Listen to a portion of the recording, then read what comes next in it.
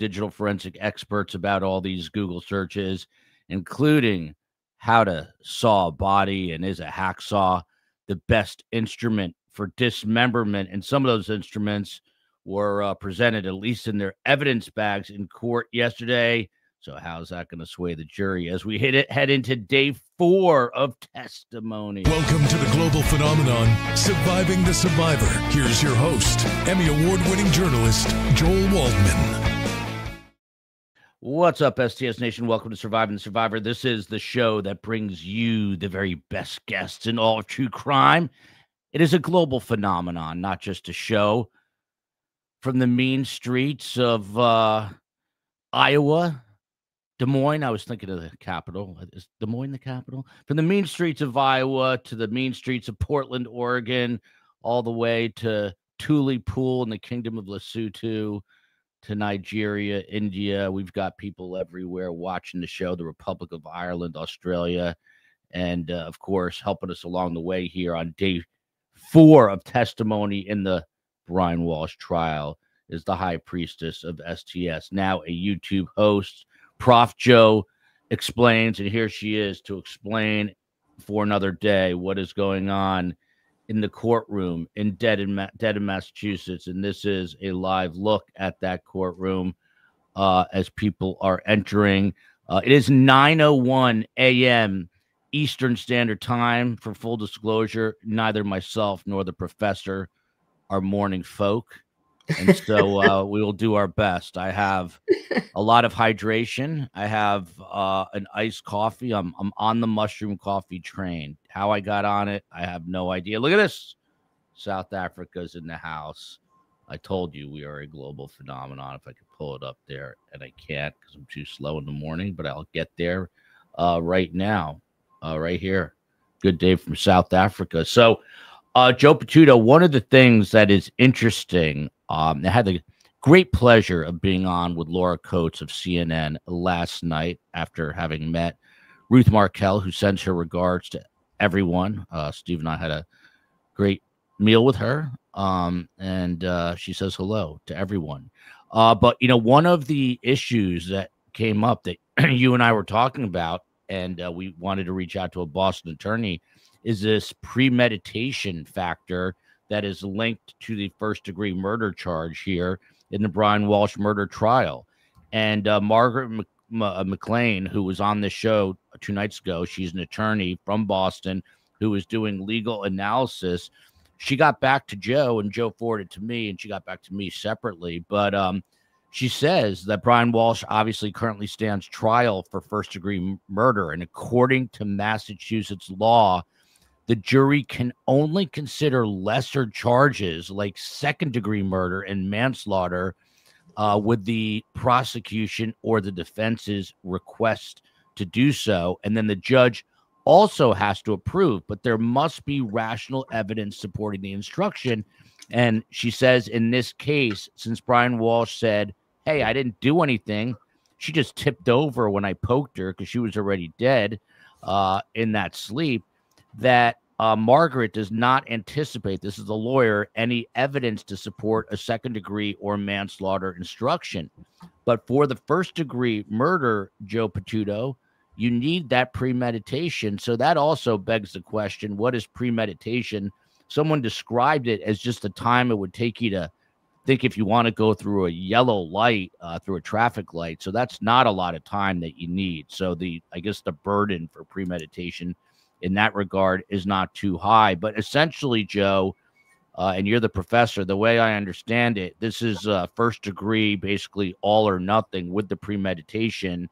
And if for some reason it doesn't happen, it would be because likely 1 or 2 jurors would hold out and there would be a mistrial and then probably a retrial with a second degree. But I think that's probably unlikely. But do I have that right? Yeah, you do. And I think that's what the prosecution is thinking. They really want murder 1. They don't want a compromise on murder 2.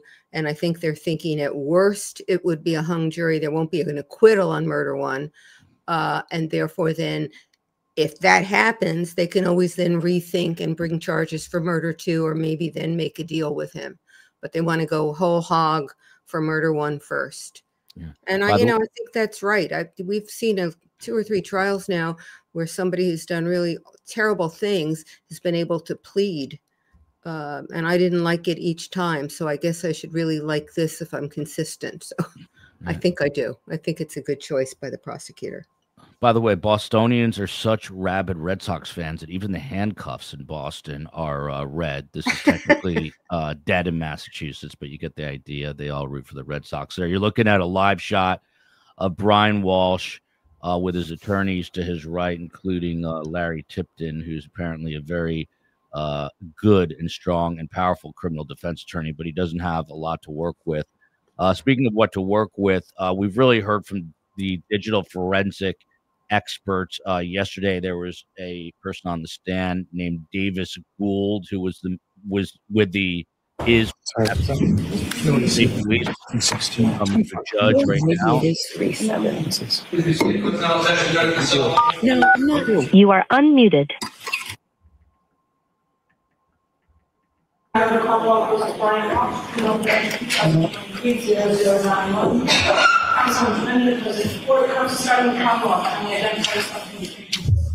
Good morning, Your Honor. Greg Conner for the Commonwealth. Good morning, Your Honor. And yes, for the Commonwealth. Good morning, Your Honor. Tracy Cusick for the Commonwealth. Good morning. Good morning, Your Honor. Good morning, everyone. Kelly Porges on behalf of Mr. Walshe. Good morning. Good morning. Good morning, Your Honor. Larry Tipton for Mr. Walshe. All right. Good morning, everyone. Let me just get my computer up and running, and then I'll talk about a few things that I want to address with the counsel before the jury comes in. Just give me a minute. This is Judge Diane Fournier. But Joe, today, while the judge is collecting her thoughts, we're supposed to hear from William Fasto. He is the paramour, the one that Anna Walshe was having an affair with. What is he going to provide to the Commonwealth in this testimony, you think? He's going to provide some context on how her relationship with Brian Walshe was. So, I guess I'll hear from the parties first about the issue that we discussed at the side of the bench.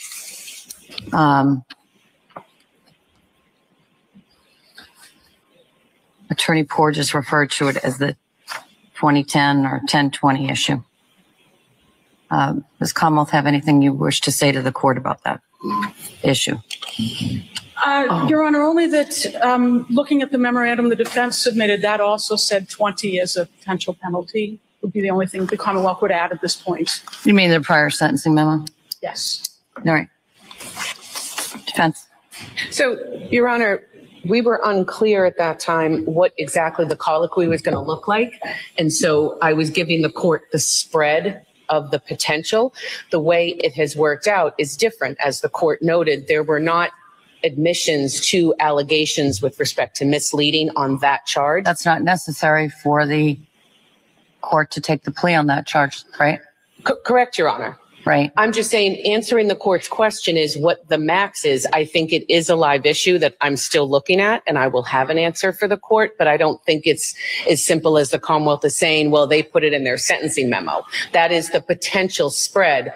As the factual basis stands now, there very well could be a legal precedent or case that hamstrings, for lack of a better term, the court to the 10.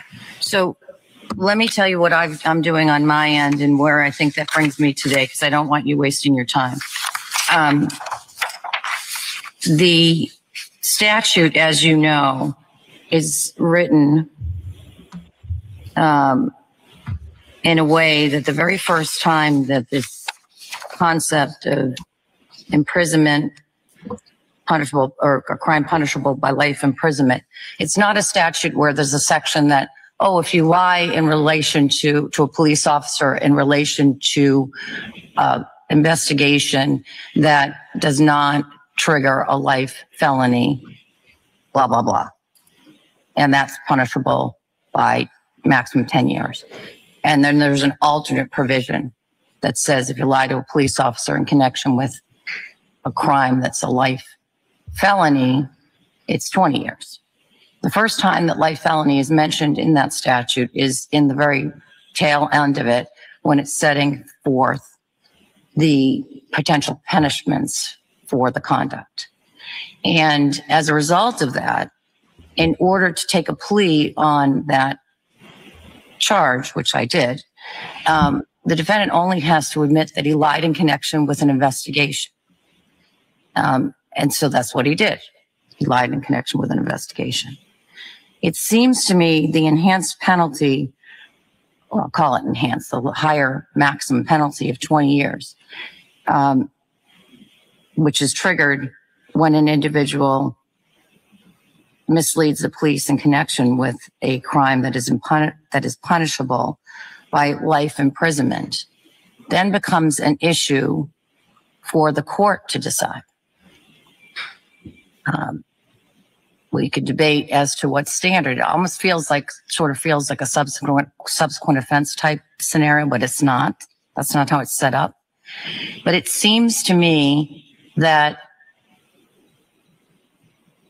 the time at which I should determine that is when this jury has spoken about whether or not the defendant has been found guilty or not of any life felony, and not now. Because it could end up in a very perverse situation where I sentence him to an illegal sentence if the jury came back and found out and told me he's not guilty to a life felony. So I am going to put off the sentencing on the 2 charges until I hear from the jury on their verdict on the murder charge, so that I have the benefit of that jury verdict when I decide this issue. And I encourage the parties to continue to research whether or not the Commonwealth has an obligation to prove that he lied in connection with an investigation that was punishable by life imprisonment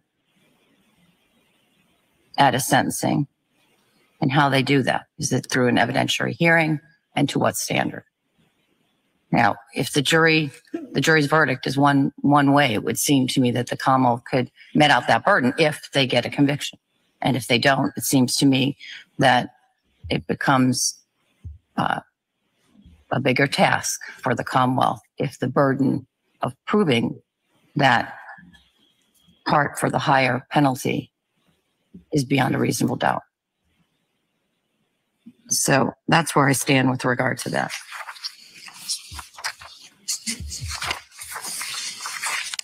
She's really good. Yeah, she's talking about the 2 lesser charges, right, Joe? Yeah, and whether she can sentence now.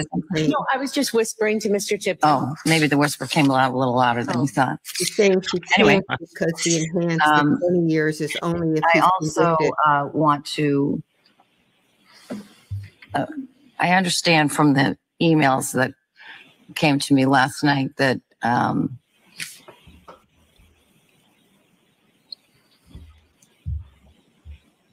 the defense is no longer agreeing to all the William Fastow messages coming in. Is that right?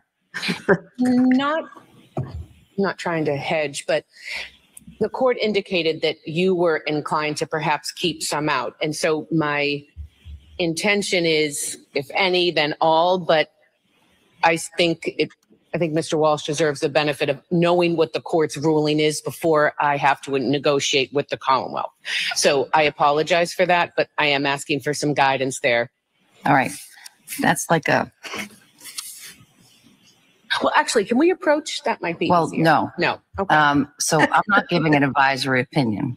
Yeah. And so here's what I'm going to say to you with regard to that. I'm going to read something in the record because I want it to be clear under what authority I am allowing those text messages in, so the record is complete.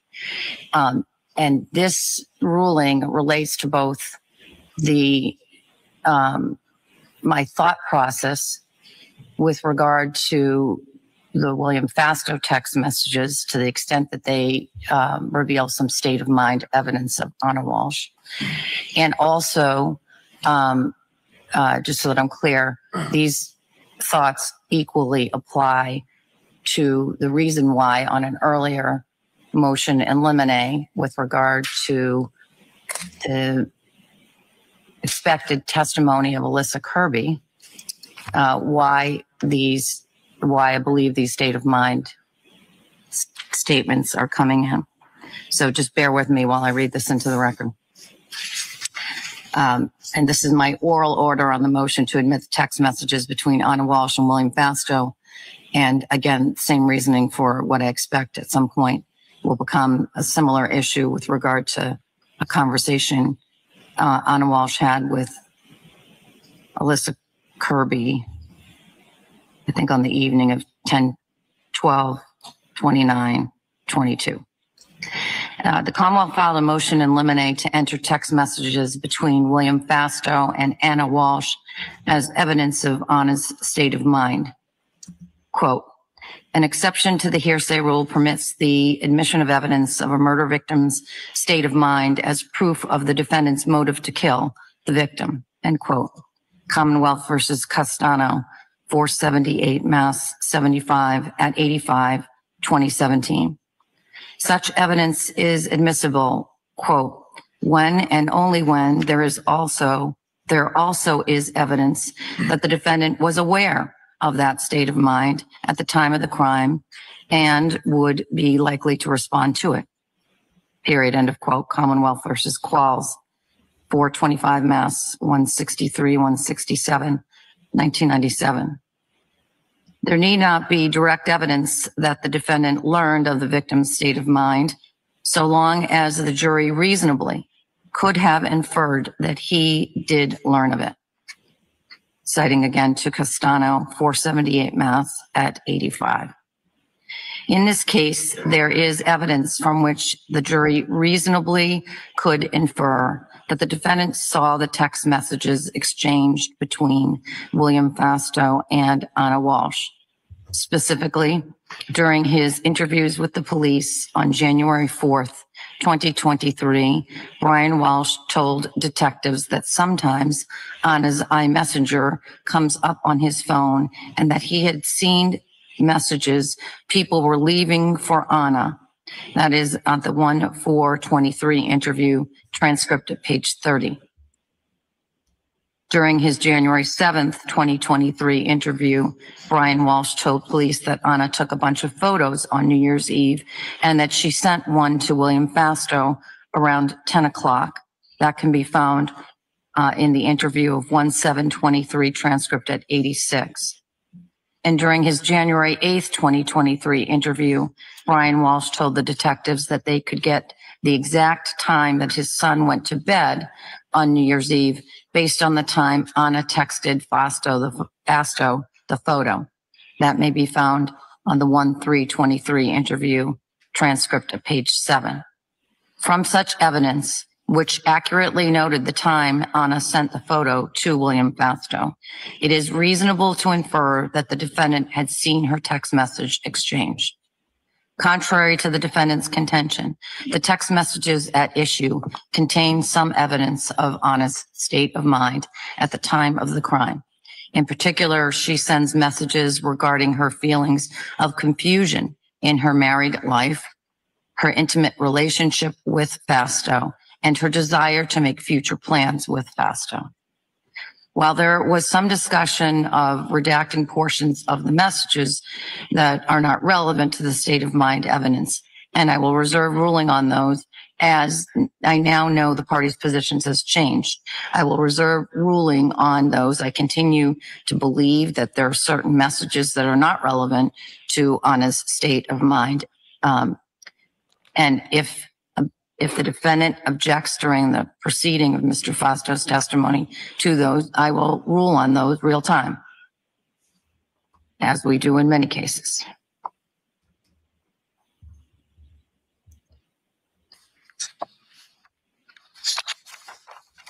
So that's that. Yesterday, they had said if some are coming in, all should come in. They've now changed their mind about it, and they wanted to see which text she was going to let in to decide. Order. We're starting at 1:45 today. Exhibit 145. Yes. And what about ID number? 5 for ID.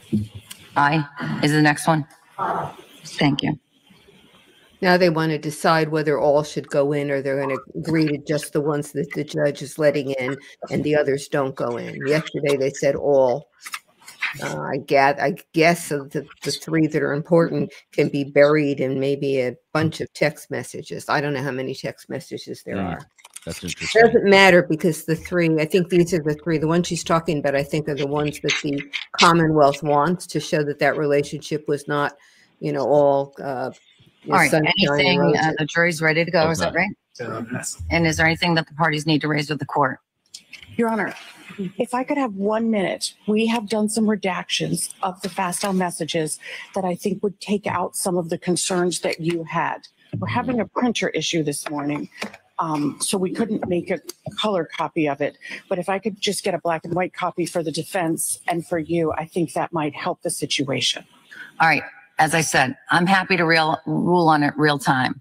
I'll just have. And I don't know how you're parsing through those messages and how you can present them as I rule on it. So maybe are you saying it's going to be difficult for you to do that job if I'm ruling on them real time? I think so. So I think it might be a little bit simpler if we could look at the redactions ahead of time, and I could just have that made.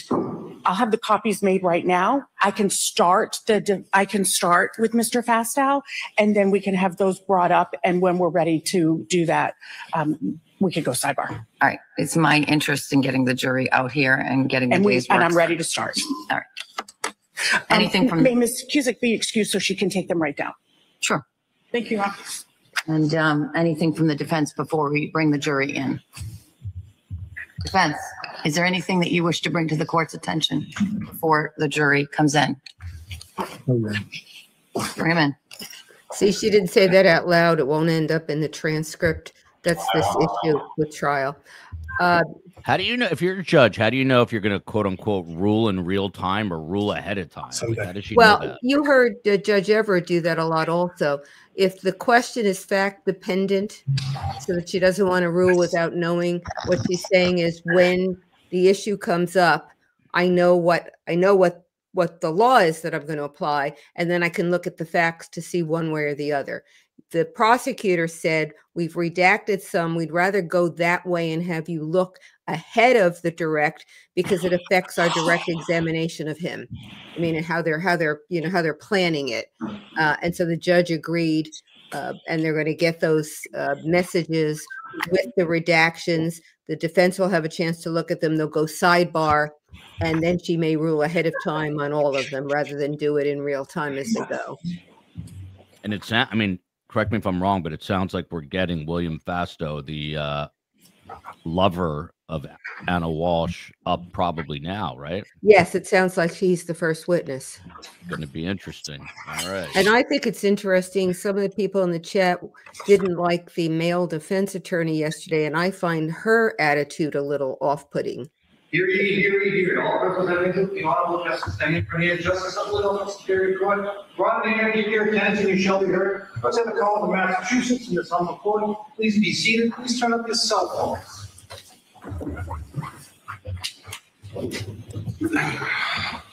Welcome back and good morning, jurors. Good morning. Good morning.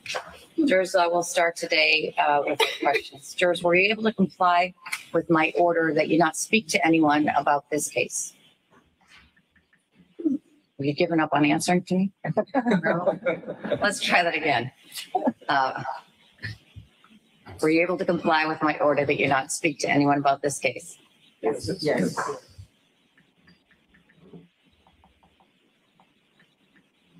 Were you able to comply with my order that you not go on any social media and not take in any news media?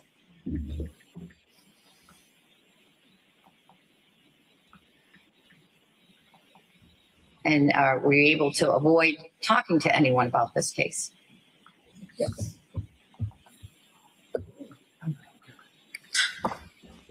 And do you all still have open minds? Yes.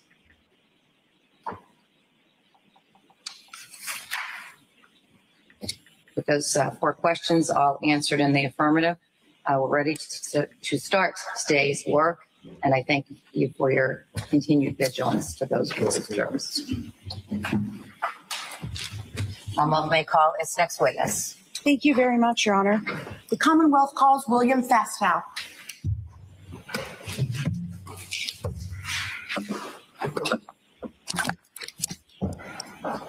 William Fastow, as it rhymes with now, with the ex-lover of Anna Walshe. Got to be a little bit of an awkward situation to be in, but.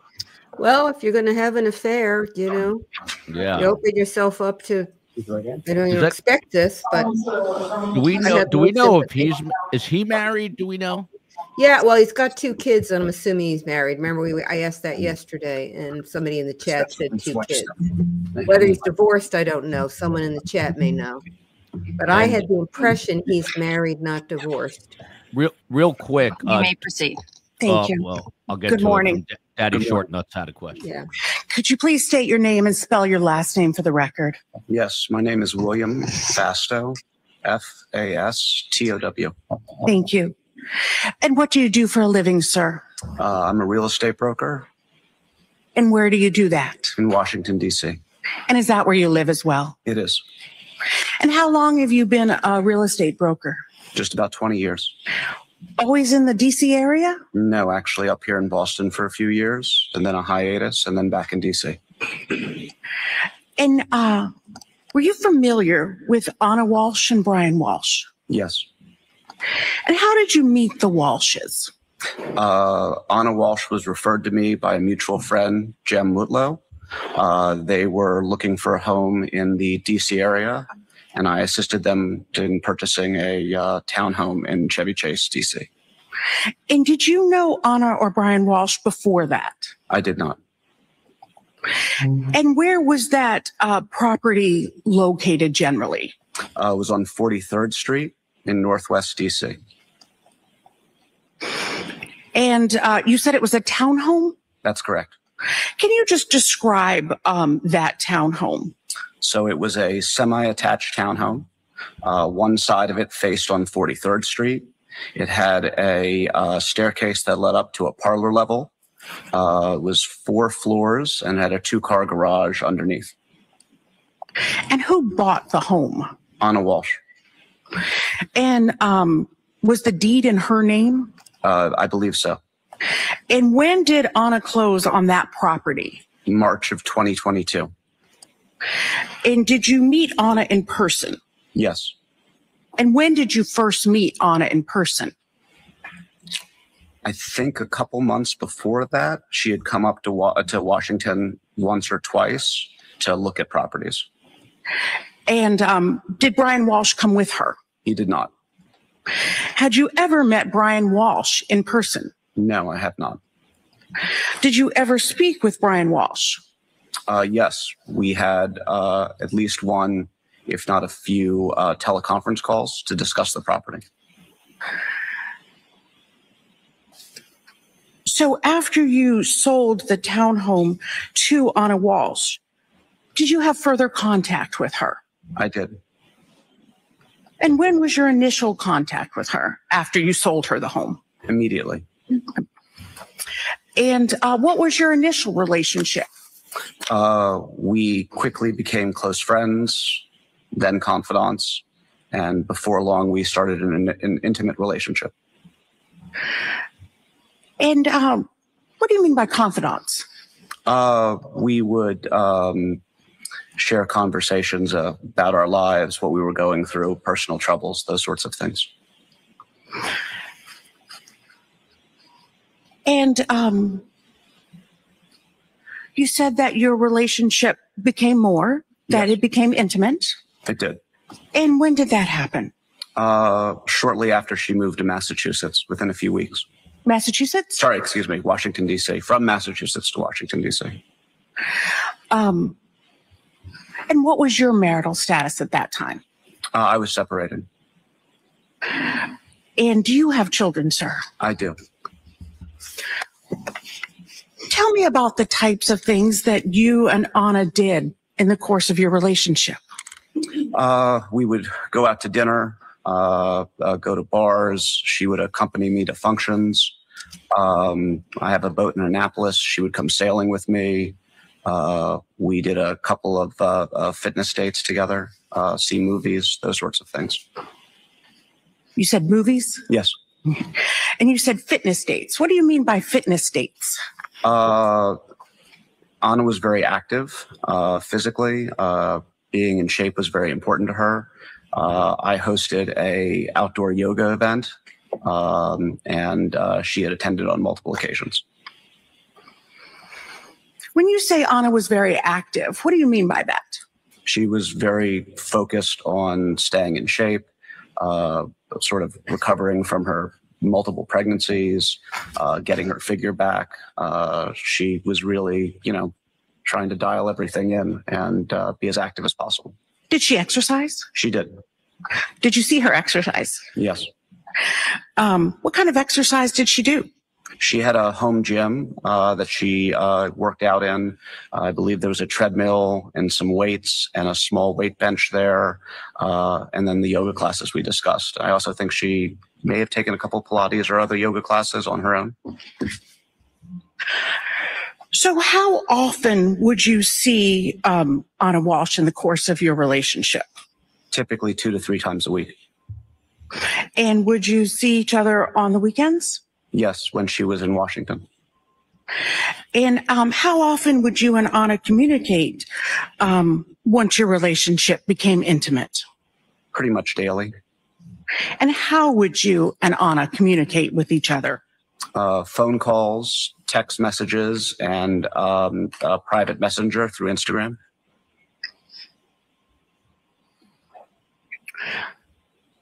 Did she use a cell phone? Yes. And how many cell phones did you contact her on? 1. Did you know her to use more than one cell phone?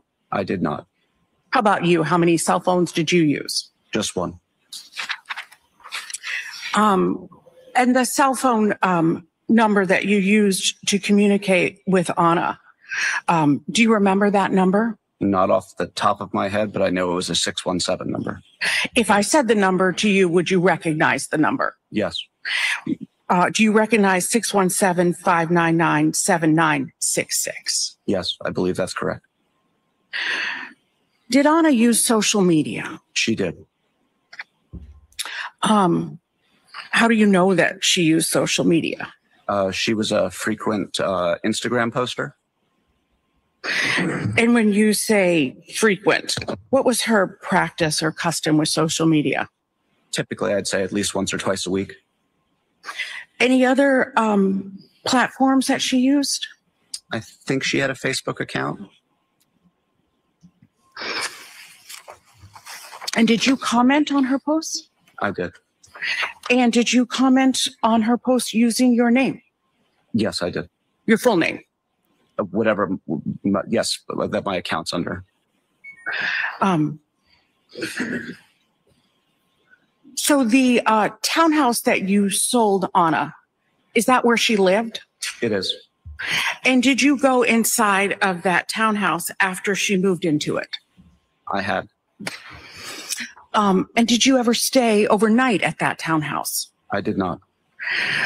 Did she ever stay at your home in DC overnight? She did. So talking about her townhouse, you said it was 4 floors? Yes. And that starting like at the garage level? The garage was at street level, and then there was an elevated parlor, and then 2 bedroom levels above that. And that parlor level is where the kitchen would have been? Correct. And what had she done about, was the home furnished? Yes. And how was She had furnished it. Okay. And how was the home furnished? She had settled in very quickly. It was important to her to nest as quickly as possible. So she had fully furnished it. She had built out the home gym, which I had mentioned earlier, furniture on the main level, the owner's bedroom, and 3 bedrooms upstairs that were for the children. And what had she done to furnish the bedrooms for the children? She had acquired beds, accessory furniture. I think she had the rooms painted. She may have even gone as far as buying some individual items, clothes, toys, whatnot. Did you ever meet Anna's 3 children? I did not. What did Anna tell you about where her children were? Her children were living in Massachusetts. What did Anna tell you about why her children were not with her? She told me that her children were with their father, Brian Walshe, up in Massachusetts, and that they were there because his home confinement was predicated on him being the primary caregiver. When did Anna tell you that? Fairly early on. She had attempted to apply for a insurance policy, blanket coverage policy for her house, and the company she had reached out to was unwilling to underwrite the policy, and they had disclosed to her that it was because of Brian's history. What did Anna tell you about how she felt about her children not being with her in DC? Initially, she felt that it was something necessary for her to get through, but as time came on, it became a significant issue for her. It deeply upset her, and in time, she was even despondent about it. Jurors, I'm going to give you a mid-stream brief instruction. You're going to hear through this witness evidence of Anna Walsh's state of mind. And it is limited to the purpose of establishing her state of mind as may be relevant to the defendant's motives in this case. Evidence cannot be considered as proof of the criminal act that is charged in this case. You may proceed. Thank you, Your Honor. What do you mean despondent? She was deeply upset about it. She was troubled. I think she was concerned about her role. As to, I think. All right. Restate the question and I'll have the answer. What do you mean despondent? Anna felt deeply disappointed that she wasn't in a position to be the mother the children deserved.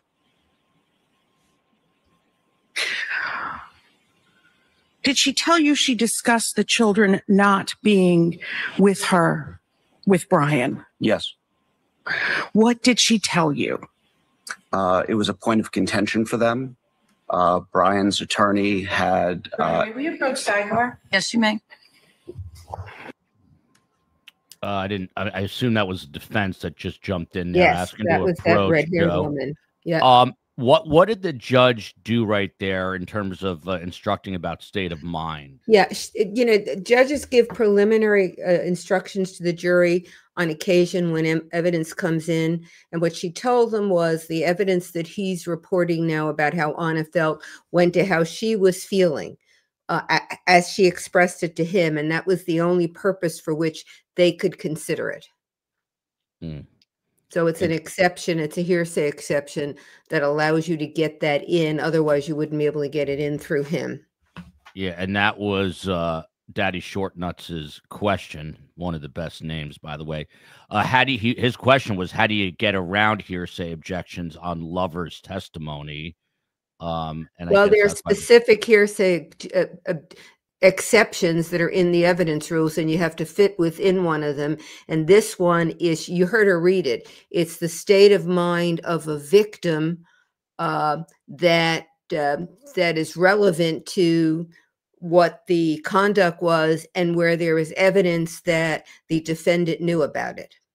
And what about this here from Paul Berry? Does hearsay count if she's the victim?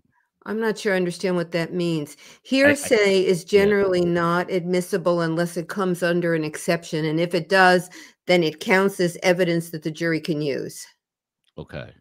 Yeah, I mean, I guess since she's the alleged murder victim here. That for the people in the chat, that prosecutor did a great job with foundation.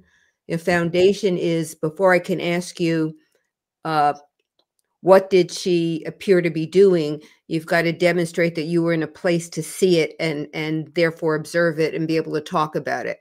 And she did a really great job. That would be textbook, I think. A couple of times she did the foundation after the question rather than before. You know, how did you know? How did you see? Did she tell you? But it was a great job. That was wonderful to listen to. I'm no Dr. G explains, but Brian looks, his body language today with the hand up there and fidgety is a little different than he's looked the last couple of days, where he's been much more relaxed. Yeah. Talk, and I wonder if it's because this ex-lover is now on the stand, who might not be an ex-lover if it wasn't for what Brian Walshe is accused of. You see him right here in this kind of posture with his, I haven't seen him do this. I saw in the chat, someone say his ears must be turning red. I know you're not a psychologist, Joe, but this is a guy who's apparently a narcissist. It's going to be tough on him to hear testimony about his wife having cheated on him. Could be. And it also could be, remember, he's a con artist, that, you know, putting his hands together like that in almost a prayer function, maybe him thinking about the jury looking at him and how he should appear to them. I'm not so sure. I think it's sincere. It's sincere. Yeah. Either way, it's definitely got to be. It's different. You're right. Yeah. Right. So, I mean, you know, if you had a guess, and none of us know, how long do you think this guy will be, William Fastow will be on the stand today? Is this going to go for a while here? I don't know what else he's going to testify to. If it's only this, it shouldn't be that long on direct, and I don't know how long the defense is going to be able to go at it, or how much they're going to want to go at it. So my guess would be not particularly long.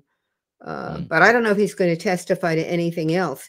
What he's testifying to, obviously, is that she was making a home for the kids, that she didn't like the fact that they weren't with her.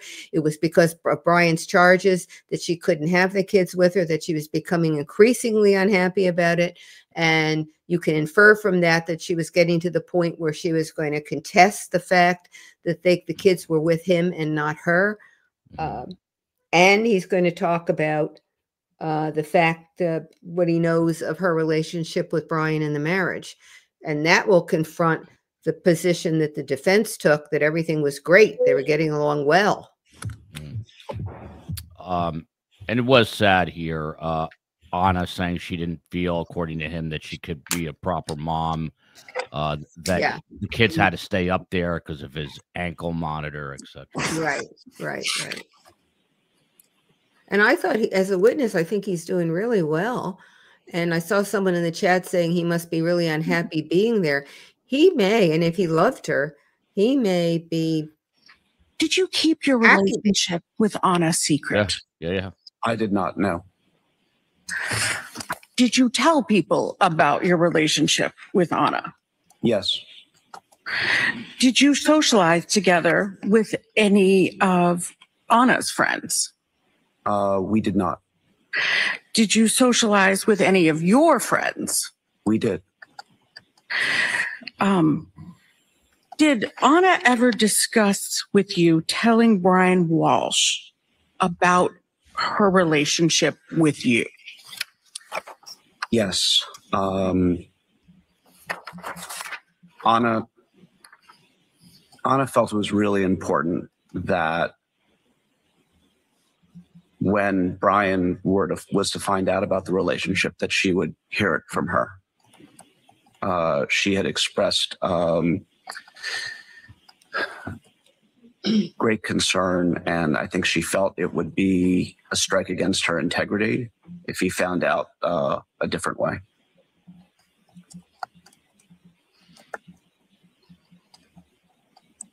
So,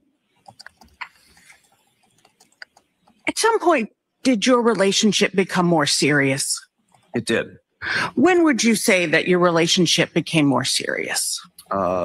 In the early to mid-summer, around July. And how would you describe it? Anna had traveled to Massachusetts for Brian's sentencing, and the expectation was that she was going to be able to bring the children and him back to Washington, D.C. following a favorable sentencing for his art fraud issues. And That sentencing was delayed because of investigations of Objection, Your Honor. Yes, sustained. At that point, were you seeing other people? prior to that. Yes, And at that point, did you stop seeing other people? I did. And did you begin spending holidays together? Yes, And did you spend Thanksgiving together of 2022? we did. And what plans did you and Anna have for Thanksgiving of 2022? We had planned a trip to Dublin, Ireland together. And when did you get to Dublin? I believe we left on the 23rd or 24th of November. Did you fly together to Dublin? We did And how long were you in Dublin? until the 27th. And then where did Anna go after Dublin? She flew to Serbia to see her mother via Paris. I'm sorry, via Paris, you said? Yes. Okay. And where did you go after Dublin? I returned to Washington. And did you and Anna have plans for Christmas Eve? Yes. And what did you do for Christmas Eve? We drove out to Annapolis to have dinner with friends of mine. And where did you have dinner? The Annapolis Yacht Club. And where did you and Anna go after dinner in Annapolis? We went back to my home in Washington. And did you spend the night there together? We did. And what did you do on Christmas morning? It had snowed the night before, so Anna's flight had been delayed or canceled. She left because I was taking custody of my children either later that day or the next day in anticipation of taking a winter vacation with them.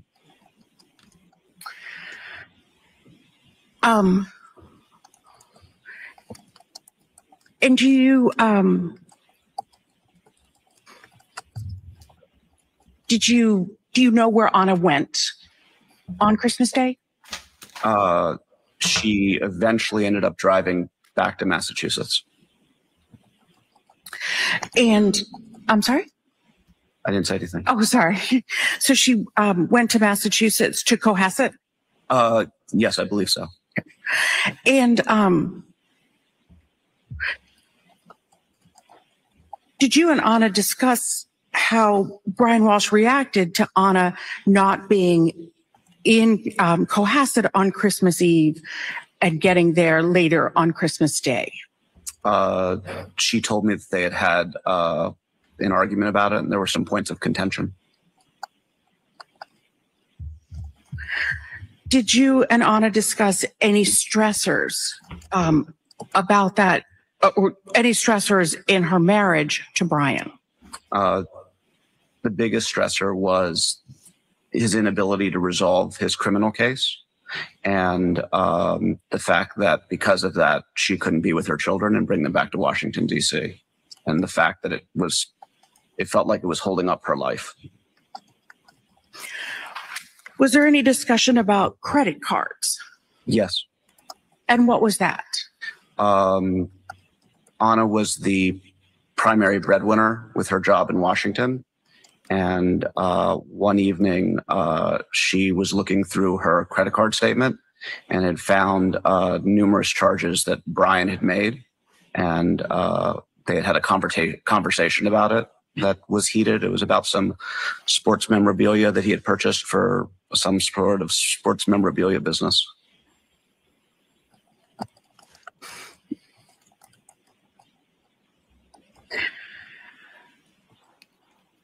When was the last time, I'm sorry, were you and Anna making plans to go on any other trips in 2023? Yes. I was in Idaho with my children for New Year's, was flying back to Washington, D.C., and we had planned to celebrate New Year's together on the 4th. And were you going to go to any other locations together, any vacation locations? While we were communicating over New Year's, we had talked about doing a trip to New York City. Tishman Speyer, the company that Anna works for, has an ownership interest in Rockefeller Center. So she had mentioned wanting to go to New York, and we had discussed it. I think we may have even planned it at one point.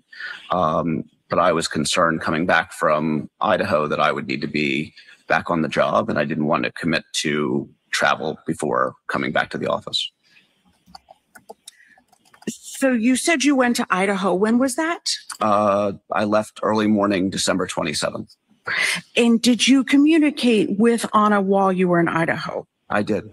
And how did you communicate? Through text message and through Instagram. And how did you communicate through Instagram? Through the private messenger feature.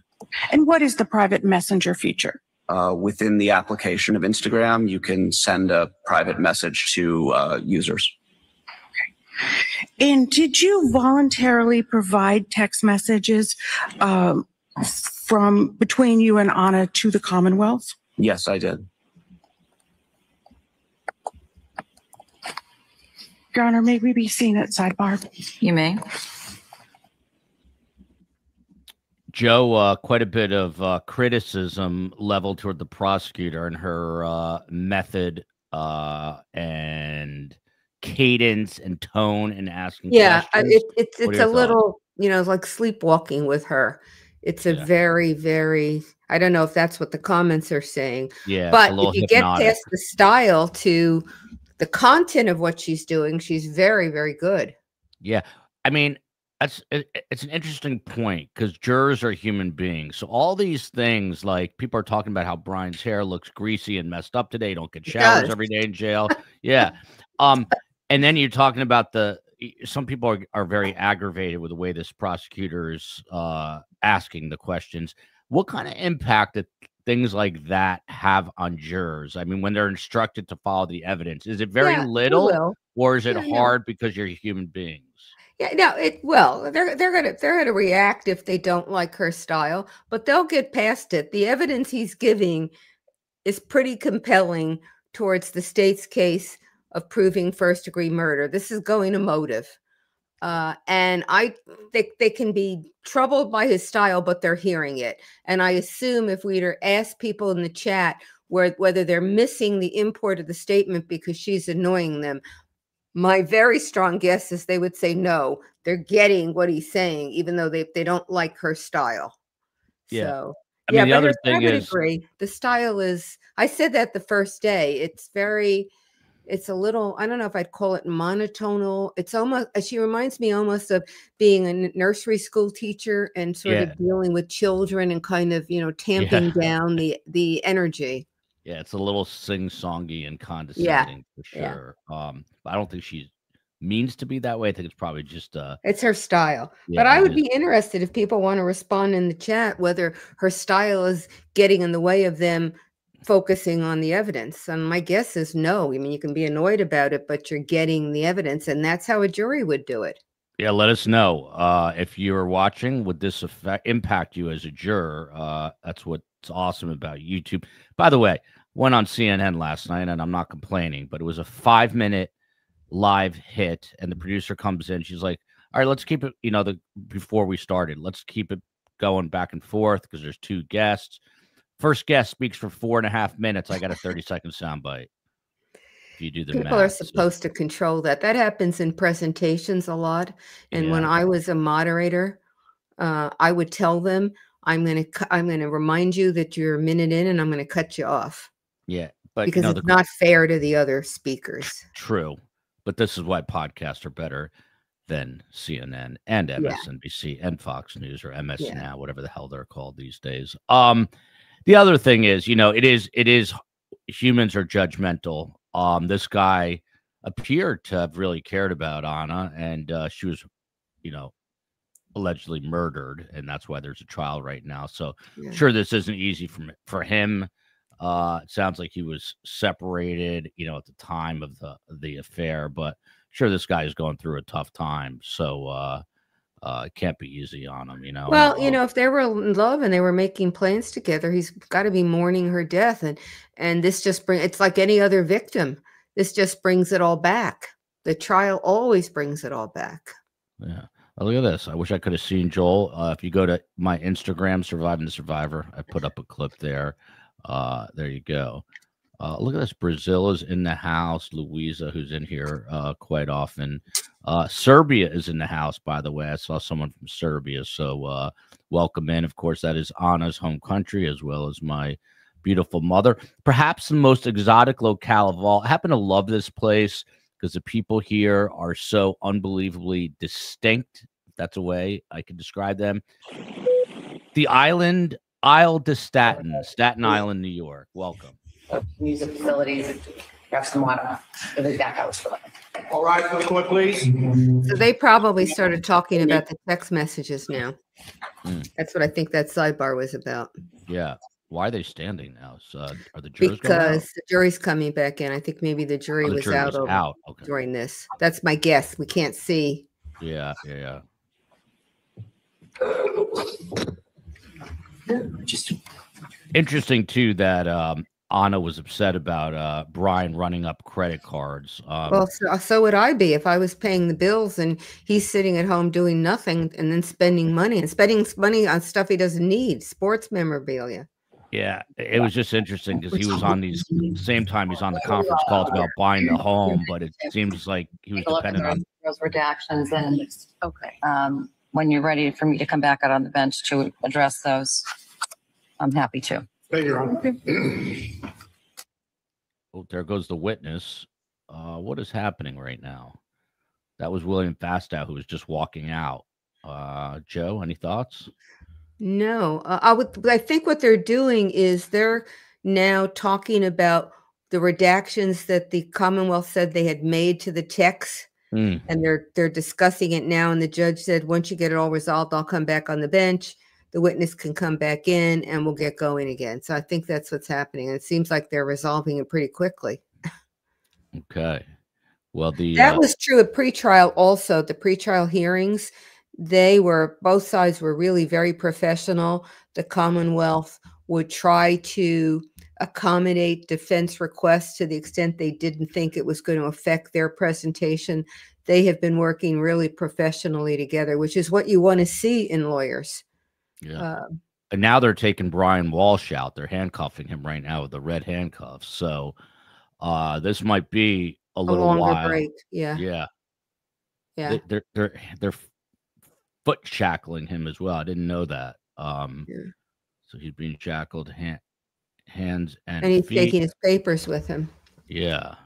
It must have been really hard for her. I mean, those children were 2, 4, 6. And when she first moved to Washington, they would have been 1, 3, 5.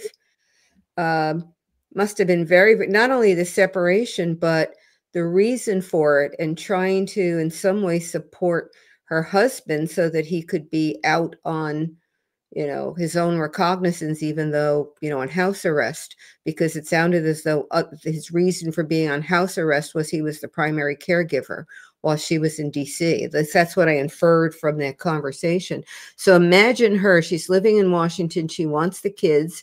She's got a husband who's been convicted of a crime, and the kids have to be in Massachusetts with him because he's committed the crime. And so she's in this bind. I think she doesn't want to undercut his ability to be outside and not sitting in jail, but she wants the kids, and she's in DC because that job is paying twice what she was making, and she's now covering all the bills for both of them.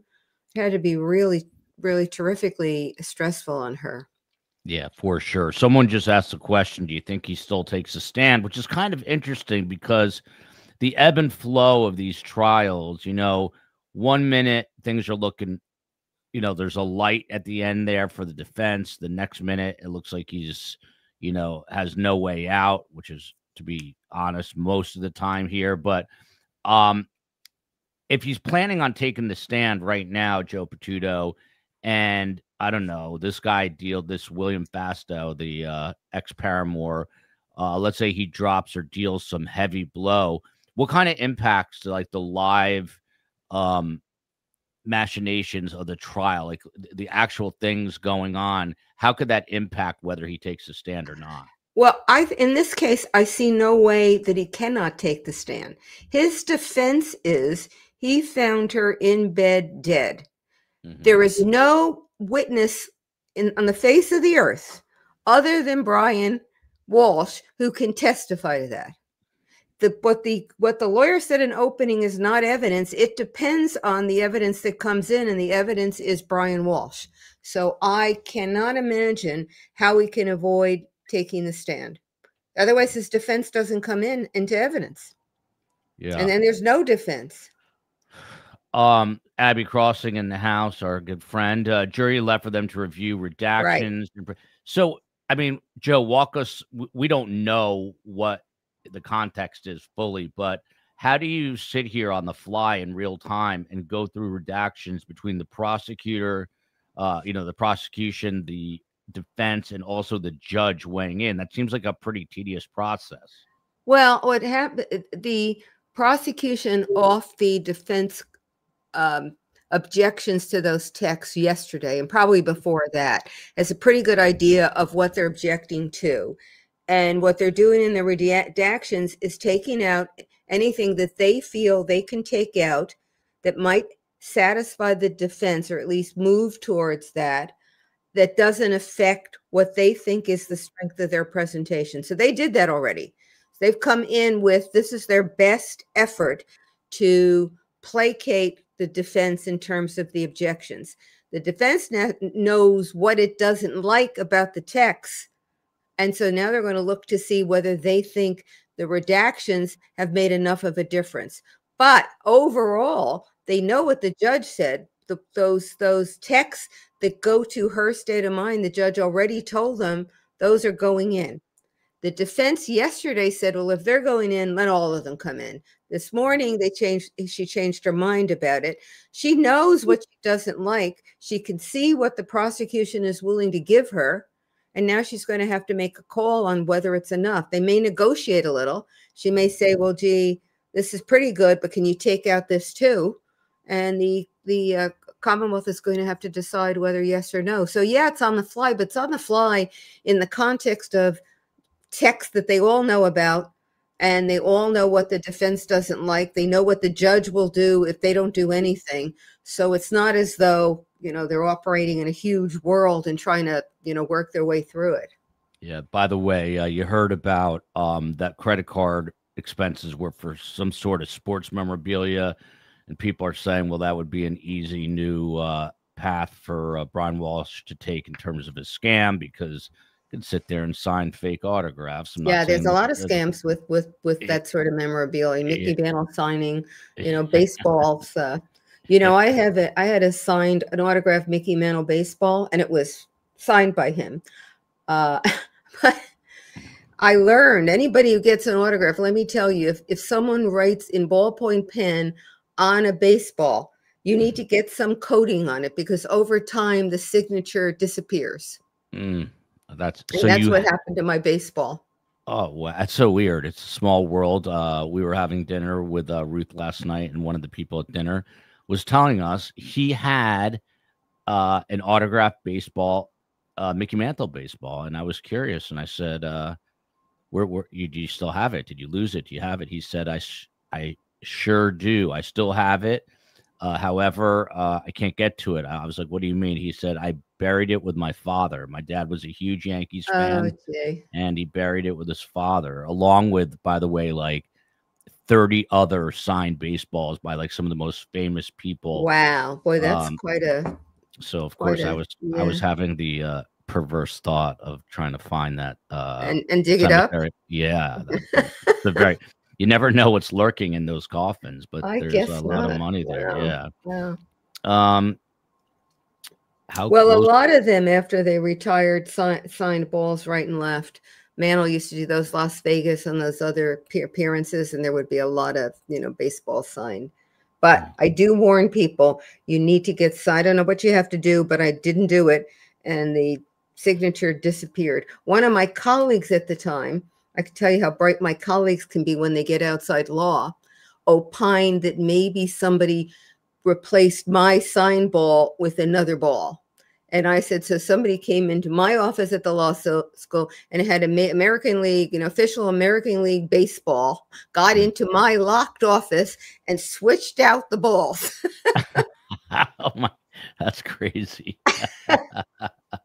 A lot of people have been asking about this. Hi from Croatia, from Germany, Croatia via Germany. People are asking, Joe, is it just a stylistic thing? Why does this judge always stand and kind of walk to the jurors? I think it's just her thing, right? Well, and it's also very respectful of the jurors. I think it is her thing, but I think it also really has a positive impact on the jurors. And that's something that, a judge would like to be able to do, to have the jurors think well of her, which we were talking about, are you put off by the demeanor and the way that defense lawyer asks questions, and can you get past it? Well, to the extent that you can establish a relationship with the jury, whether you're the lawyers or the judge, it's all to the good. And so I think that's part of it. But I also think it's her way of approaching and doing things. Yeah. And she's so mad. I really like her because she's really matter of fact. Let's get to it. Yeah. No, let's not waste any time, except she starts at 9 and goes to noon and stops at 4. Yeah. I got some text saying that seems to be what the bench in that area does. And I will say the judges have other things to do besides the trial they're on. They've got motions in other cases. They've got scheduling in other cases. They may be taking pleas. There are a lot of other things going on that would impact her schedule. Nonetheless, when Judge Everett's doing a trial, we go 9 to 5, and or 8 to 5. She's going 9 to 5. So every day she's losing 2 hours. Yeah. Compared to if she'd done a full day. Much shorter day compared to Tallahassee, but coming from the world of news, I'm used to working a lot longer. I think anyone in the private quote unquote private sector is working a lot longer hours. But the judge said, she was looking at material last night related to this case, so she's going home and she's sure working. She's doing plenty of work. Yeah, I think that's right. She's really on the ball with what the exhibits are, what the motions are, what the evidence is, and she's doing research. So that's a great comment, Joe. I'm going to be less critical because she is doing all that extra work. My dad, who was born in right in the Great Depression, had a good friend. Shout out to Larry. I won't say his last name, but he was a very, very successful criminal defense attorney in New Jersey, and he got appointed a judgeship. And I'll never forget, back in the day, this was early in the 80s, early 90s, but he had these fancy license plates that said like Your Honor on. They were actually like government issued Jersey plates. He could park anywhere, and he told my dad he was making a lot of money, but now he gets to park wherever he wants. My dad, judges don't do that anymore. They don't want to call attention to themselves. There's too many kooks out there. But they work hard, but they don't make the money for sure. That no, but they get the respect. It can be if you're so inclined, it can be a terrific job. A lot of trial lawyers, when they go on the bench, miss the interaction with other lawyers because you can't do that anymore. You can't be interacting with practicing lawyers, or at least you have to be much more careful about it. And those who come from the trial bar, who are naturally more outgoing, you don't become a trial lawyer if you're, reclusive or, can't interact with people. They lose that when they're on the bench. So. Joe, can you explain, by the way, if you're just joining, we're on a break right now. There's some messages that are going to be either read or presented in court, and now the Commonwealth and the defense and the judge are going through what should be redacted, or discussing the redactions in general about what can be said and what can't. So that's why we're on a break. But Joe, can you explain if the judge can sentence Brian to life on these lesser counts that he pled guilty to? What about that? No, the judge can sentence on a count or a charge based on what the legislative determination is of a sentence. And so whatever the maximum is on a particular crime, the judge can't go any higher. What's going on here, and this is what they talked about at the start of the day, the defense wants to get in that Brian Walshe pled guilty to lying to the police and moving a body. Though obviously those are not the statutory, that's not the statutory language of those crimes, but essentially those two things. And they want to get it in to show that he took responsibility and therefore he's an upstanding individual, notwithstanding the fact that he chopped his wife up.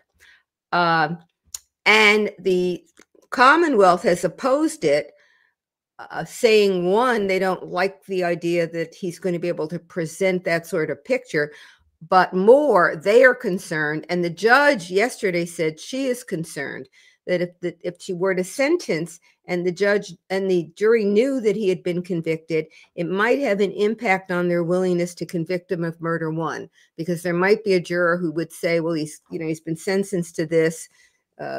We don't know for sure how it happened. It's enough. I'm not going to, why don't we just give up on this because we know he's already going to prison? So she's reluctant to do it. So that's the background on this. But in the context of that, she this morning talked about why she does not, another reason why she does not want to sentence before this trial is over. On the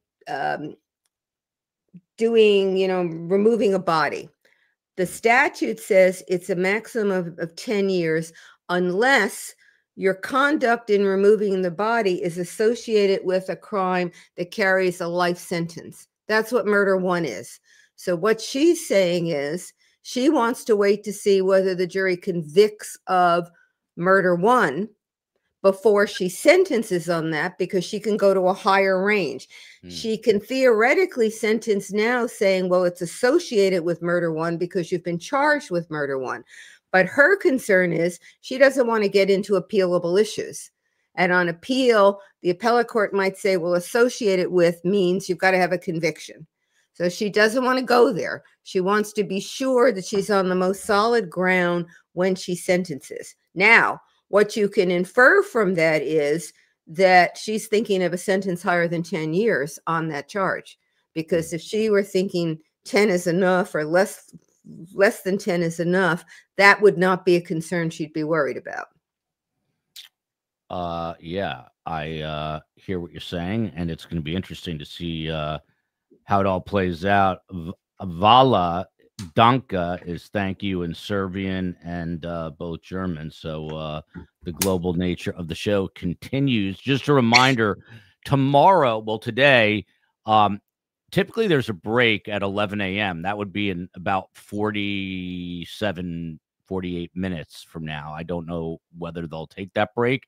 And then they usually go till 1 o'clock. And again, it's a little after 10 a.m. Eastern. They go to 1 p.m. and then lunch, and then they're back for 2 hours, and then they usually recess at 4 p.m. Tomorrow, the judge informed everyone it's going to be a half day. So just so you know, tomorrow we will do a 9 a.m. to 1 p.m. day.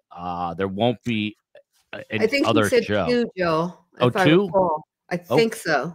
Okay, well, 1 or 2, either one of those times. We'll go first half of the day. Typically, Carm would come on right after that, but Carm's got the Art Basel Art Festival in Miami, and she's not budging. She's got a friend in town, and she's like, I'm blowing you off. I am not doing a show tomorrow, so we're going to do that. But tonight, 7 o'clock, we are going to do a wrap-up show on this. So after today, it's off to soccer practice with my son, and then I'll be back for a 7 p.m. Wrap-up show. Also, we just put out a Brian Koberger video under the video tab of all the things that he is complaining about, including his bananas that he does not like in prison. And so that's out there. And then we actually took yesterday after court, Joe was explaining some of the issues with premeditation, and the COE basically took that and put it together so people can understand that under the video tab as well. And if I may add, at 5 on my channel, I'm going to do a wrap up of how this went today. Not a long one, but I will do something also. That is Prof. Joe Explains. A question for me from Jenny Solberg. Joel, do you think Brian feels like he has an actual chance of an acquittal? I'm no psychologist, and the guy looks like a complete putz. So my answer would be probably. I mean, the guy's a con artist. He's used to conning people and them believing him. So I think somewhere in his mind, I think he thinks, well, if I get up there, I'm such a likable, handsome guy, I'll be able to convince them. But I also think he is delusional. And when you go back, when I was just prepping for that CNN live shot last night, and I was literally reading, and I have it right in front of me here. I mean, here are just a partial list of the Google searches.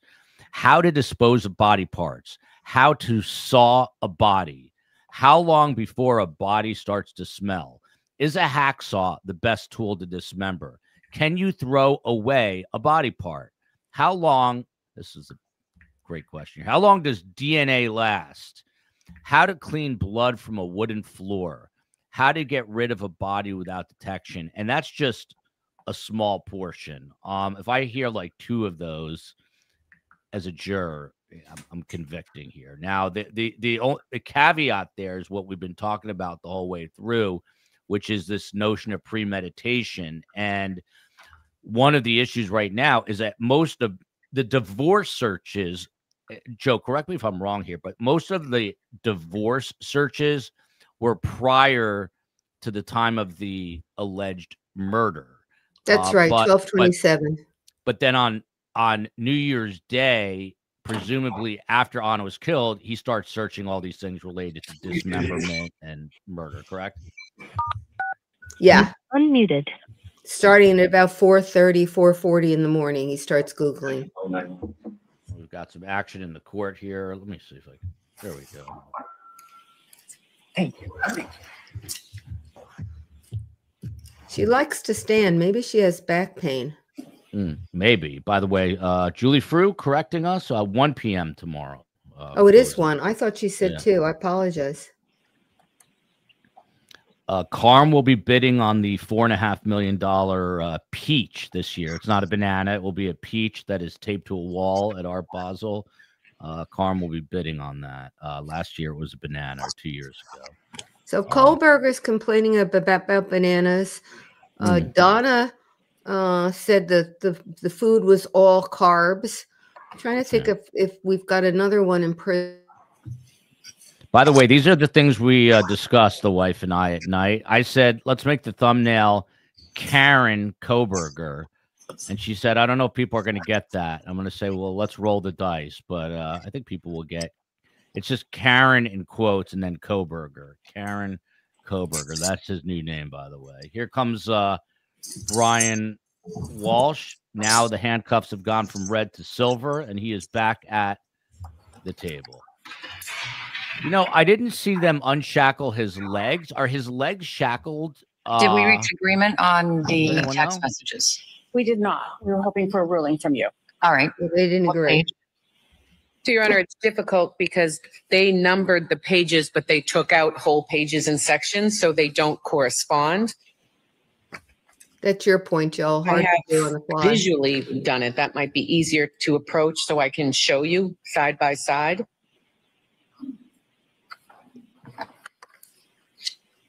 All right. Approach.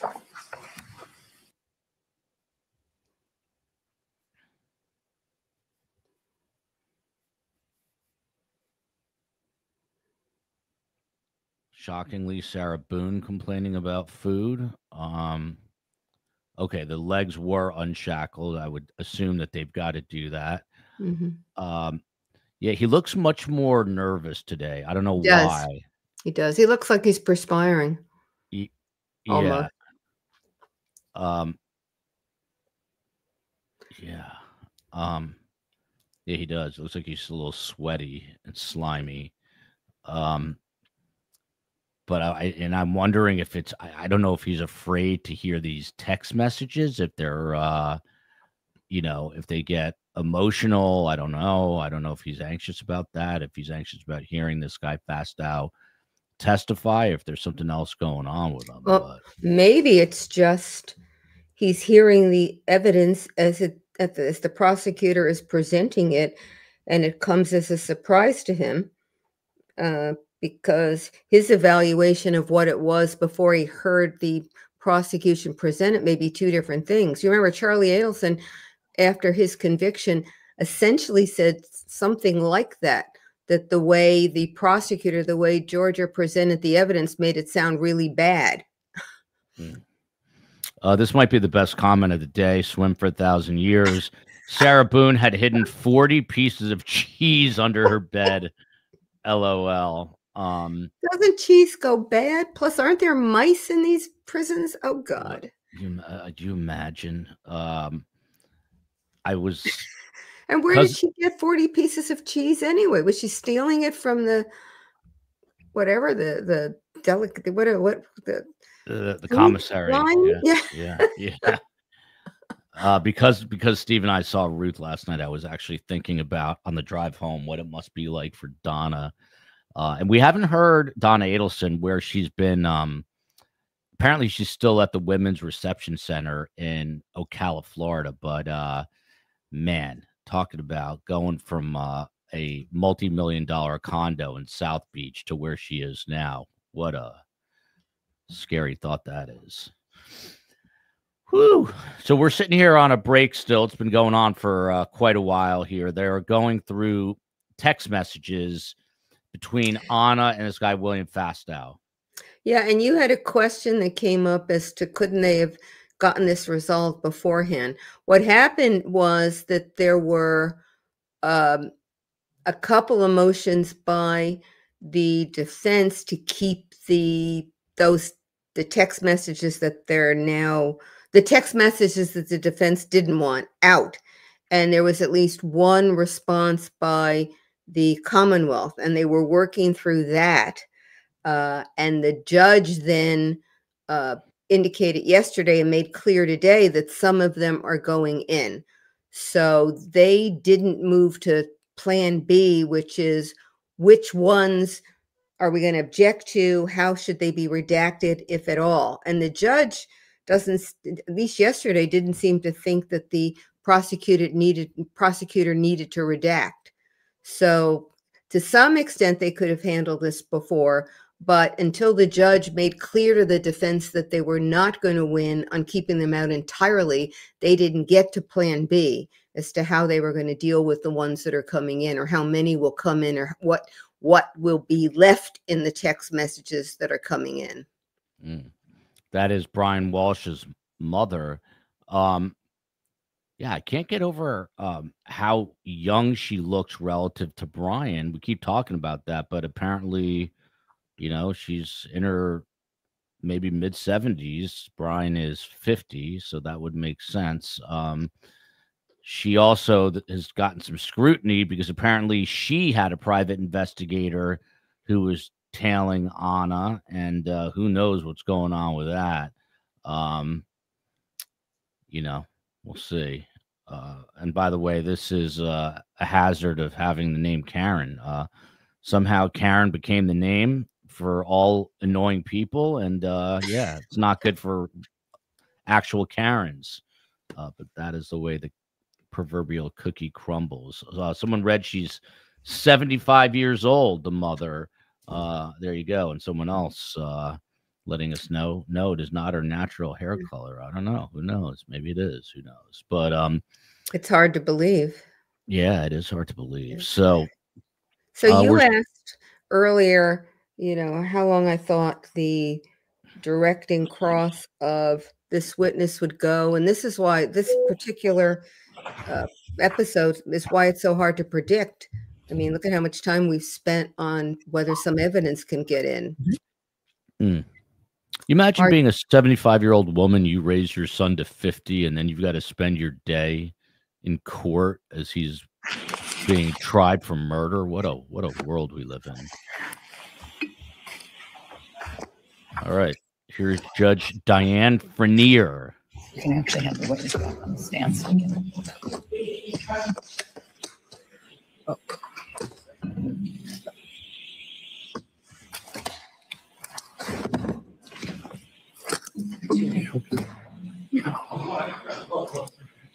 This is sort of an interesting comment. I don't think there's the same contact between Brian Walsh and his lawyers today. People say he's been a little touchy-feely with the female attorney, Porges. Get in the witness box, so we're not having an intersection here. Here comes William Fastow. Looks like he's in his mid-40s, walks like he's in his late 70s. I don't know if he's got a knee injury or what, but he is the one-time lover of Anna Walsh, who's coming back on the stand. Thank you. All right, so the court, please. Jurors entering.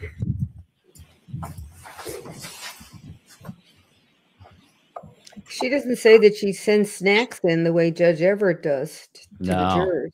Yeah, Everett's good like that.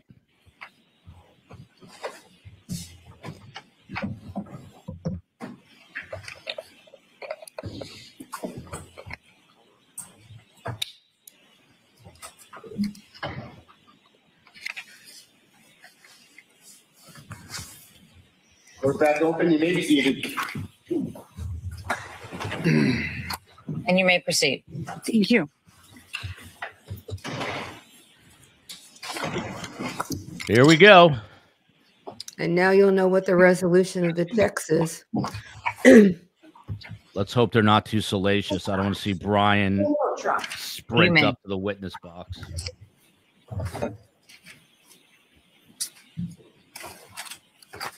Mr. Castle, do you recognize that document?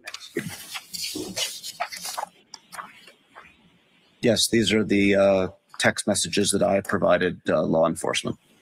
Thank you. And who are these text messages with? They're between Anna Walsh and myself. I'd ask that this be the next exhibit. Subject to the prior objections. Any new objections? No, Your Honor. The text message packet, how many pages is it? Well, I'll have somebody count that. 43 pages. 43 pages. 43 Wow. pages of text messages between Anna Walsh and William Fastow are now in evidence as Exhibit 145. Thank you. Thank you. And Your Honor, if I might again approach the witness and stand there for one moment. You may. What'd she say? 47 pages of text messages? Is that I right? said 43. Mr. Castle, this is a printout that you gave, correct? Yes. And if you could just tell us who's in the blue and who's in the gray. Anna Walsh is in the gray. My messages are in the blue. Thank you. And in the course of this, you and Anna text some pictures as well. Is that right? That's correct. And going to page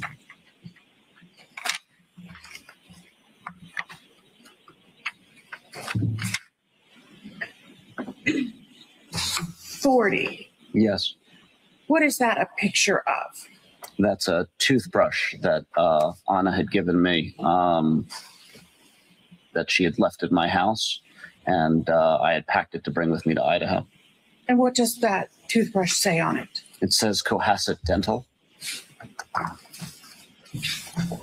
And sir, these text messages also discuss intimacy. Is that right? Yes, I believe so. And your trip to Dublin? Yes. And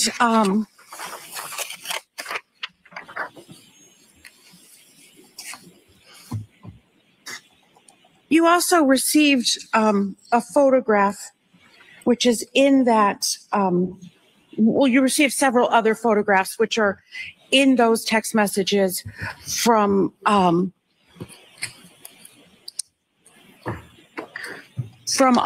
and one of them is on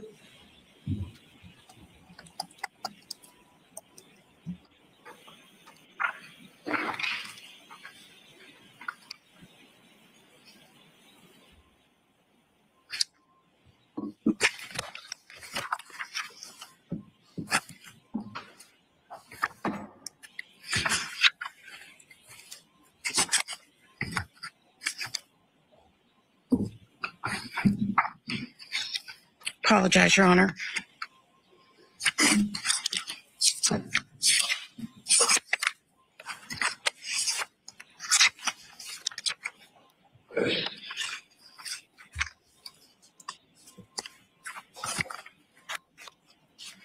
One of them is with her son, is that right? One of the pictures? Yes. Yes. And she sent you that, and it says Anna and her son. Is that correct? Yes. And she's showing you something that he made her. Is that right? Yes, I believe that's correct. May I approach her? You may. And is this that photo? Yes. And is that the next she's trying to show you? Yes.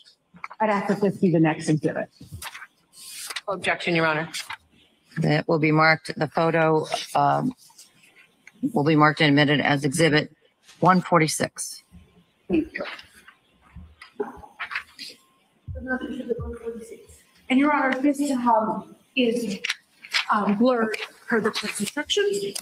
Yes. So can I just see it quickly? All right. So can I see counsel at the side of the bench? They get a lot of steps in, don't they? Yeah, I was going to say the flow is definitely off a little this morning. They're trying to figure out what to do with these 43 pages of text messages. Wonder how many text messages are contained in 43 pages. Well, probably some of them are what do they call them? Text trails or whatever. Yeah, threads. Messages repeated again. Yeah, that's a good point. That is a good point. But the the dinner guest on New Year's Eve, I think, said, and we think he'll testify, that Anna was texting a lot through dinner through that evening.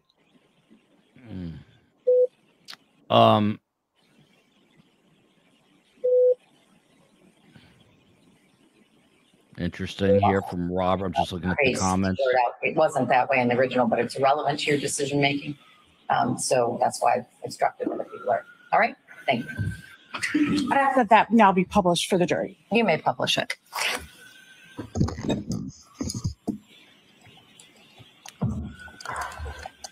Brian giving off Mr. Big vibes from Sex and the City. Little known fact from my hometown, Highland Park, New Jersey, comes Willie Garson. May he rest in peace. But he was Stanford on Sex and the City. Friends with my sister. She also sent you a photo on New Year's Eve as well.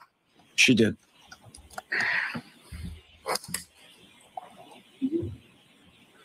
I know. Okay. I'm thinking that necklace may be the one that they found in the trash bag. I'd ask if you recognize this photograph. Yes. And what is this a photograph of? This is a picture of Anna, our mutual friend Jen Mutlow, and one of her children. I ask that this be the next exhibit. Any objection? None, Your Honor. The photo of Anna Walshe, Jen Mutlow, and the minor child are now in evidence as exhibit 147. Your Honor, this photograph is not redacted of the child, so I'm not going to publish it at this time. Okay. Go back to exhibit 147.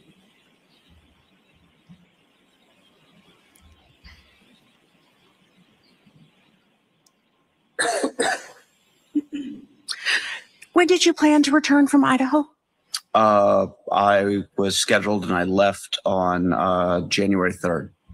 And when did you return from Idaho?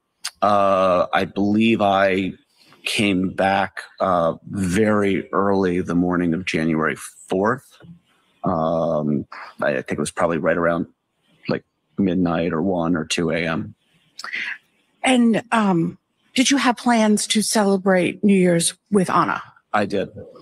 And when did you make those plans? When I was in Idaho and she was in Cohasset. And what were your plans for? When were your plans for? Our plans were to have dinner on January 4th to celebrate New Year's and discuss our 1, 3, 5, and 10-year plans. And what had you and Anna discussed about your future together? We'd had a number of conversations about what a life together might look like, what merging two families would look like, how that might work. But I had always said to Anna that she needed to figure out how she wanted things to be with Brian and what she wanted to look like for her life before, you know, we could make any sort of commitments or decisions. And did you have dinner reservations for January 4th? I did. Did you have dinner on January 4th? I did not. What was the last contact that you had with Anna Walshe? I received a text message from Anna. It was a Happy New Year's message right around the stroke of midnight on New Year's Eve, East Coast time. Did you respond to her? I believe I did. And then did you send her anything? The following day, I had sent her a photo of me showing one of my children how to ski. I had sent her, I think, a waving hand emoji. I think I'd sent a question mark query and then a couple of other texts over the next day or two that went that were not responded to. Did you try calling her? I did. When was that? I believe I tried calling her on January 2nd, and it went straight to voicemail. I tried that a couple times, and then I called her from a landline, thinking that she may have blocked my cell phone. Did she ever answer you? She did not. Were you concerned? I was. Did you have any contact with Brian Walshe after you sold the townhouse to Anna? I may have had a call or two with him discussing the townhouse. I don't really recall. It would have been dealing with property matters. And then he called me on January 4th. And did you answer that call? I did not. What did you do? I pushed the call to my voicemail. Why'd you do that? I was in an intimate relationship with his wife. I had not heard from her in several days. And frankly, I was concerned that maybe he had found out and was calling to confront me. Did he leave you a voicemail? No. Did you call him back? I did not, but he called me a few hours later again. When was that? A few hours after the initial call, so maybe mid-morning, noonish. I couldn't tell exactly. And did you answer that second call? No, I pushed that to voicemail as well. Did Brian Walshe leave you a voicemail? The second time he did. And did you provide that voicemail to law enforcement? Yes, I did.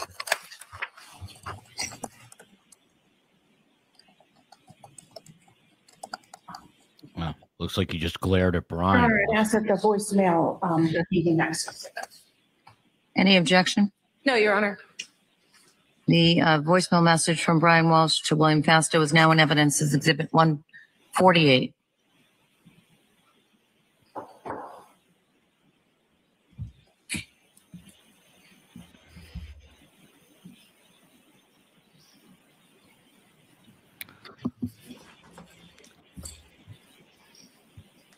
This guy must feel a lot of guilt, I would imagine. I'd ask Ms. Gilman to play that now.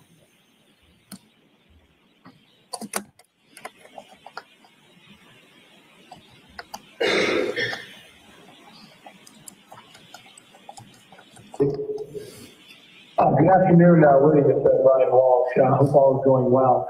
I would just reach out to basically everybody I could. Anna hasn't been in touch for a few days. I spoke to work today. She hasn't been in. She went to the house and she wasn't there. It looks like she's been there recently. So just wondering if you've spoken to her in the near, recently, like Sunday or the last 2 days. Just go let me know, or if you know anyone that might have that contact with her, calling everyone and say, well, sorry to bother you, sure everything's fine, and you can reach me at 617-929-8646. Thanks. What did you do after receiving that voicemail, sir? I immediately called Brian back. And what happened when you called Brian back? I told him that I was concerned. We had discussed that Anna had been missing since New Year's Day. And I was actually driving at the time that I made the call. I told him that I was nearby the house and that I could stop by the house and check to see if she was there, if that would be beneficial. And what did you, did you do that? I did. And how did you get into the house? Brian provided me the garage code. I opened the garage and entered the garage bay underneath the house. And was there a car in the garage? There was not. Was there usually a car in the garage? Anna usually parked in the garage, yes. And did Anna have a car? Yes. Do you know what kind? I believe it was a Volkswagen Taos. Did she have one car, two cars, if you know? Just one car that I know of. Do you know, did you look inside the house? I checked the door leading from the garage to the house. That door was locked, so I couldn't enter the house. Did you notice any damage to the house? I did not. And what did you do after going to the house? I called Brian, let him know that there was no sign that she was there, that her car wasn't there. It didn't look like anyone had been home. And then I actually came back later that evening and checked the garage again in the hopes that she might have shown up. And did you see anything at that time? No, it was the same.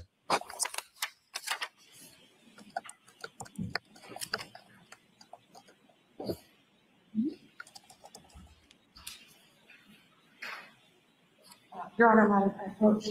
You may.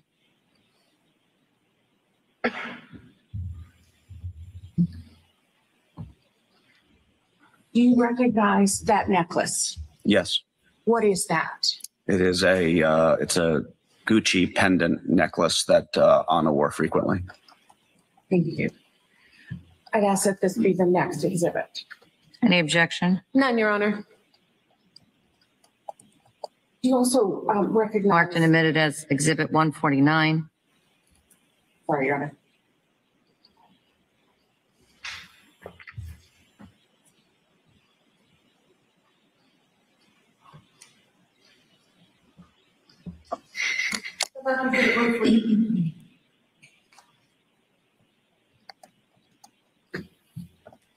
Do you recognize anything else in the photograph? She's wearing a Cartier watch, which was her primary timepiece. And I believe it's hard to tell with the resolution of the photo, but it looks like she's wearing her engagement ring. Thank you very much.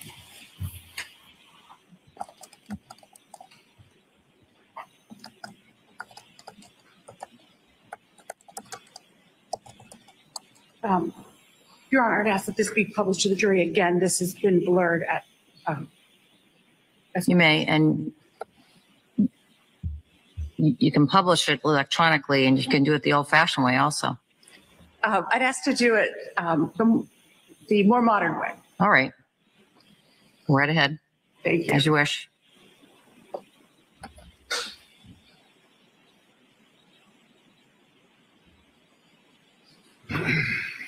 Thank you.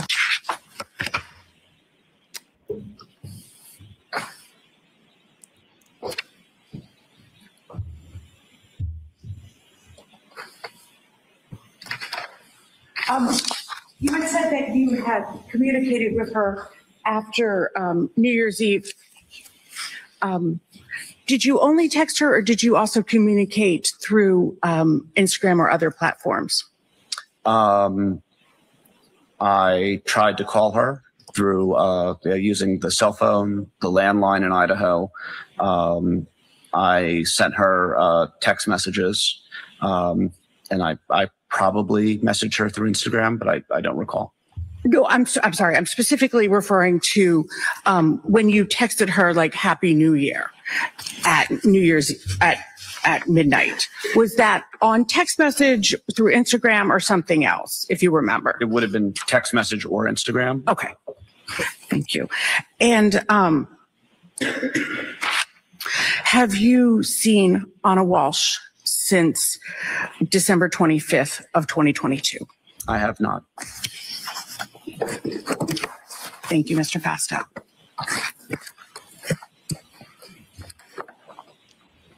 Cross-exam.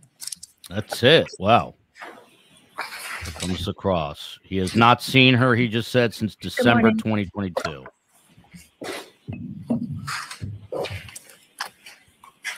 So it was quick if we didn't have all those breaks. Yeah, very quick.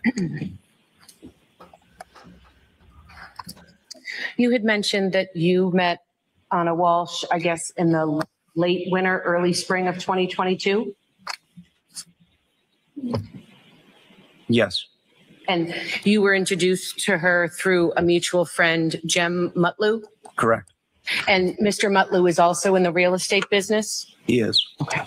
And at first you were introduced because Mrs. Walshe was looking for a property in the DC area to relocate her family. Correct. And you assisted her in, excuse me, finding the townhouse? I did. Okay. And when you were looking or showing her that townhouse, at some point you FaceTime with Mr. Walshe, who was back in Boston, so he could see the property as well? Yes. And this was a property for the whole family? Yes. Okay. I think you said that quickly you guys became confidants? Yes. Okay. And when you say confidants, do you mean really good friends? Would you share secrets? Would you commiserate about being, hardworking? What do you mean by confidant? We were both at very vulnerable times in our lives. I was dealing with a separation and what was soon to be a full-fledged divorce. Okay. And initially, unbeknownst to me, but became quite obvious, is that she was dealing with a pretty substantial family legal trouble. Okay. Let me start with, you had mentioned your separation. When you met Anna Walshe in that late winter, early spring, you were recently separated. My wife and I had been estranged since late November to early December I guess it would have been 2021. Okay. So just a few months. Yeah. Okay. And you had 2 young sons? Yes. Okay. And I think you had mentioned that Mrs. Walshe, Anna Walshe, had described an argument that she had with Brian Walshe about some charges on a credit card. Yes. So they had an argument about finances or money. Yes. Okay. During your marriage, did you ever have an argument or disagreement with your wife about finances or money? Yes. You had also mentioned that there was an argument, I guess, on or around Christmas Day between Anna Walshe and Brian Walshe, right? Yes. Okay. And am I correct? Excuse me. Am I correct that this argument was because she was delayed in coming home? Yes. Christmas Day? Yes. Okay. And so it's Christmas Day. They have 3 sons and her flight gets canceled and she's late coming out, right? Yes. And so from what you talked to her about, that was upsetting to Mr. Walshe. Yes.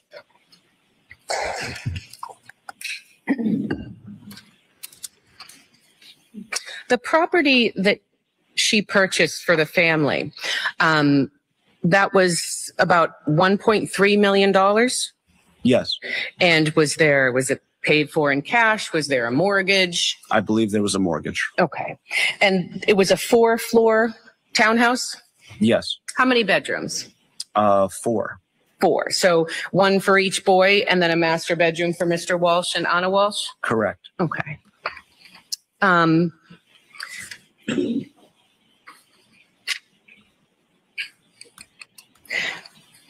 When you initially became friends with Anna Walsh, I think you said you would communicate with her through text message and Instagram. Yes. And Instagram, you said it's private. I think the kids say DM, you would DM each other. Sure. Okay.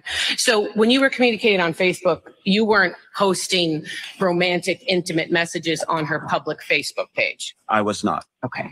And I think you had told us that you would comment on her page, but would you comment like, love you, can't wait to see you soon? Or would it be something like, oh, fun night or great pic? It was more the latter. Okay. So they weren't flirtatious, open messages. No. Okay.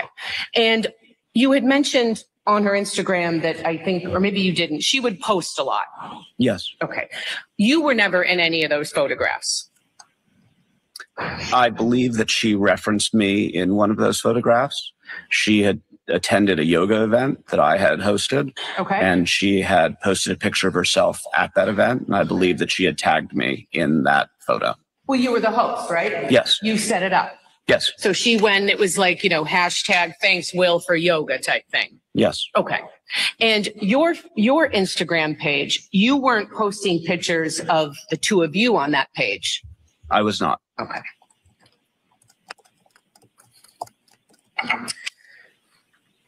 The timeline of your relationship with Anna, how quickly did it go from friends to more than friends? Fairly quickly.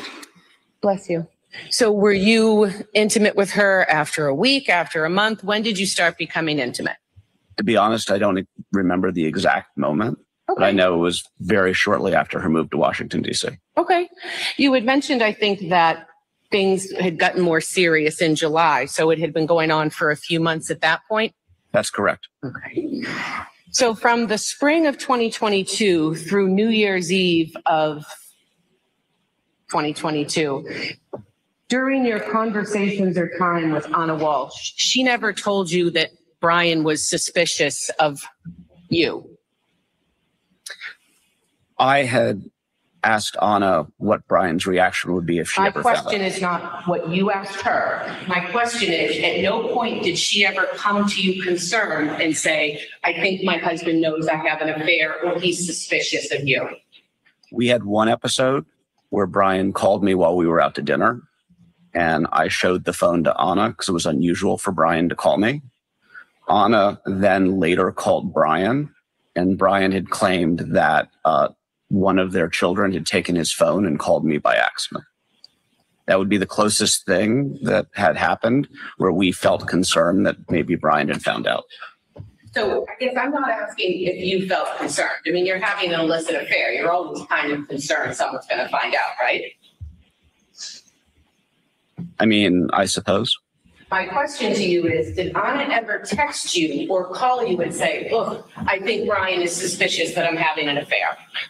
Anna never texted or called me and said that she felt that Brian knew that we were having an affair. You had mentioned that you had introduced or socialized with your friends and Anna Walsh. Yes. The friends that you had that you would socialize with Anna Walsh, they weren't connected to Brian in any way? No. Except for Jem Mutlow. Okay. And did Jem Mutlow ever come to DC? He did not, but we had correspondence. Okay. And as far as you know, well, let me ask you this. You didn't tell Jem Mutlow about your relationship with Anna? I don't recall. You don't recall? Okay. Anna never told Jem Mutlow about your relationship. I'm sorry, is that a question? It sure is. I don't know what Anna told Jem Mutlow or what she didn't. So Jem Mutlow was the reason you guys met, right? Correct. You guys, or you were good friends? I would say that we were professional associates. Okay. Actually, let me couch that. I would say we were friends. Okay.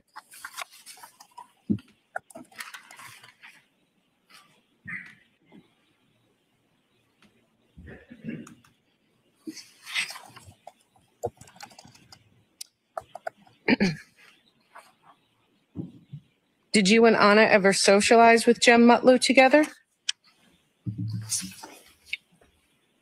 Not to my knowledge, no. Not that I recall. So did you ever go to dinner with Jem and hold hands with Anna, flirt with her in front of Jem? No. So would it be fair to say that you were keeping this from a mutual friend of yours? I don't know if I was keeping it from him. Jem Mutlow and I had numerous conversations during the time that I knew Anna. We've had conversations following Anna's disappearance. And frankly, it's a little difficult for me to tell you what Jem knew or when or what I told him. I mean, this is something that's played out over 3 years. So your answer is you don't know if you ever told Jem Mutlow about your romantic relationship with Anna Walshe. I don't know if I told her before she disappeared. Okay. So you talked to him after? Yes. And you told him after that you were in a romantic relationship? He certainly knew after that we were in a romantic relationship. Because you told him? Yes, I believe so. But you don't know if you told him when you and Anna were dating? I cannot recall if I told him before or after. Okay. You had mentioned on directs that you and Anna had conversations about your future. Yes. And going into the Christmas holidays, I know you were going to Idaho. Anna Walshe was planning to head back. At that point, there was never any specific plan for Anna to tell Brian about her relationship with you.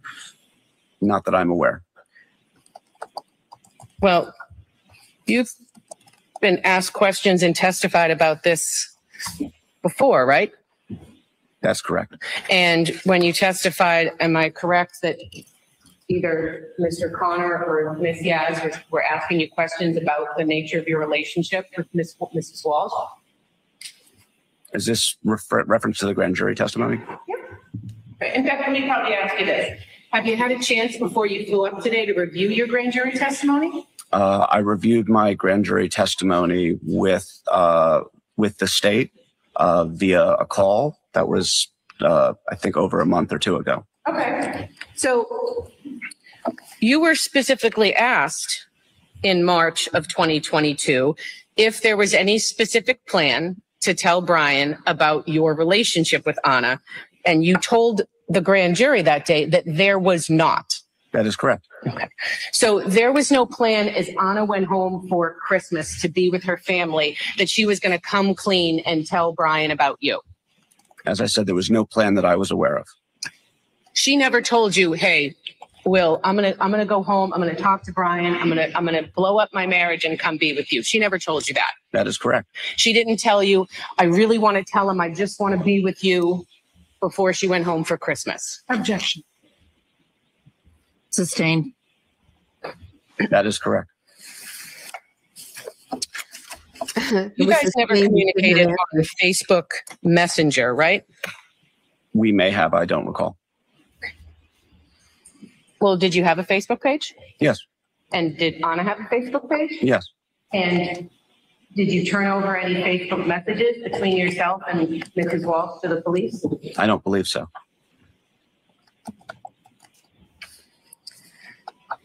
I think you had told us that Anna would never want, or maybe I'm paraphrasing, but Anna would never want her husband, Brian, to find out about the two of you inadvertently, right?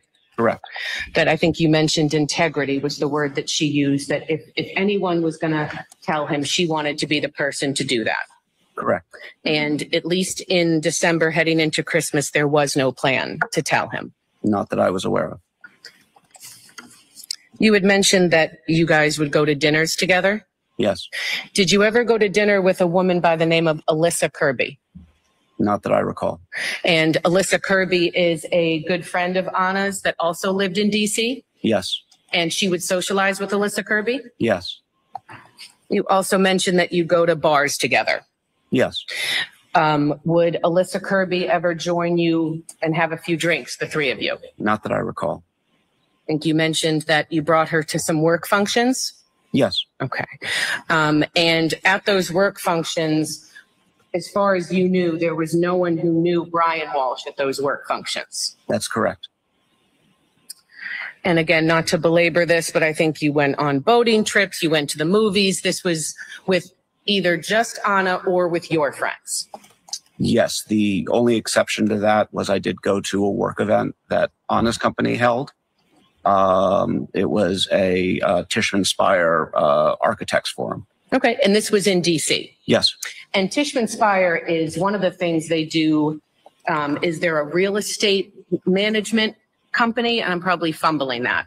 I think that they're a real estate management and development and investment company. Okay, and you're a realtor. Yes. Okay, so when you were there, were you kind of talking shop with other people there or colleagues there? I was there in a professional capacity. In a professional capacity, yes? Yes. Okay, and again, as far as you knew, there was no one at this professional or this function you went to for professional reasons that Mr. Walshe would know? Not that I'm familiar with, no. And I'm assuming because you mentioned you were there in a professional capacity, you guys aren't holding hands and kissing and flirting with each other in front of other people. We are not, but I was her guest. Excuse me? I was her guest. I was invited by Anna Walshe. No, I understand. But at this function that you described, you were there professionally as a real estate agent. You guys aren't playing kissy face and holding hands in front of people. No. You had mentioned that Mrs. Walshe had talked to you about Brian's federal case, right? Yes. And in the summer of 2022, the expectation and hope was that Mr. Walshe would not have to go to jail. That was my understanding. And the plan was for the entire family to relocate down to DC. Yes. And live in that townhouse. Yes. And I think you had said that Mrs. Walshe was the breadwinner. Yes. And so her job was, she had kind of the big job. So then that's where the family would go. Yes. I want to talk to you a little bit about her job and her hours. I think you had said you'd see her 2 to 3 times a week. Roughly, what were her hours Monday through Friday? I don't honestly know. I assume they were 9 to 5, unless she had to work late for either an event they were hosting or management responsibilities with one of the properties that she was in charge of. Okay, so it wouldn't be uncommon that she might have to work late or go to a function. Yes. Okay. And were there ever any times where she'd have to go in early for a meeting or something came up? Probably. Okay. And you mentioned, I guess, professional functions. How often would that happen? I couldn't say. Okay. I'm not just object. Well, I'll talk to you about that in a minute, but we're going to go to our morning break.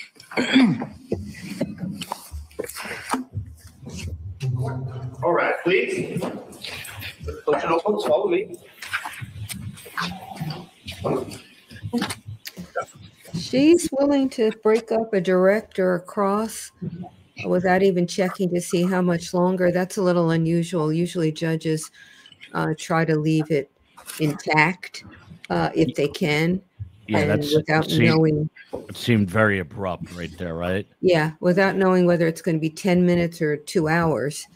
It is a little interesting that she did that. Yeah. While we're Suggestion. I think she's asking things that he said he doesn't know. So she wants you to lay the foundation. I didn't hear what she said. She Sorry. said he didn't know. Everybody can be seated. We don't all have to all be standing. He didn't know what she did, her words. Oh, that's So she's just asking you to lay the foundation that he has a basis for knowing. okay. Anybody need anything? No, thank you. All right. All right. all right. So the person who just walked out, William Fastow, was having an affair with Anna Walshe that started in March, April of, I guess it was 2022, before her death on New Year's Day 2023. So basically in the spring. Now Brian Walshe, by the way, is being recuffed and taken out during break. So Joe, just to run through some of this, and I want to kind of focus on the defense cross here, but with the Commonwealth's line of questioning, he reveals, Will Fastow does, that they flew to Dublin together. She spent Christmas with him in Annapolis. They were with friends and presumably not with their children. Anna, he reaffirmed, was the primary breadwinner. Anna found numerous credit card charges. Then they bring in this Exhibit 145, which is 43 pages of text messages. And there's all this back and forth about the redactions with these text messages, and on it goes. But basically, after around the time of New Year's, Will Fastow says he gets his last text around the stroke of midnight, New Year's, let's say 2023, like the clock had just switched over to the new year. And that is the last he ever heard. He said that he sent texts the next day, called, got no response, went to voicemail. He even called from a landline because he thought maybe she blocked his number. And then on January 4th, Brian calls Will Fastow. He lets it go straight to voicemail. He doesn't leave a voicemail, though. So then he gets a second call, and he says he pushes that to voicemail. This time, Brian Walshe leaves a message saying that, hey, basically, I'm reaching out. Very matter of fact, we heard it played in court. I'm reaching out to everyone who knows Anna. Anna hasn't responded in a few days. It's not like her. Now, this is particularly diabolical if the allegations against him are true, because at this point, she would have been murdered, according to the Commonwealth. And now he's just calling friends to see where she is. What do you make of that voicemail, by the way? Well, I just thought it was him covering his tracks. At that point, the employer in D.C. had reported that she didn't show up for work, and then he reported it. And now he's following up by, creating a record of checking.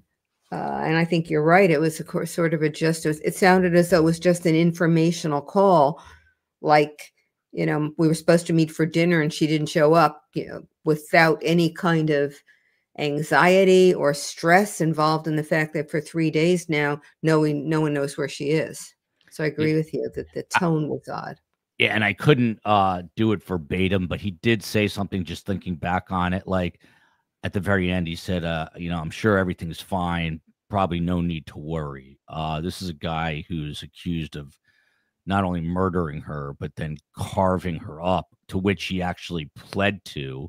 So this is pretty sick. I mean, you're not a psychologist, Joe, but this guy, Will Fastow, has got to be, just upset reliving this, knowing in retrospect what happened. It's got to be a really tough position for him to be on the stand, just answering questions, period, let alone the fact that it sounds like he had a real interest in her and vice versa. Yeah. Well, I'm sure it is. I mean, they had a close relationship, so it's got to be hard. And it's hard anyway. I mean, who wants to be sitting in a room filled with people and having it go over simulcast or streaming to who knows how many other people and talk about, personal things in your life? It doesn't have to be a trial. You wouldn't like it in general. So yeah, it's got to be hard for him. He was pretty dispassionate on the stand also in going through this. And that may be his being under control and not letting his emotions get to him. I couldn't tell, and Joel, I don't know if you were able to tell more whether he ever looked at Brian Walshe. There was a moment, I don't remember what the exchange was, but he did kind of glare at Brian at one point. I definitely noticed that. And I don't remember what was being said at that point in time, but I felt like he was, it's like I'm sure women do it too, but I was going to say it's like a guy thing where I think that they were kind of like, I don't know, checking each other out, and a battle of the two men vying for this woman at one time. But the interesting part about the second voicemail is when he hears Brian, he said he was basically, I mean, in so many words, he was kind of nervous / afraid that Brian was going to confront him about the affair. He didn't know what was going on. So when he listens to this second and only voice message, but on the second call, he leaves a voice message, and he hears that voice message again. Brian is saying, hey, I'm concerned. I'm reaching out to honest friends. Well, he immediately, Will Fastow does, immediately calls Brian back. And then he says he goes over to check the DC condo, which we find out that they paid $1.3 million for, a 4-story. It's actually in Chevy Chase, Maryland, which is a beautiful suburban area. Pretty exclusive, yeah. Yeah, pretty nice. So he goes there to check on her, and no sign of her. Now, they were going back and forth before we get to the cross here. They were going back and forth basically all morning about these redactions, but then there's literally, I don't think any texts were read. It was just this one voicemail. So what was the issue with all these redactions? Are they just going into the record and will be looked at and read by jurors in the deliberation room? Yeah, I don't know whether they're just giving them to them to read. I mean, the Commonwealth finished its direct, so whether they'll come up on redirect depending on what the cross does, I don't know. But the emails certainly will be going to the jury because they're admitted into evidence, or will be admitted into evidence. And he did summarize, his impressions of how she was feeling in the marriage. So you got his summary of it, even if we didn't hear the emails themselves being read. Yeah. So now it's interesting that they didn't do it because, boy, they went into detail on the first day of every little thing. And to some extent, they did it yesterday. And these emails are important to them, and they didn't read them in. So you're right. It's interesting. Yeah. So then, the direct there from the Commonwealth was pretty short when it was all said and done, and they figured out this redaction issue and basically never even read the texts out loud. But after all that, it was pretty quick. So then Kelly Porges, who's the defense attorney, who, by the way, some people say Brian Walshe is being a little too affectionate with, although not today. But she gets up and she just underscores, I don't like the snark of this defense attorney at all. It's interesting. Prosecutors fall into this habit, Joe, of being very mundane and matter of fact. It's just point made. But then the defense attorneys fall into the trap of being sometimes overly confrontational and argumentative. But I think, and correct me if I'm wrong here, Joe, as a blanket statement or a blanket point that the defense was trying to make here was essentially, in a sentence, that Brian Walshe wasn't this vindictive guy who was coming to attack either Anna or this guy Will Fastow. It wasn't like he was this crazed, scorned husband, right? I mean, they kept underscoring the fact that he hadn't threatened Will. He hadn't been calling him obsessively. Is that sort of what the underlying theme of this was? Somewhat. I think their point is that Brian Walshe had no idea that she was having the affair, and that there was nothing on his end that would suggest that the marriage was in trouble. And this witness couldn't talk about, the marriage being in trouble part, except you heard the cross going into it. Her cross was pushing towards Anna was keeping the relationship secret. He may not have been, but she was. And the inference there is, why would you keep it secret if you were thinking about divorcing your husband anyway? That the keeping secret part suggests that you wanted to stay married. That's where that was going. And then if he didn't know, if he was in the quote unquote dark about it, there'd be no real motive or, reason to want to end her life. Is that? Well, it wouldn't be this. It wouldn't be that she was cheating and he was angry. Correct. Right. Yeah. Yes. So back to Kelly Porges. So she's doing the cross exam here of Brian Walshe, and she says, or asks, when did you meet? And he basically says, well, we met in spring of 2022, and of course the alleged murder happens 2023, New Year's Day, so it's just a couple months before. Will Fastow had mentioned that that Anna and Brian had gotten into an argument about the sports memorabilia and credit card payments. So she just goes into this sort of line of questioning about, have you ever had an argument with your wife about money? And he has to say yes. And is that just to level the playing field there? This is a common thing that couples. Well, all agree about it's really money? suggesting that married couples have fights about money, so this doesn't prove that the marriage was in trouble. By the way, It the was COE just and I normal have things never. that married couples who are married for a long time or are going to stay married still have fights, and they still fight about money. We have never fought about money, the CO. As a matter of fact, Joe, I tell my wife, especially around the holidays, I say, please spend more money. Please go out. Don't get the kids 8 presents for Hanukkah. Get them 13. Why just 8? Get yourself a few extra things. It's just money, Joe. It comes and goes. Not a big worry. So I don't know. That's what they're trying to do. They're trying to confront the Commonwealth case that the marriage was in trouble, that she'd had it with him, that she wanted the boys with her in D.C., and he still couldn't move to D.C., and she was tired of being the breadwinner and having him go play around buying sports memorabilia. She wanted out, and he didn't have any money without her. That's the prosecution end of this. There's more to it, but that's part of it. And there, the defense side is saying, no, the marriage wasn't in trouble. He didn't know she was even having an affair.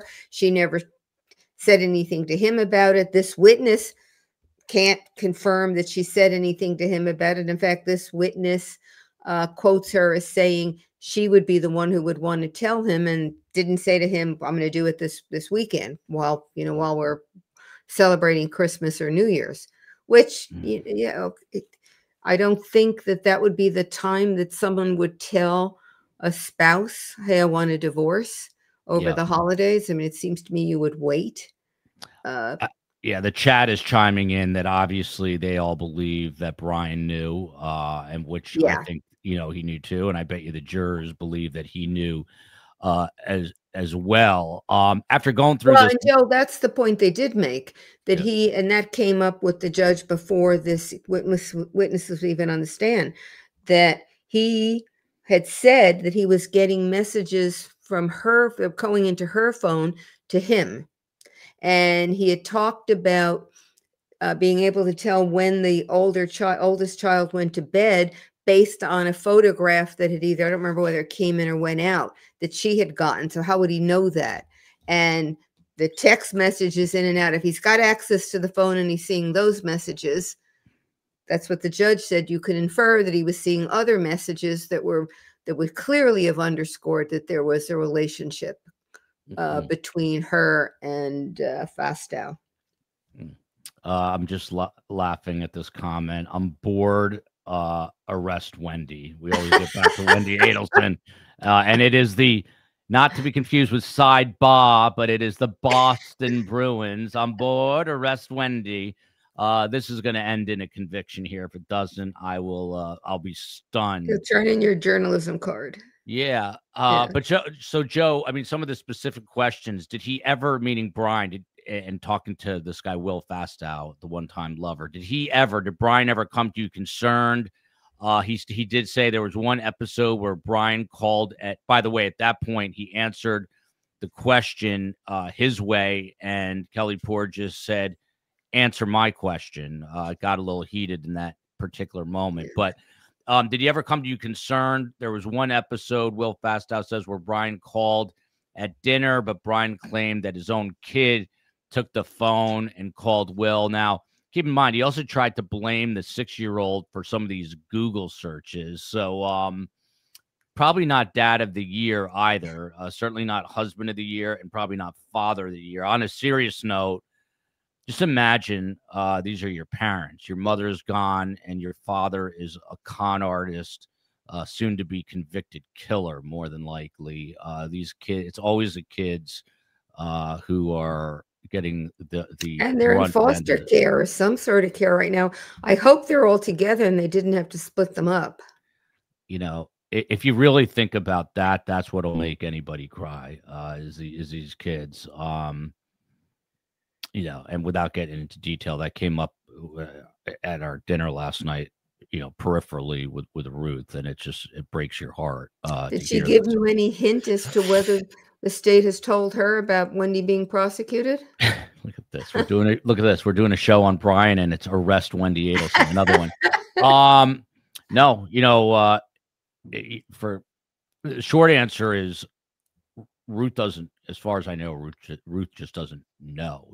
These investigations are kept very tight-lipped, including usually the families, until something happens. So no one really seems to know what's going on. It's gotten really, really quiet. It is, we're in the middle of the holidays, Thanksgiving now, New Year's, and I know the state attorney's office is dealing with a lot. I don't think that it's the end of this. I'll be stunned if it's the end of the Adelson story. I'll be absolutely stunned. That's, and I don't know. I'm not trying to lead anybody because I don't know anything more than what you guys know. And I'm saying that sincerely. And Willow here, Armadillo, saying 6-year-olds know exactly what's going on. Listen, I have a 6-year-old son. The kid is on top of it. And well, he'd certainly be able to pick up if there was friction in the marriage. There's no question. He may have overheard fights. As a matter of fact, my son said, "Hey, when Dad just said you should buy 13 gifts for me, I know he was being sarcastic, but do it anyway." So she might do that. So Kelly Porges said this was, and she said, I quote here, an illicit affair. But she asks Brian, did Anna ever text you that Brian is suspicious? He says, Anna never told me that. Did you ever tell your friend, they had this mutual friend that introduced Will Fastow to Anna? Did you ever tell him about the affair? He said, not really. At one point, he characterized him as a work acquaintance. Then he changed that to say that they actually were friends, but he didn't tell him about it. But he said, I wouldn't say I was keeping it from anyone. He just wasn't telling anyone about it. Look, I mean, this is awkward, super awkward. And you don't want to be out there, who is having an affair, who's out there publicly bragging about it and telling everyone about it. You want to keep it subtle most of the time, I would imagine. Yeah. So it's an awkward situation for him to be involved here and being asked about it.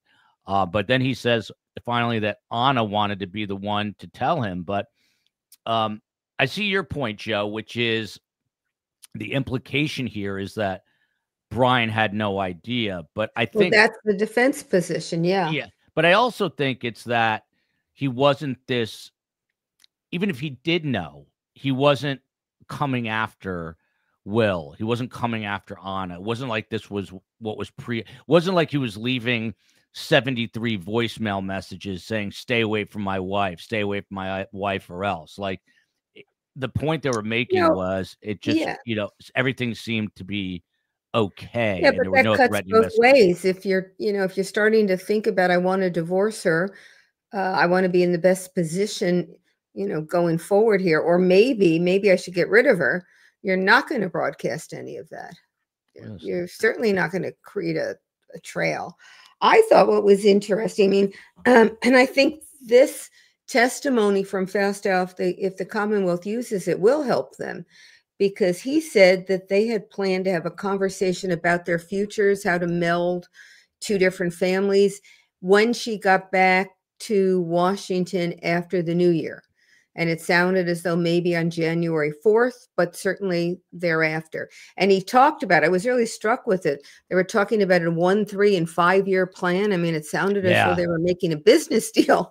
But I mean, it does suggest, and that's why I think this helps the Commonwealth, that they were thinking about the future. And, the Commonwealth, I certainly think in closing, if depending on how the other evidence goes, could certainly say it was in the works, but she's not going to talk to Brian about it until she and Fastow have come closer to firming up what it is they're going to do and when they're going to do it. I'm always, you bring up an amazing point. I mean, that actually took me aback a little bit when he said that 1, 3, and 5-year plan. I literally have a 1, 3, and 5-hour plan, just trying to get through the day. So that kind of personality just always is really interesting to me. That they're so he seems very like deliberate in everything that he does. He's a real estate guy. You got to be charming, but you've got to sell properties and move properties. But yeah, that definitely surprised me. Carm is in the chat as Janet True. Look at this right here. Oh, sorry about it. I come to this channel for Joel. Thank you, Carm. I mean Janet. First one of those I've seen. D.D. Barley, Professor Joe. Why didn't they read the text out loud, especially after making us wait? I added that. Will they be made available for the public to read, asking for a nosy friend? I don't know why they didn't read the text out loud. I mean, conceivably, the prosecutor could read them in closing because they're in evidence now. And so they're perfectly available to him for closing. I don't know why they didn't do it. And will they're part of the record on it? Well, they're part of the record in the case.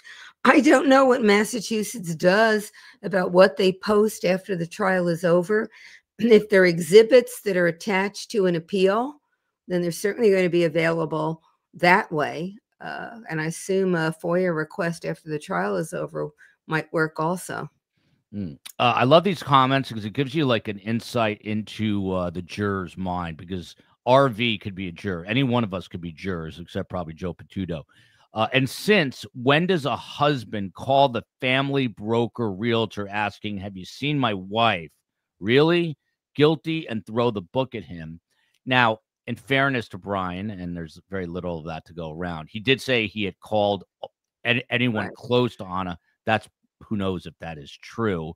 But that call is particularly chilling, Joe, and the jurors are going to definitely, I believe, feel the same way. If he did murder her, which is the Commonwealth's contention, it's like 3 days even later. If he didn't murder her, it's going to be chilling to them because that's January 4th. And by that time, even on his second story, he knows she's dead and he's dismembered the body and gotten rid of all the evidence. So, I mean, I think that Jennifer King is right here. I think the jury made up their mind in opening statements. I think this is going to be an incredibly fast deliberation. And it looks like they're back from break. And Will Fastow should be taking the stand again to continue line of questioning from defense attorney Kelly Porges.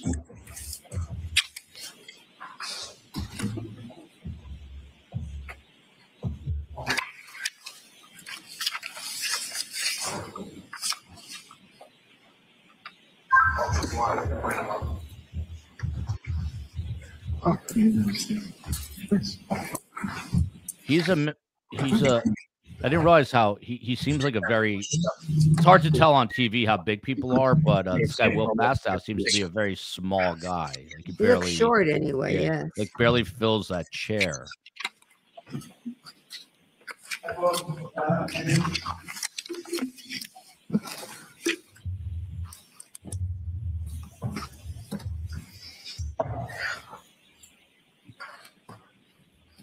What is this? Am I in trouble? It just says Joel, COE. That's never good. What is this, COE?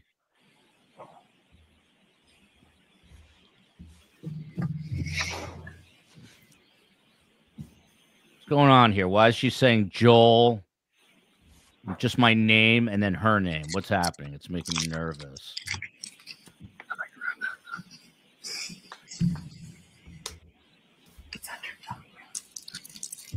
I don't know how long I'm going to last doing this show. It's starting to take some years off my life, Joe.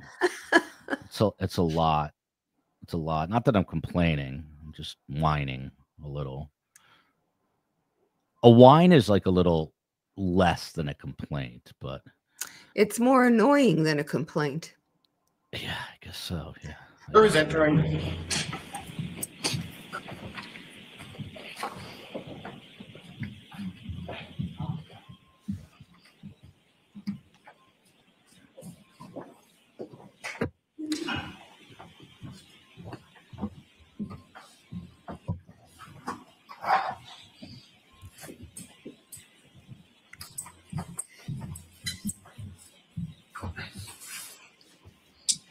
Oh, thanks, Julie.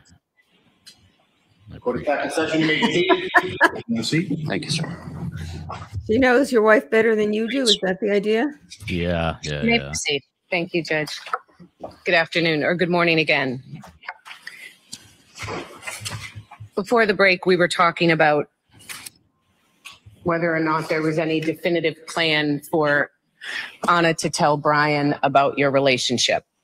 I want to talk to you a little bit more about conversations that you did have with her in which she told you that if Brian was going to find out, she wanted it to be from her, right? Yes. And that it would really upset her if he found out any other way. Yes.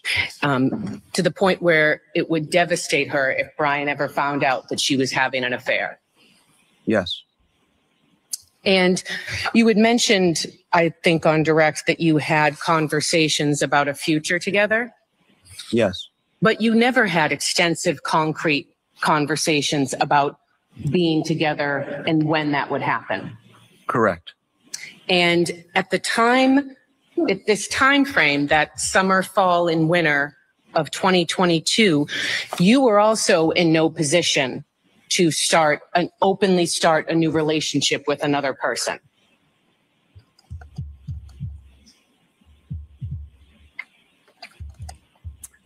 If you mean that I had not finalized my divorce, that is correct. No, you were in a position that, because your older son would have been devastated if you started bringing another woman around.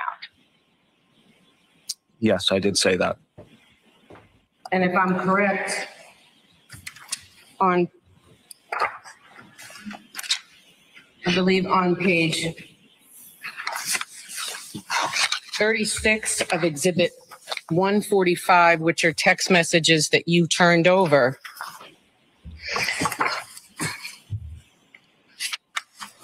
oh, apologize. No, it is 36.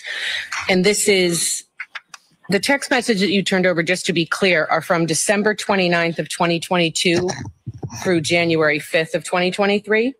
I assume that's correct. Want me to approach so you can look at it? Sure. Your Honor, You certainly may. am I correct in the text messages that you provided? It starts at December 29th of 2022? Yes, that's what it says on the cover page here. And on page 36, I can approach again if you need it. You say, he can't imagine me with someone else. Like all children of separated parents, he deeply wants us to reconcile. Introducing him to someone else would destroy that fantasy. It would crush him now. Right? Yes. And that was right around Christmas time and New Year's that you texted Anna Walshe that. Yes. So you had no intentions of having any immediate plans to openly start dating Anna Walshe with your two young boys. Correct. You were a concerned dad. You loved your son. You were protective of his feelings. Yes.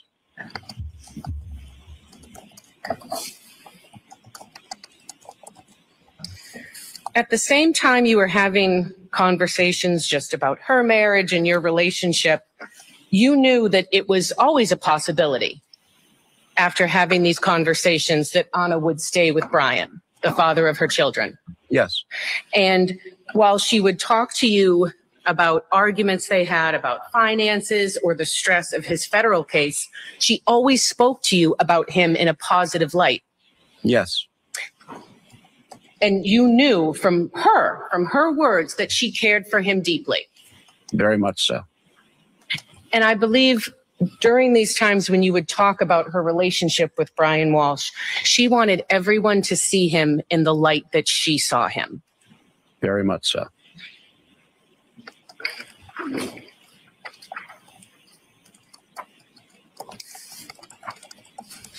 The text messages that you turned over to the police, is it fair to say that the police asked you questions about whether or not you had any information that Mr. Walshe had discovered your affair with his wife? Yes, I'd say that's fair. Okay. And you understood that anything that could help them in determining if Mr. Walshe had discovered your relationship, you would turn over or it would be helpful. Yes. And so I asked you about Facebook and you said you don't remember. That's correct. Well, so you don't remember if you would send any flirtatious, sexy, or intimate messages or posts on Facebook? Isn't that something you would remember if you're trying to keep it a secret? I don't recall if I used Facebook Messenger as a means of communication with Anna Walshe. I would periodically delete messages. I don't recall if I had deleted messages from Facebook. I had certainly deleted messages from Instagram and text messages I had over the term of our relationship. Why are you deleting stuff? Honestly, I said things to Anna that I might have found embarrassing that I just didn't want to look at, so I would delete the messages. But you weren't trying to hide it from anyone. It was just your own kind of squeamishness or embarrassedness from whatever you had sent. Yeah. Okay.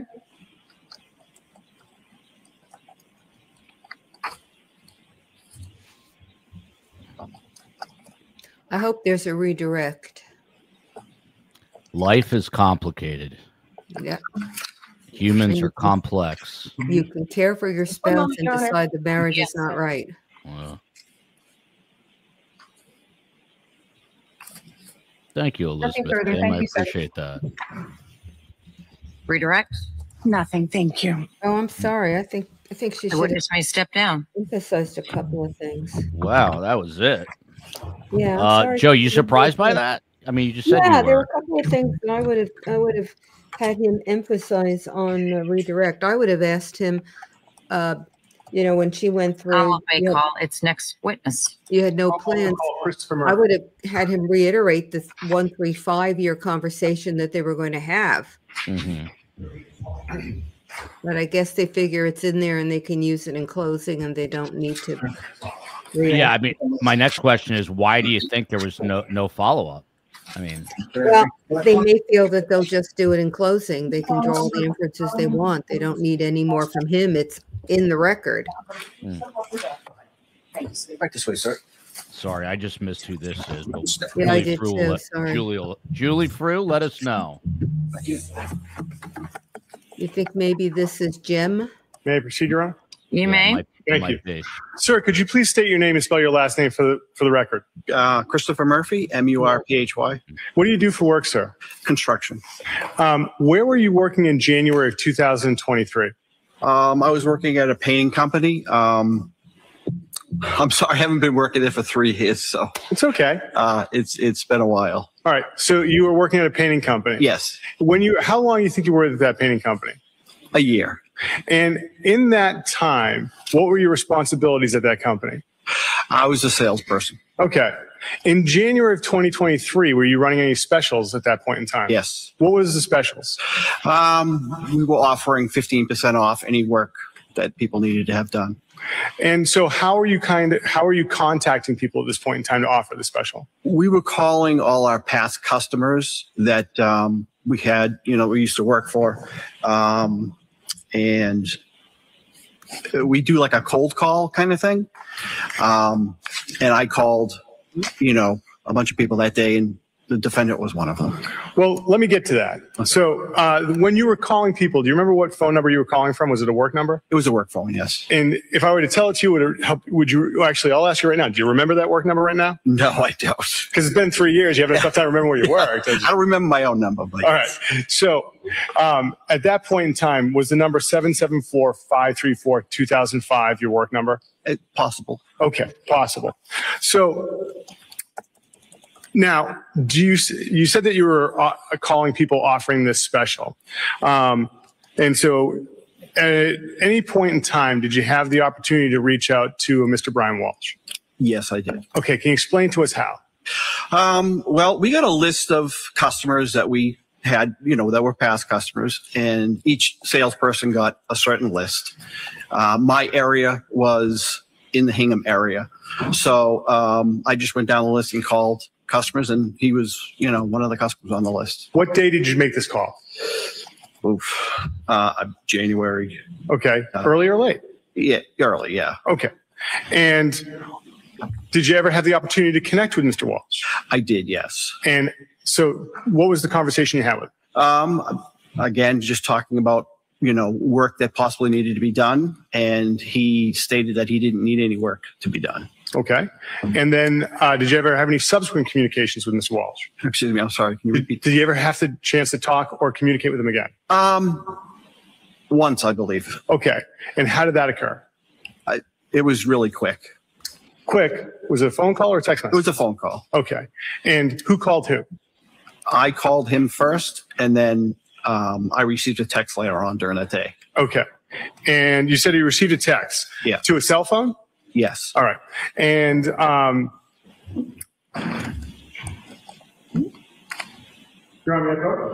Yes.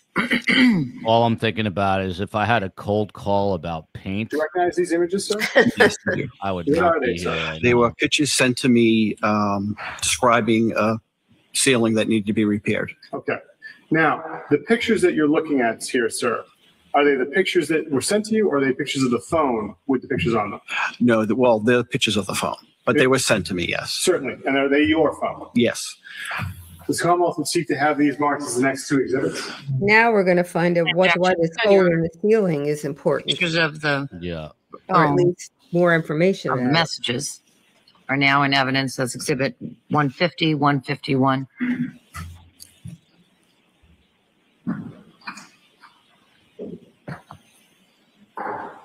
This is the first witness who hasn't sounded like Jack Webb on the stand.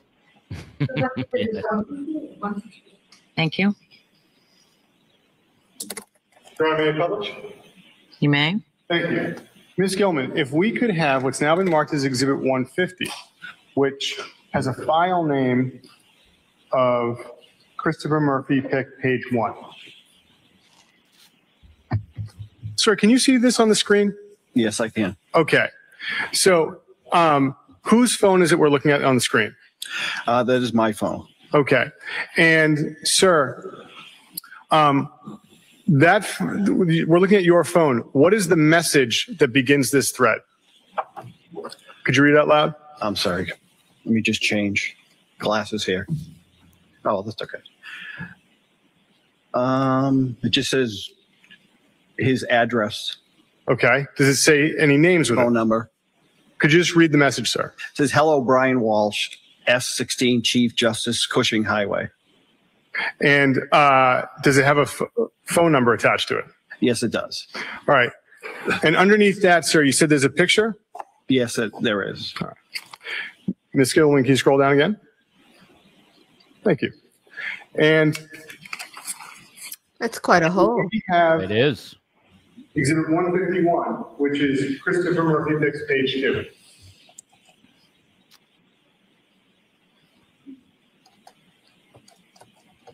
How would you get a hole like that in your ceiling?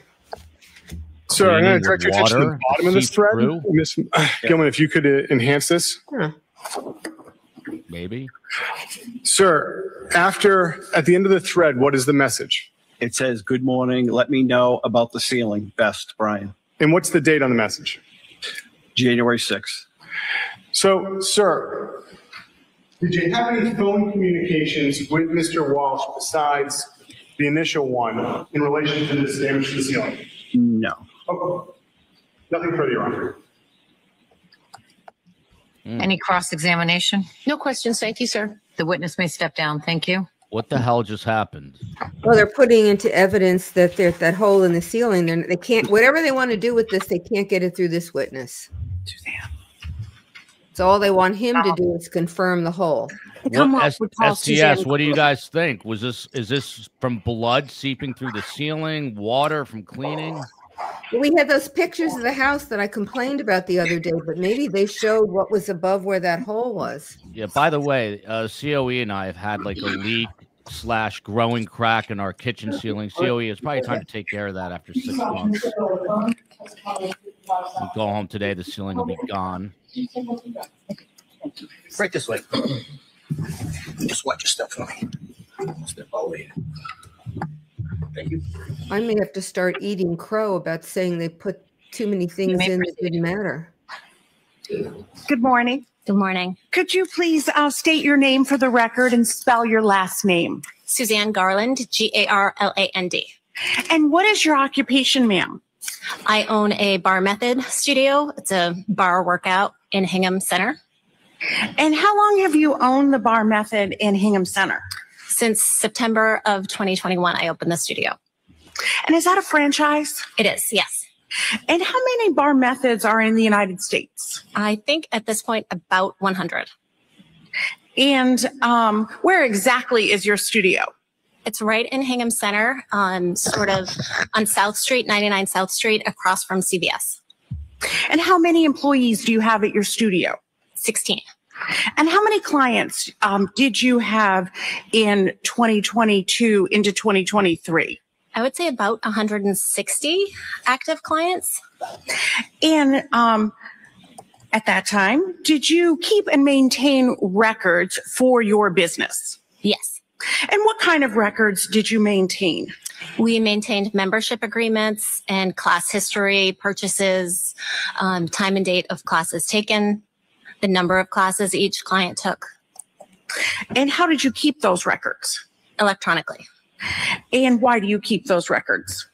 For regular course of business, but also to report to our franchise. And do you have a corporate email? Yes. And what is that corporate email?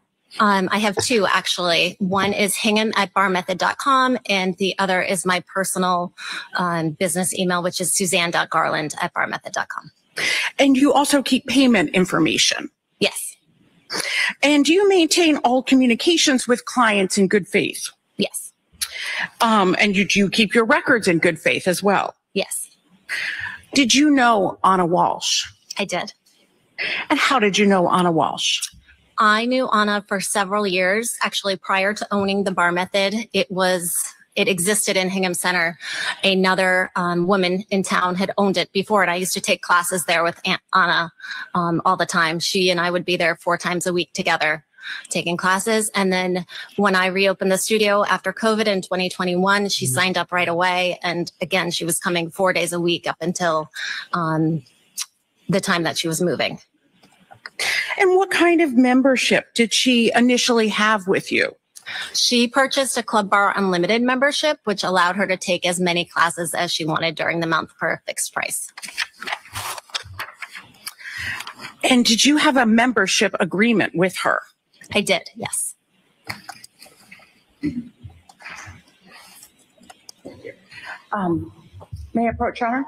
You may. We are hearing from the owner of a bar, BARRE studio. Do you recognize this? Yes, this is our month-to-month membership agreement that we keep with all clients on the unlimited plan.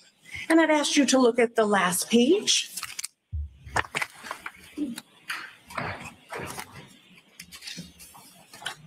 Sorry. This is her signature. Is that the agreement with Anna Walshe? Yes. Thank you. Your Honor, I'd ask that this be the next exhibit. Any objection? No, Your Honor. Marked and admitted into evidence. The membership agreement of Anna Walshe for Bar Method is in evidence as 152. What's the difference between bar and Pilates? Let me know. It's all ab work. Ms. Garland, as part of the membership agreement, our members asked about their health. Yes. And do they have to sign off for medical information? They have to sign that they are fit to take classes. Why is that? For liability purposes for the studio. So in December of 2022, how often would Anna Walshe attend Bar Method? So she would be coming whenever she was in town. She was doing quite a bit of traveling back and forth to DC at that time. So I think she was there 3 or 4 times at least whenever she could come in, she wanted to be there. So do you mean 3 or 4 times a week or something else? I think December of 2022, she was there 3 or 4 times total, right? Okay. And did she have a membership at that time?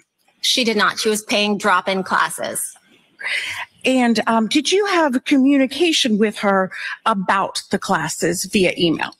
Yes. She had emailed me when she found out that she was getting the new job in DC, she emailed me that she needed to discontinue her month-to-month unlimited class membership and that she would, drop in when she was around.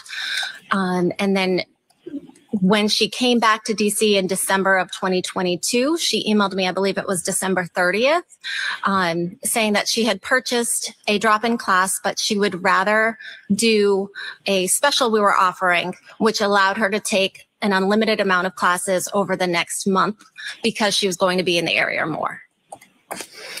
And you said when she came back, she came to DC, but did you mean when she came to Cohasset? When she came to Hingham, yes. Okay. And did you maintain the email communication that you had with her in your normal course of business? I did, yes. I kept my email from her and I have it to this day. Okay. Your Honor, may I approach? You may.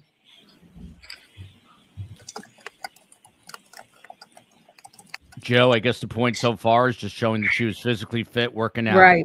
I'm showing you 3 documents, if you could look at those. You recognize those documents?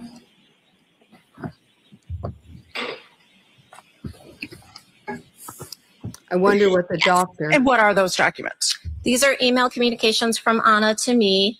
The first one is letting me know that she had gotten the new job opportunity in DC and telling me how wonderful her experience at the bar method had been. However, the last 10 years, she's taken classes in DC and the Boston locations. She said, we have developed an incredible team culture and feeling of being cared for. She loves the energy of the studio. She asked if we were ever considering opening one in DC. That was the first email. The second email was the one that I mentioned on December 30th, asking if she qualified for the 30-day unlimited special we were offering for $79. If so, could she exchange the single class that she booked for it, which is $29, and apply that towards the $79 special? And then I responded to her on January 1st because I was away on vacation at that time. And I said, technically, you don't qualify it since she had been in the studio recently, but I would honor it since her situation was so different than the norm. Your Honor, I'd ask that those be the next 3 exhibits. No objection. All right. They'll be marked and admitted into evidence. So the 3 different emails are one from, what are the dates of those emails? The first would be from February 22nd of 2022. Okay, that's in as 154.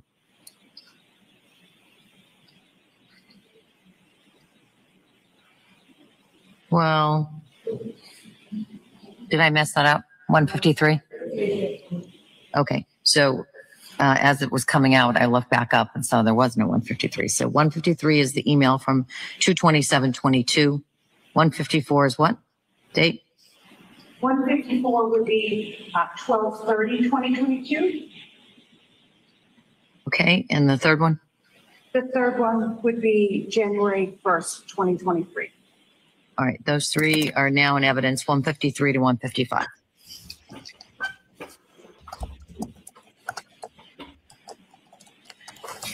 So that's exhibits 153, 154, 155.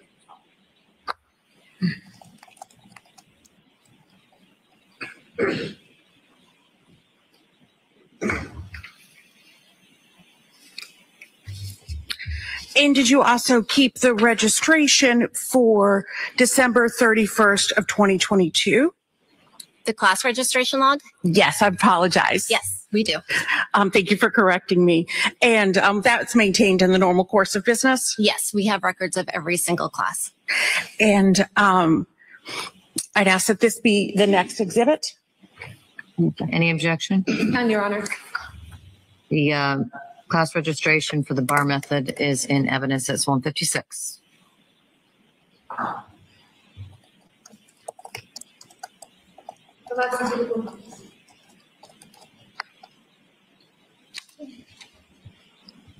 May I approach, Your Honor? You may.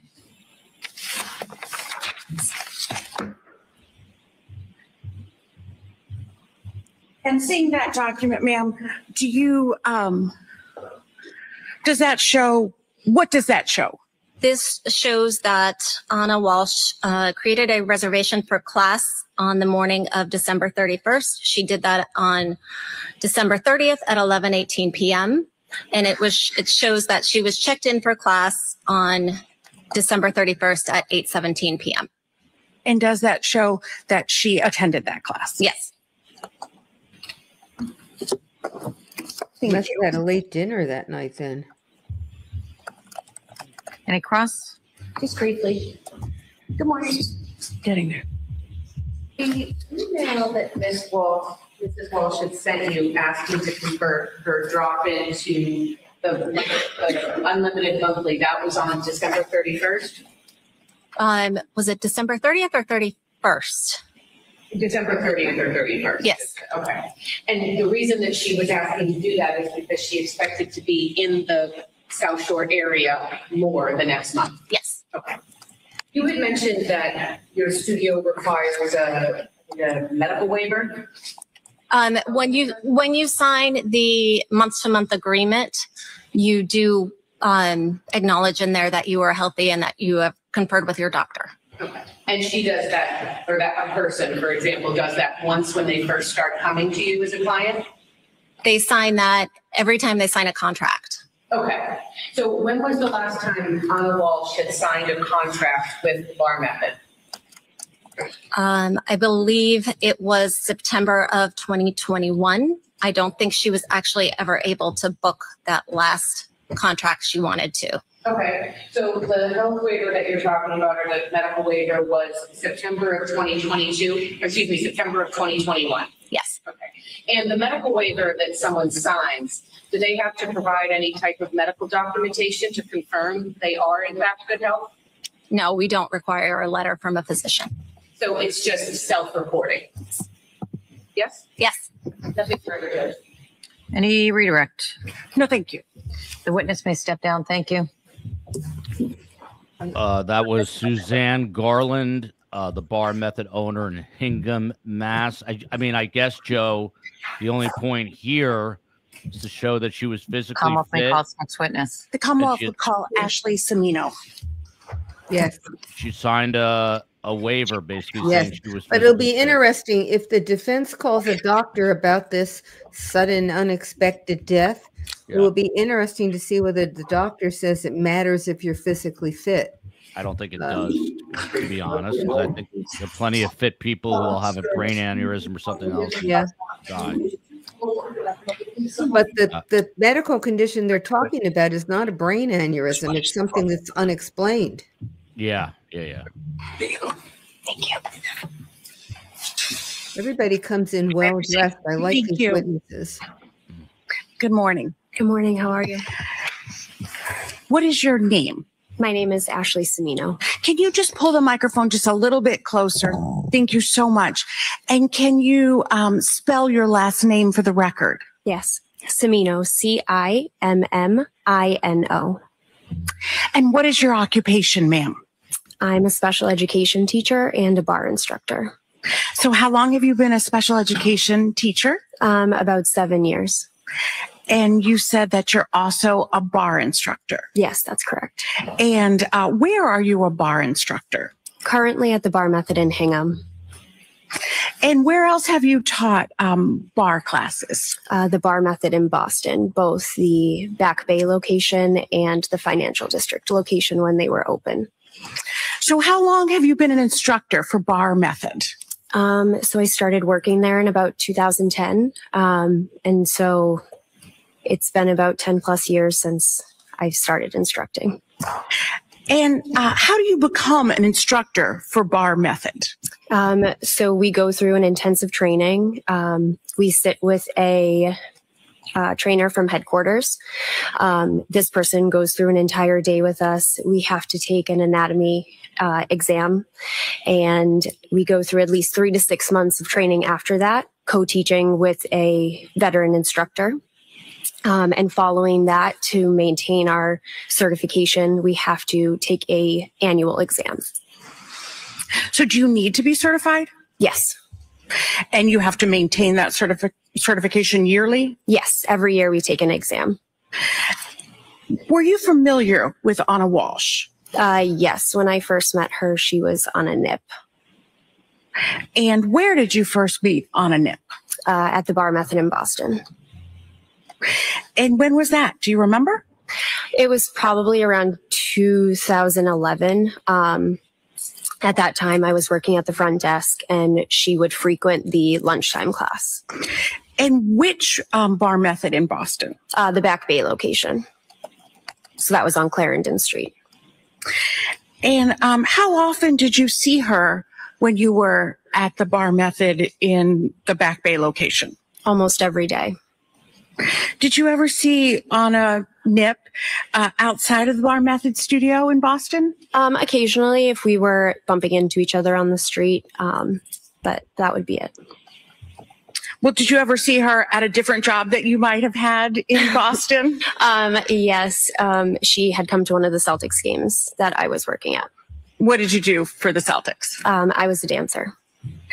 And what was her demeanor when she came to Bar Method in Boston? She was always so warm, seeing somebody every day. Objection.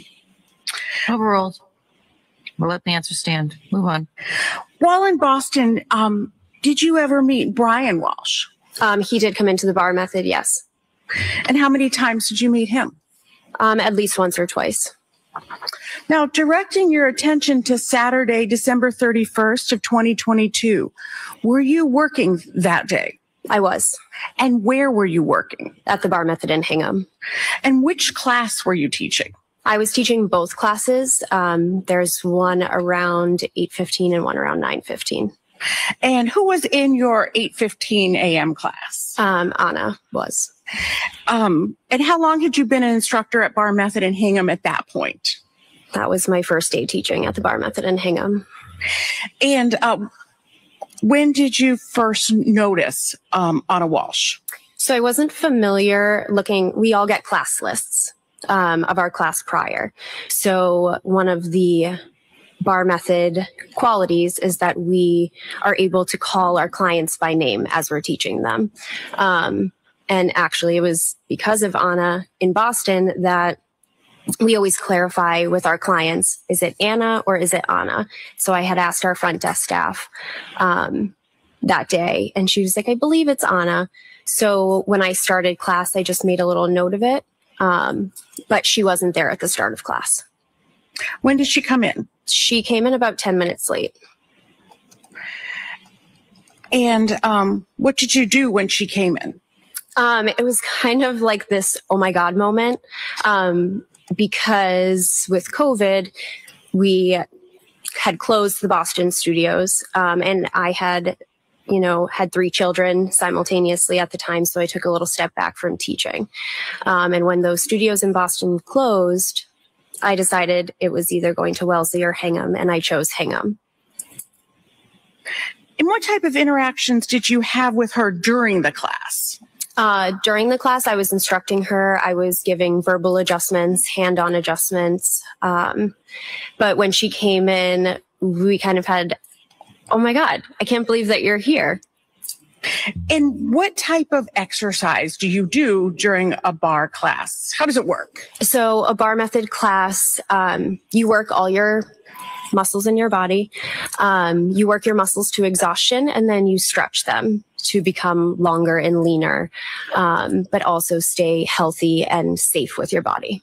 So can you explain how you do that? Sure. So we start off with a warm-up. You could do up to 60 push-ups in class. We move into a portion of class where you're working your thigh muscles. You work a portion of your seat. You go into curl, and there's some stretching in between.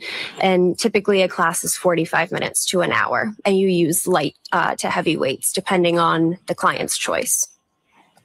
And do you remember how long that class was? That was a 45-minute class.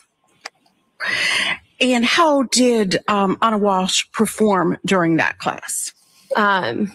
She was a powerhouse. Clients are given the option during my setup that they can do push-ups on their hands and knees, hands and feet, or up at the bar for a modification. And she was doing the push-ups on the balls of her feet, on her hands. She was completing the motions. She was someone that you wanted to take class with because she made you work harder. Did you notice any injuries on her during your class on December 31st of 2022? No, and she did not make me aware of any that would change any of the exercises that we were doing. And after the class was over, what interactions did you have with Miss Walsh? We chatted, and actually I remember having to tell her, I'm so sorry, I can't finish our conversation because the next class was starting. So there was at least 15 to 20 minutes between when her class ended and the next one started. And what, if anything, did she say about coming to the gym in the future? So she had been so excited to see me because she had told me that I was one of her favorite instructors, and she was so happy to see that I was in Hingham. She was planning on coming to a lot more, and she wanted to know my schedule. And have you seen Anna Walsh since Saturday, December 31st, 2022? I might just have one moment, Your Honor.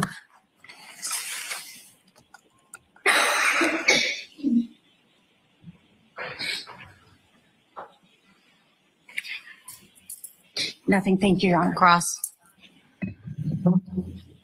Good afternoon. Afternoon. When was the last time you spoke to the prosecutor or police about your testimony today? August, I believe. Okay. You didn't speak to them today or yesterday? No. Okay. And you had mentioned that you are a special education teacher? Yes, I am. Okay.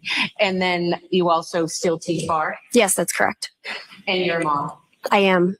Okay. Are you, and I'm not trying to be flip with you, but you're not a doctor? No. You're not a nurse? I am not. Did you perform any type of medical tests on Anna Walsh on December 31st? No, I do not. Are you aware if she had any pulmonary issues that were undiagnosed? Not that I saw. Are you a pulmonologist? I am not. Are you aware of any undiagnosed cardiac issues that she may have had on December 31st? No. Are you aware of any neurological issues that she may have been suffering from on December 31st? No. And prior to December 31st, what was the last date that you saw Anna Walsh? I couldn't tell you. Over a year? Probably. Nothing further, Judge.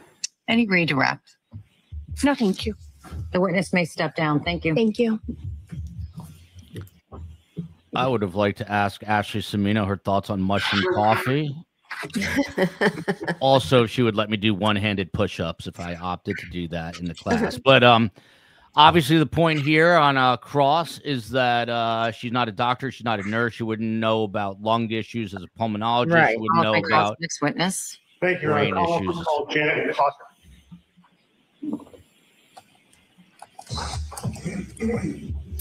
I don't know, Joe, that line of questioning, I get exactly why they're doing it. But if I'm a juror, it's just it's one of these things where, again, certain careers, lawyers, they fall into patterns of feeling they got to ask these questions, and I get it, but I feel like any juror there is just rolling their eyes. Well, but if the issue is whether she was healthy or not on New Year's Eve, you can't just assert she was. You've got to be able to point to evidence in the record that allows you to say it. Yeah. Just watch a step for me. That's why it's in and out really quickly. This is exactly how I feel right here, Gypsy Mom. This would irritate me as a juror. Yeah. And you may proceed. Thank you, Your Honor. Good morning, ma'am. Good morning. Could you state your name and spell your last name for the record? Janet Cotter, Cotter. Ma'am, welcome what town back. do you live in? I live in Hingham, Massachusetts. In January of 2023, did you reach out to the Cohasset Police Department? I did. Why? I had had an interaction with Anna Walsh at a nail salon and had subsequently read about, what had happened to her. And so I'm going to interrupt you there. I'd like to ask you about that interaction. Certainly. Okay. Now, when did the interaction, first off, did you know Anna Walsh at all? I did not. Okay. When did this interaction with Anna Walsh occur? On New Year's Eve in 2022. And where did it occur? At a nail salon in Hingham called Walshe.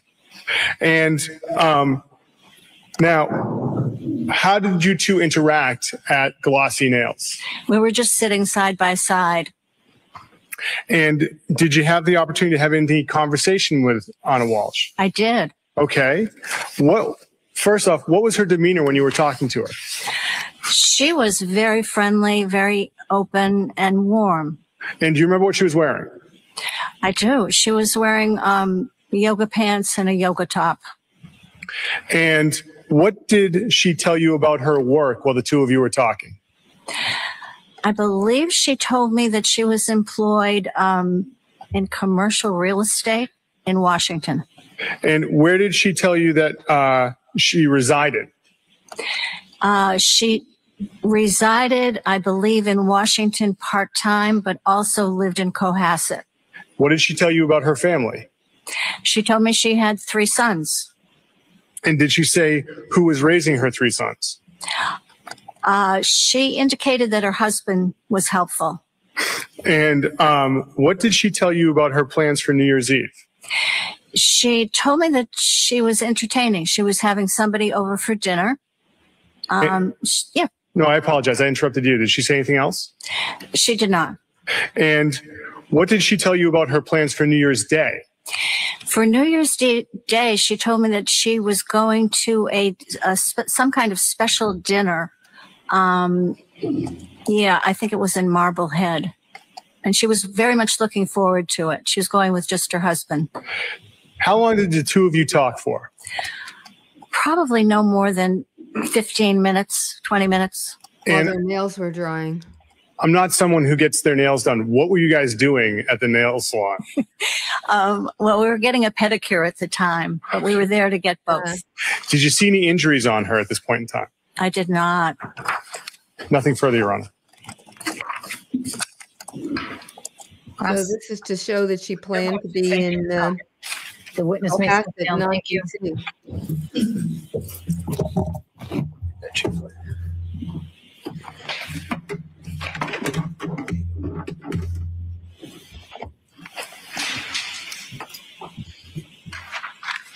See, that witness, I think they had planned for, its next witness.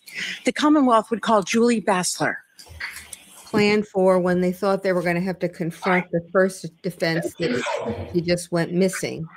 I don't know how it matters on now that he's admitted that he's dead.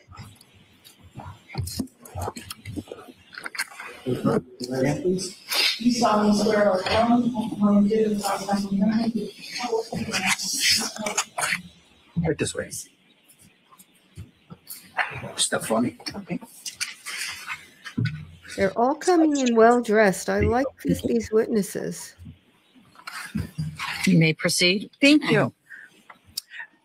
Might want to move up just a little bit and move that microphone in. Just thank you. Good afternoon. Could you please state your name for the record and spell your last name? Julie Bassler, B-A-S-L-E-R. Thank you. And what do you do for work, Ms. Bassler? I am the executive director of the Learning Experience in Dedham. I'm a work for a daycare.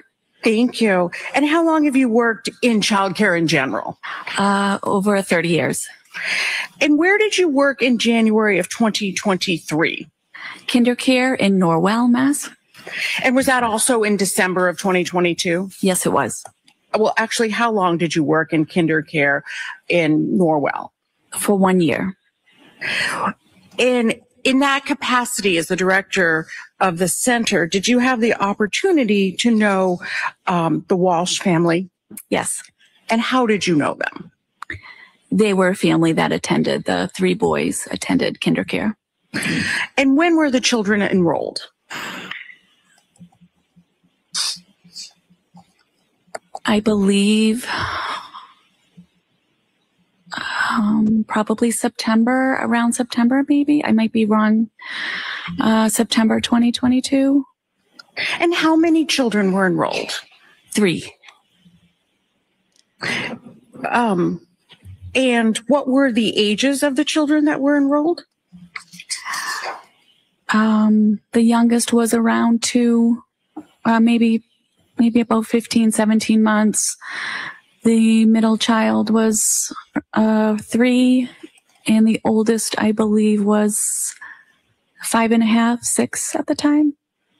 And did the oldest child stay at KinderCare, or did the oldest child move to the public schools? He went to the public schools, yes. So in December into January of 2023, how many children were in the school? 2. And how many days a week at that point, and I'm talking about December of 2022 into January of 2023, how many days a week did the 2 children attend the center? 5 days a week. And who dropped off the 2 Walsh children? Brian Walsh, and sometimes the grandmother would be with them. And by the grandmother, do you know the name of the grandmother? I unfortunately forgot. And do you know whose mother? Brian Walsh's mom. And what time was the typical drop off for those children? What time did Brian Walsh typically drop them off? I really can't remember. Maybe 8:39, maybe 9, closer to 9. And what about pickup? Who would do the pickup? Brian Walsh as well. And do you see Brian Walsh in the courtroom today? Yes. Can you please point him out? Yes. And can you say an article of clothing? A pink tie and white shirt. Your Honor, might the record reflect that the witness has identified the defendant? The record will so reflect. And how often did you see Mr. Walsh's mother at the center? Maybe once a week. And what time of day would that be? Usually in the mornings, around 9, drop-off time. And did you ever see Anna Walsh at the center? I saw her a few times. Usually I would see her at pickup. And what days would that be? Usually a Friday. And how many times do you think you saw Anna Walsh at pickup? 3 or 4. How many classrooms are at KinderCare? Maybe 9 or 10. How many students? I would say at that time around 100. Can you tell us the layout of the KinderCare in Norwell? Sure. You walk in the front door and you need the key code to enter the building. And then there is a good sized lobby, and you go through another door with another keypad code to get into the building. But the director's office and the assistant director's office is, when you walk into the lobby, there is a door that opens. And if we were in the office, that door would generally be open to, greet parents and families. And you could also go through that office to the hallway. So depending on which door you went, you would walk into a long hallway. And if you went to the left, it would be the preschool ages. And if you go to the right, it would be infant and the toddler ages. And when Mr. Walsh dropped off the children, how would he generally enter KinderCare? Usually we would say hello, and most days he would come through the office, and the boys like to go through the office. And what, if anything, did you do to help him to get into the center? Sometimes we would, we would just have them go through the office. That would be where the boys usually came through, and he usually came through the office area. And what was he like in the mornings? Very, would say hello and good morning, and, trying to get the boys to their classrooms. And did you have conversations with him? Yes, we would talk. We would say hello, and, we would ask each other how was your day? Just small talk. Like I said, part of my job was to build relationships with the families, get to know them, and, check on the boys, ask how the boys, morning was or how their night was, things like that. At any point, did you and Mr. Walsh speak about the children leaving the center to move? I think that we did once. I think we did once about possibly him taking them out. Yes. To go where? To go to Washington. And did you ask him about that? I did. Yes. And what, if anything, did he say? It just wasn't definite yet. It was in the works. Did he tell you when he expected to move? I don't remember. And why was it important for you to know? If we have space available, we would love to fill those enrollments and, let families know that we have space available in those 2 classrooms. So in January of 2023, how many days did you see Mr. Walsh drop off the children? 2 days. Which days? I want to say it was the 3rd and 4th. January 3rd, that'd be a Tuesday, and January 4th, a Wednesday? Yes. Okay. And what was his demeanor when he dropped the children off on those days? He came in with the boys and went through the other door, the other key code door, and they did not come in the office. I do remember saying hello to him. And I believe my assistant director was also in the office. We both said, "Hi, Brian, good morning." Like I said, that was part of our routine to greet the families. And what was his demeanor? It was, in a rush. It's kind of like, "Come on, boys, let's go." I remember, when they went through, and that was it. He dropped the children off at class. So it was, definitely a little different than the usual conversations we would have in the morning. Did you talk about anything those days? No. One moment.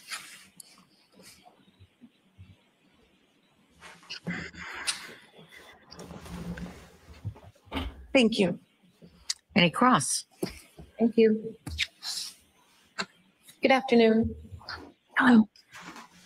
Hi. Good afternoon. Hi. I want to talk to you a little bit about kinder care. Sure. Is this one of the more high-end, fancy daycares? I think it's in the middle right now. I think it was back then as well. Okay. And when you said enrollment, is there usually a wait list? There is. There is. Yes. I think you had mentioned that the 2 boys were coming 5 days a week. Yes. And they enrolled in June of 2022? I honestly don't remember the exact date they enrolled. I apologize. No, not at all. You testified before with the prosecutors about this case? Yes. And you were asked questions about when the boys enrolled? Yes. And like I said, I don't remember right now. You don't have to remember. Okay. Looking at a copy of your transcript, refresh your memory as to when the boys enrolled? Yeah, that would be great. Okay. May I approach? You may. Page. Just what page? I don't have my glasses, so I think it's. Okay. I used to not need them. Okay. But I think it's either that page or that. Just take a look and let me know if it refreshes your memory as to when the boys enrolled.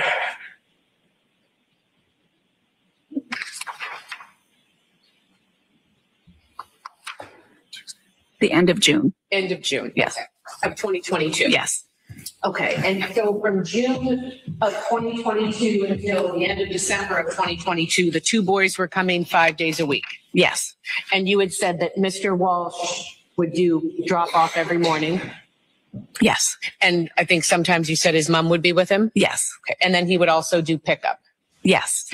And in those 6 or 7 months, you had said that you had met or seen Anna Walsh, I think 3 or 4 times.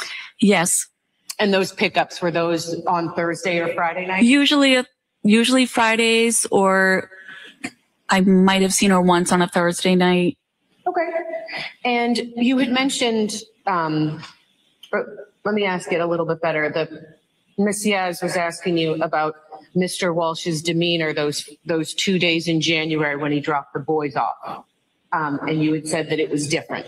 Yes. That he didn't say anything to you or have a conversation. Yes. You said it was different than the other mornings when you speak with him. Yes. So the other mornings when he would drop off his 2 boys, he was friendly. Yes. He would say good morning. Yes. He didn't seem rushed. Yes.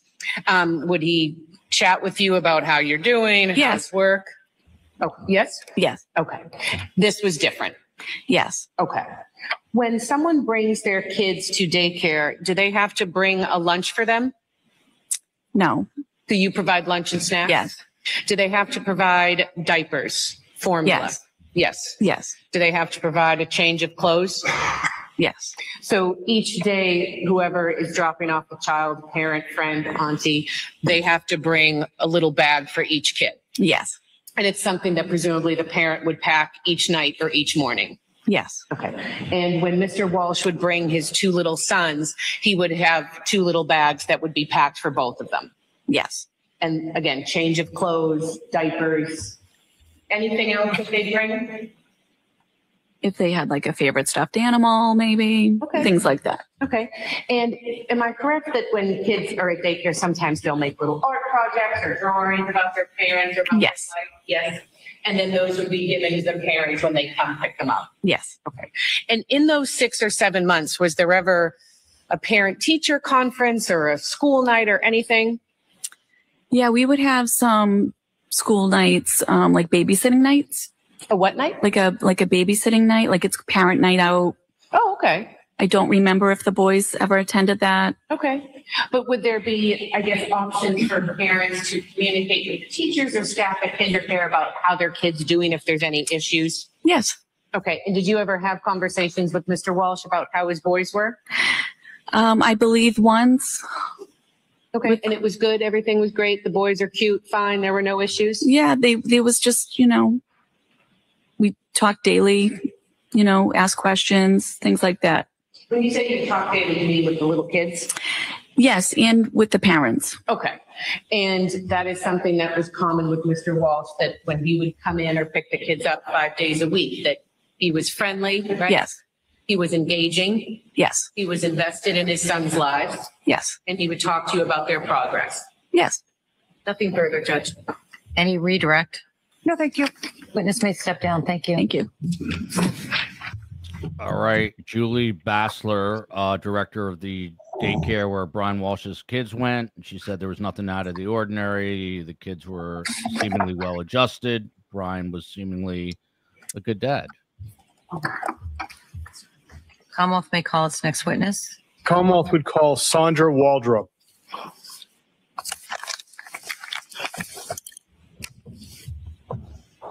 Joe, I had to run to the boys' room during Janet Welcome Back Cotter. She's in the nail salon. What did she offer? Just that she had had a conversation with Anna at the salon on the 31st, and that Anna had planned to attend a dinner party or some plan that she was looking forward to on January 1. Okay. You may proceed. Thank you, Your Honor. Not much. Good afternoon, ma'am. Good afternoon.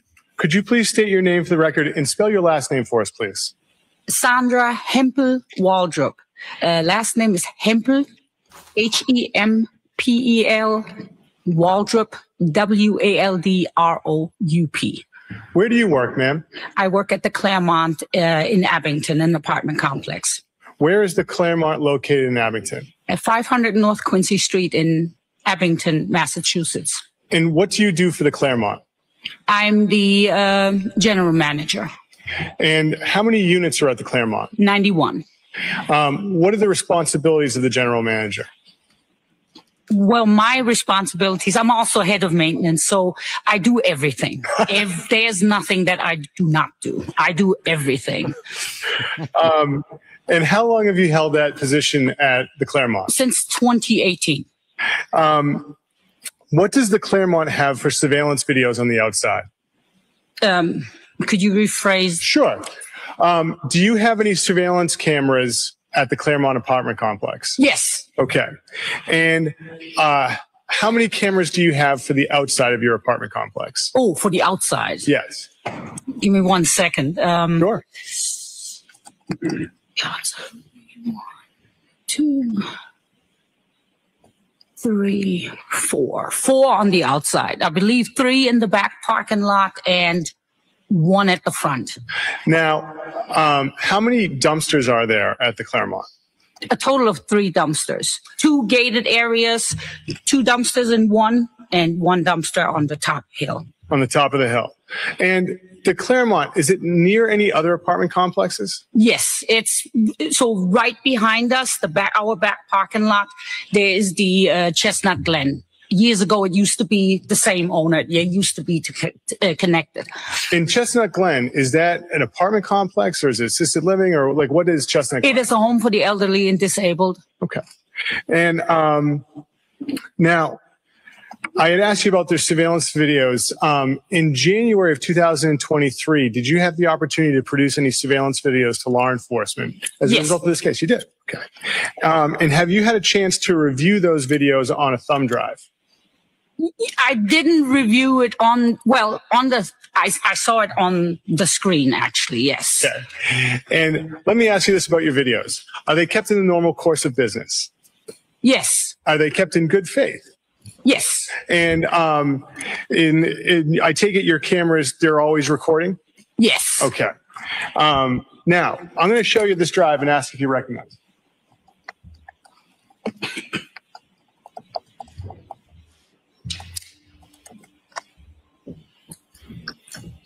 Yes.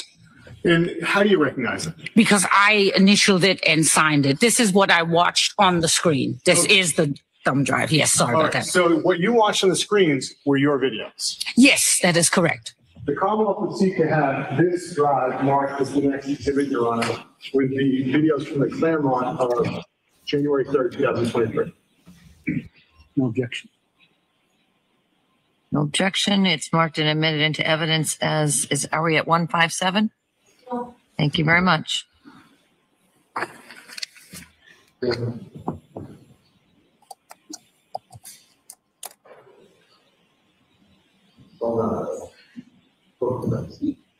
Your Honor, may I publish? You may. Thank you. Ms. Gilman, could we have what's now been marked as Exhibit 157? Could we go to the video channel 14? And if you could bring us to 3 minutes and say 15 seconds. Pause, if I may. Ms. Waldrop, what area are we looking at of the Claremont? This is the front entrance, the right when you come in. So, yeah. Okay. And how many entrances are there to the apartment complex? 6. 6. Okay. Ms. Gilman, if you could press play. Thank you.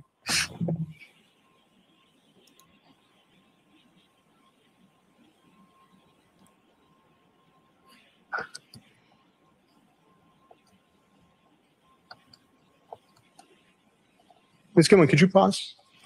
All right. Now, Ms. Waldrop, I have some questions about your videos in and of themselves. Yes. The date on the video, what is the date in the top left-hand corner? January 3rd, 2023. And the time, what does it denote the time? It's 4:33 p.m. Now, in January 2023, were there any issues as far as the time on your videos being different from the real time? Yes, I believe at the time it was, I don't know for sure, but I believe it was about 20 minutes difference. And sometimes it does that. It jumps and then I don't notice it till I actually have to pull up video for some reason. And then I'm like, okay, then I see it in real time that it's wrong. Okay. So there are times when the time on your video is not the correct time. That is correct. Okay. Now, as a result of working at the Claremont, are you familiar with the vehicles of your residents? Yes. And how many of your residents had Volvos XC90s at the time? None to my knowledge. Miss Gilman, if you could press play, please. Pause. Ms. Waldrop, did you recognize this vehicle as being one of your residents? No. And if you press play, Miss Gilman.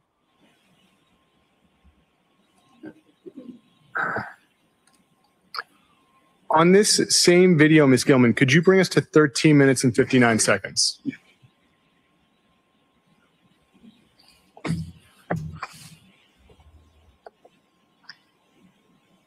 He had to get wet when he was dropping off his. Yeah.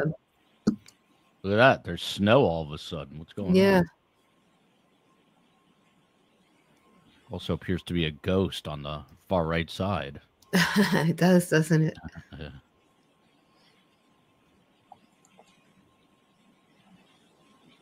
There we go.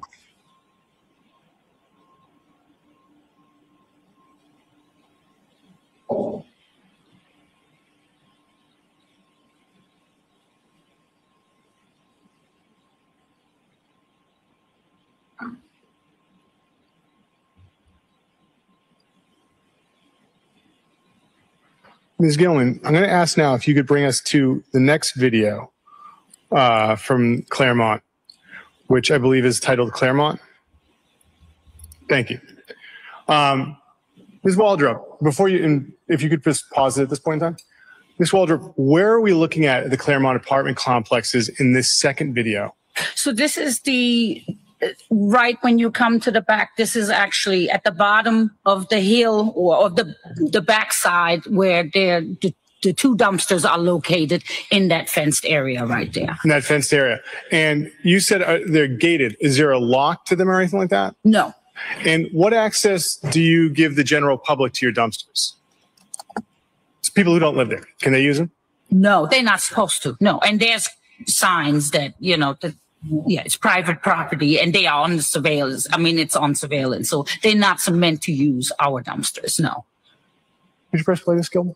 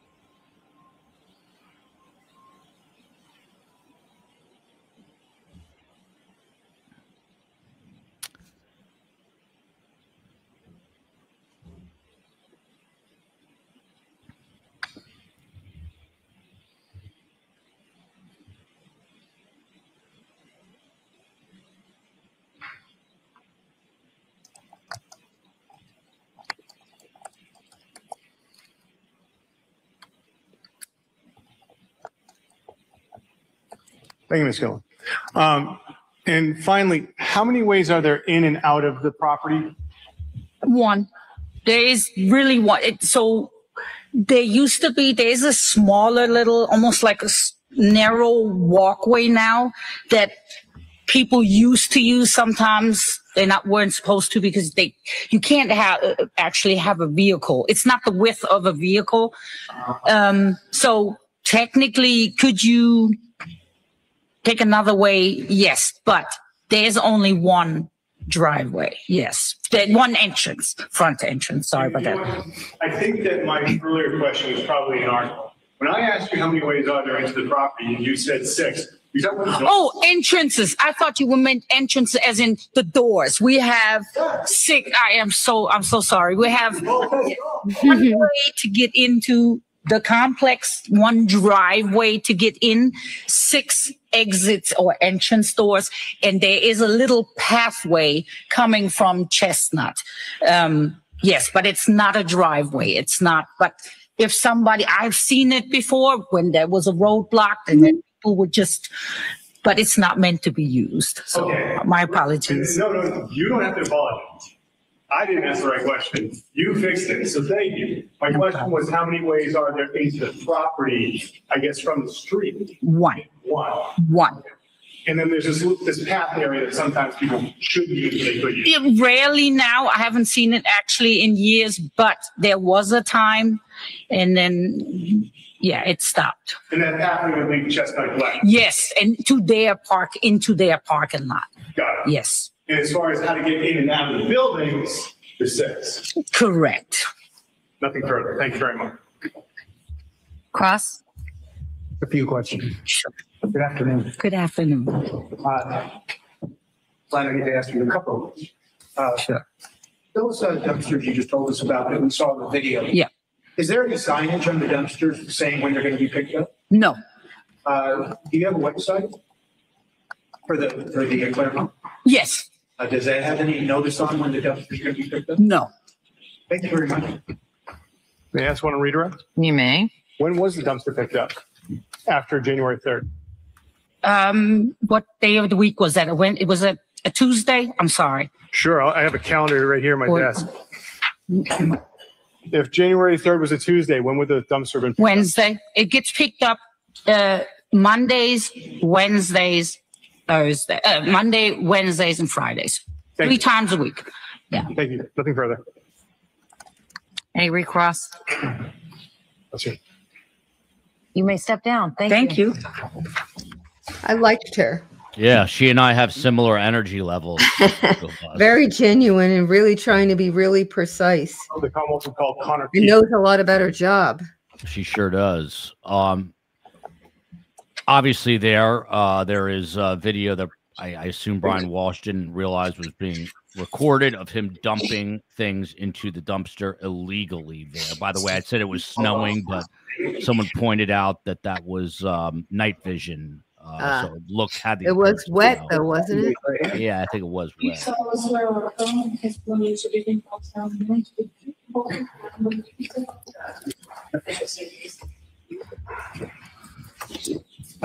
Thank you, sir. I hope they pay her enough. She really knows what she's doing. Before I'm just going to put some stuff over here on this chair because I can see where that was going. Now, sir, can I ask your name? And could you please spell your last name? Yes, it is Connor Keefe, last name Keefe. And sir, where do you work? I am a trooper for the Massachusetts State Police. How long have you been a trooper with the Massachusetts State Police? 8 years. And do you work within a certain unit of the State Police? Yes, I do. What unit do you work for? I work for the Norfolk County District Attorney's Office. And what do you do there, sir? I am a homicide investigator, digital forensic examiner, and a cell phone record analyst. Now, how long have you had that position working with the DA's office? 4 years, approximately 4.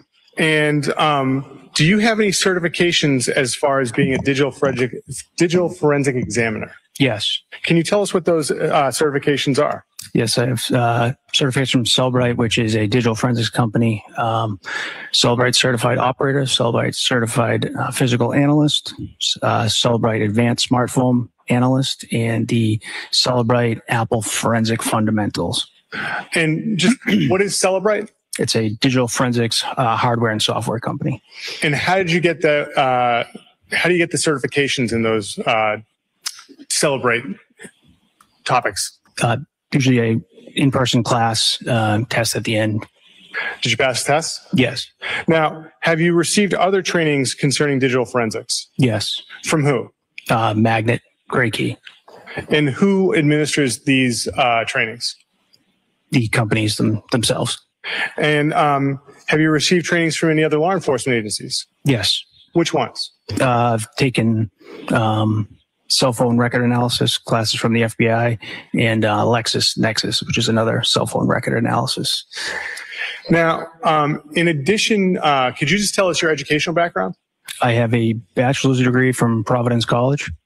And have you served in the military? Yes. Can you tell us where you served? was an officer in the Rhode Island Army National Guard for 8 years. Got out as a captain. And sir, have you ever testified before giving your opinion about digital forensics or cell phone record analysis? Yes. Now, on Thursday of January 5th, 2023, did you have the opportunity to become involved in an investigation into the disappearance of Anna Walshe? Yes, I did. Where did you go on the 5th? I went to Cohasset Police Department. And why did you go to the Cohasset Police Department? I was asked to analyze a Verizon cell phone records associated with Anna Walshe. And are you familiar with the concept of pinging a phone? Yes. Can you tell us what that is? Usually it's through an emergency ping by law enforcement, usually missing person, someone's in danger. The law enforcement has the ability to ask the provider to ping a phone, which gives an estimated location of that device in order to hopefully locate the person.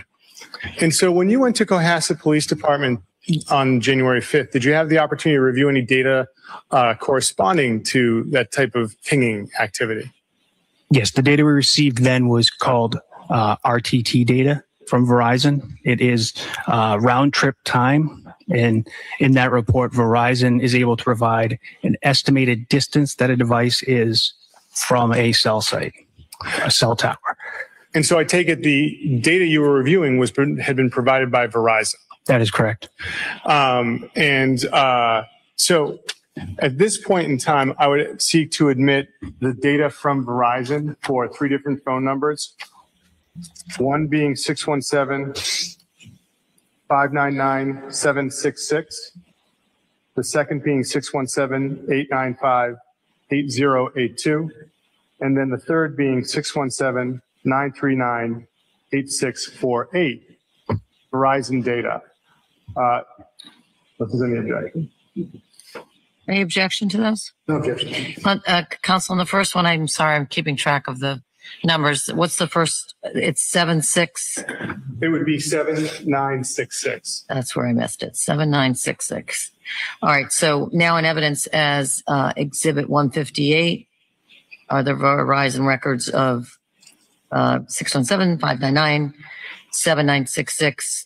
And then 159 is the phone number ending in 8082. And 160 is the phone number ending in 8648. Yes, Your Honor. They're in evidence.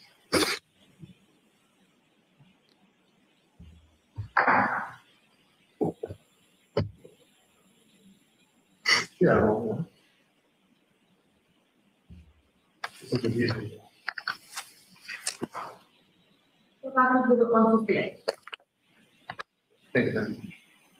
Ms. Gilman, could we have the RTT file for 617-599-7966?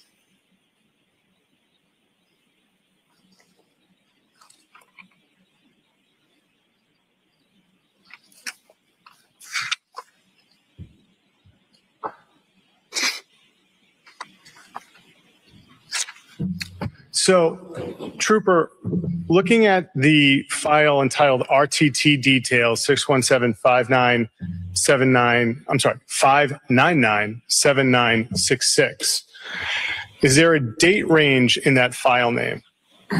Yes, there is. What is the date range? It is January 1st, 2023 to January 5th, 2023. And these are some of the records you had the opportunity to review for the ping data, is that correct?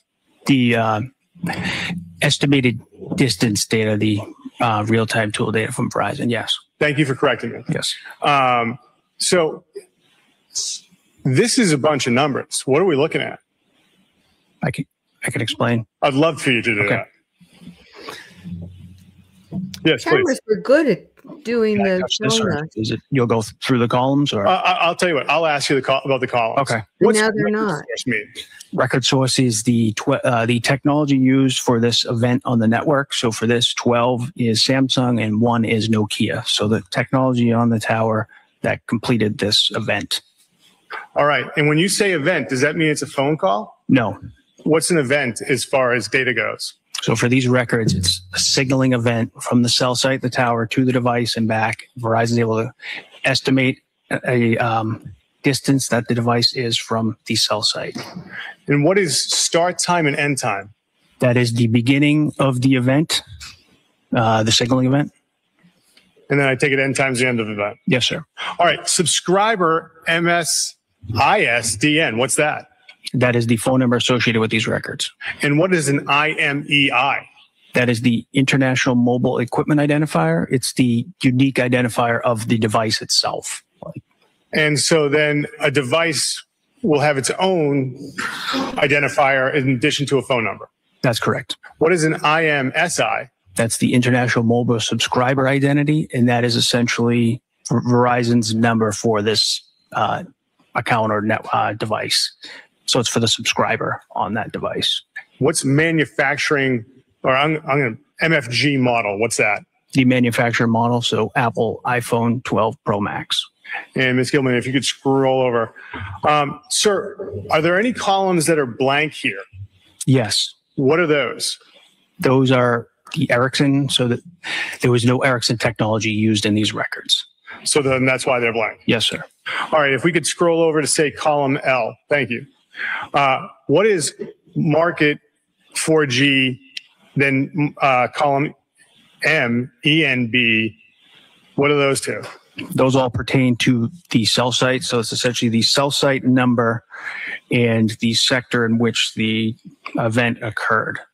And so which one's which? There's a cell site and there's a sector. So maybe I'll take it one at a time. Okay. What's market 4G? Why is there a 5.7 there? 5.7 indicates the market in which the event happened. So think of it as an area code like Boston 617. So Verizon knows to route this transaction to the right area. And then E node B, column M, is 52. That is the cell site number. So that's the cell site number in which the transaction occurred. So there's a cell site, like a tower, within a sector or within a market. That's correct. Okay. And so I don't want to use the word sector because that's the next column. What's sector?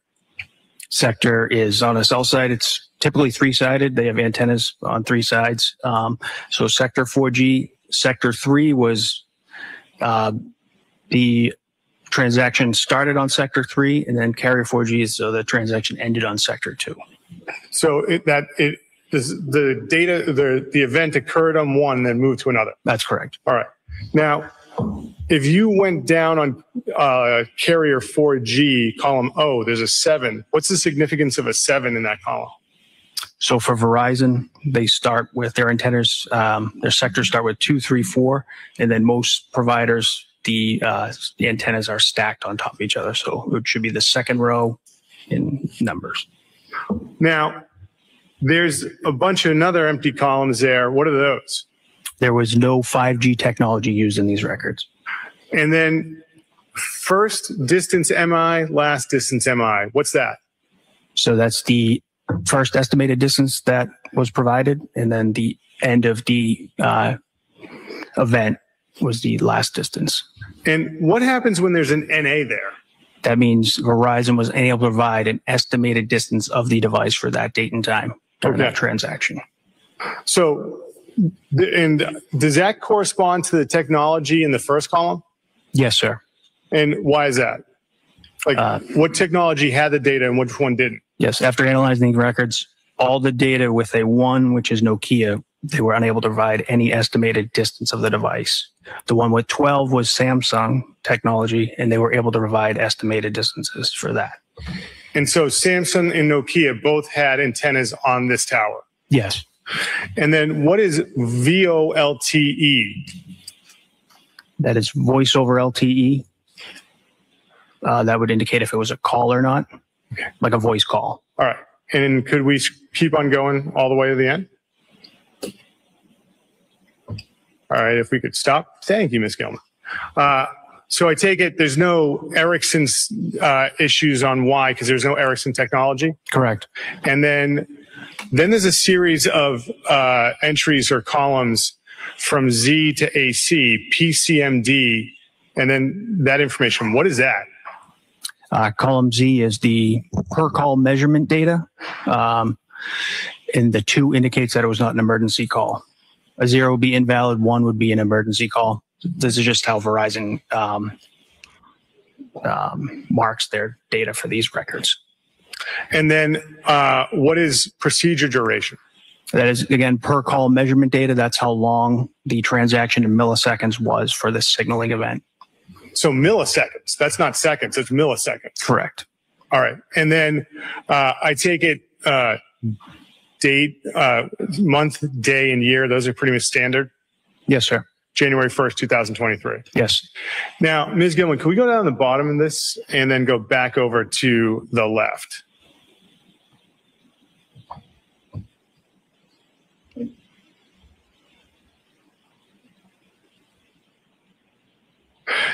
And now, sir, there's a series of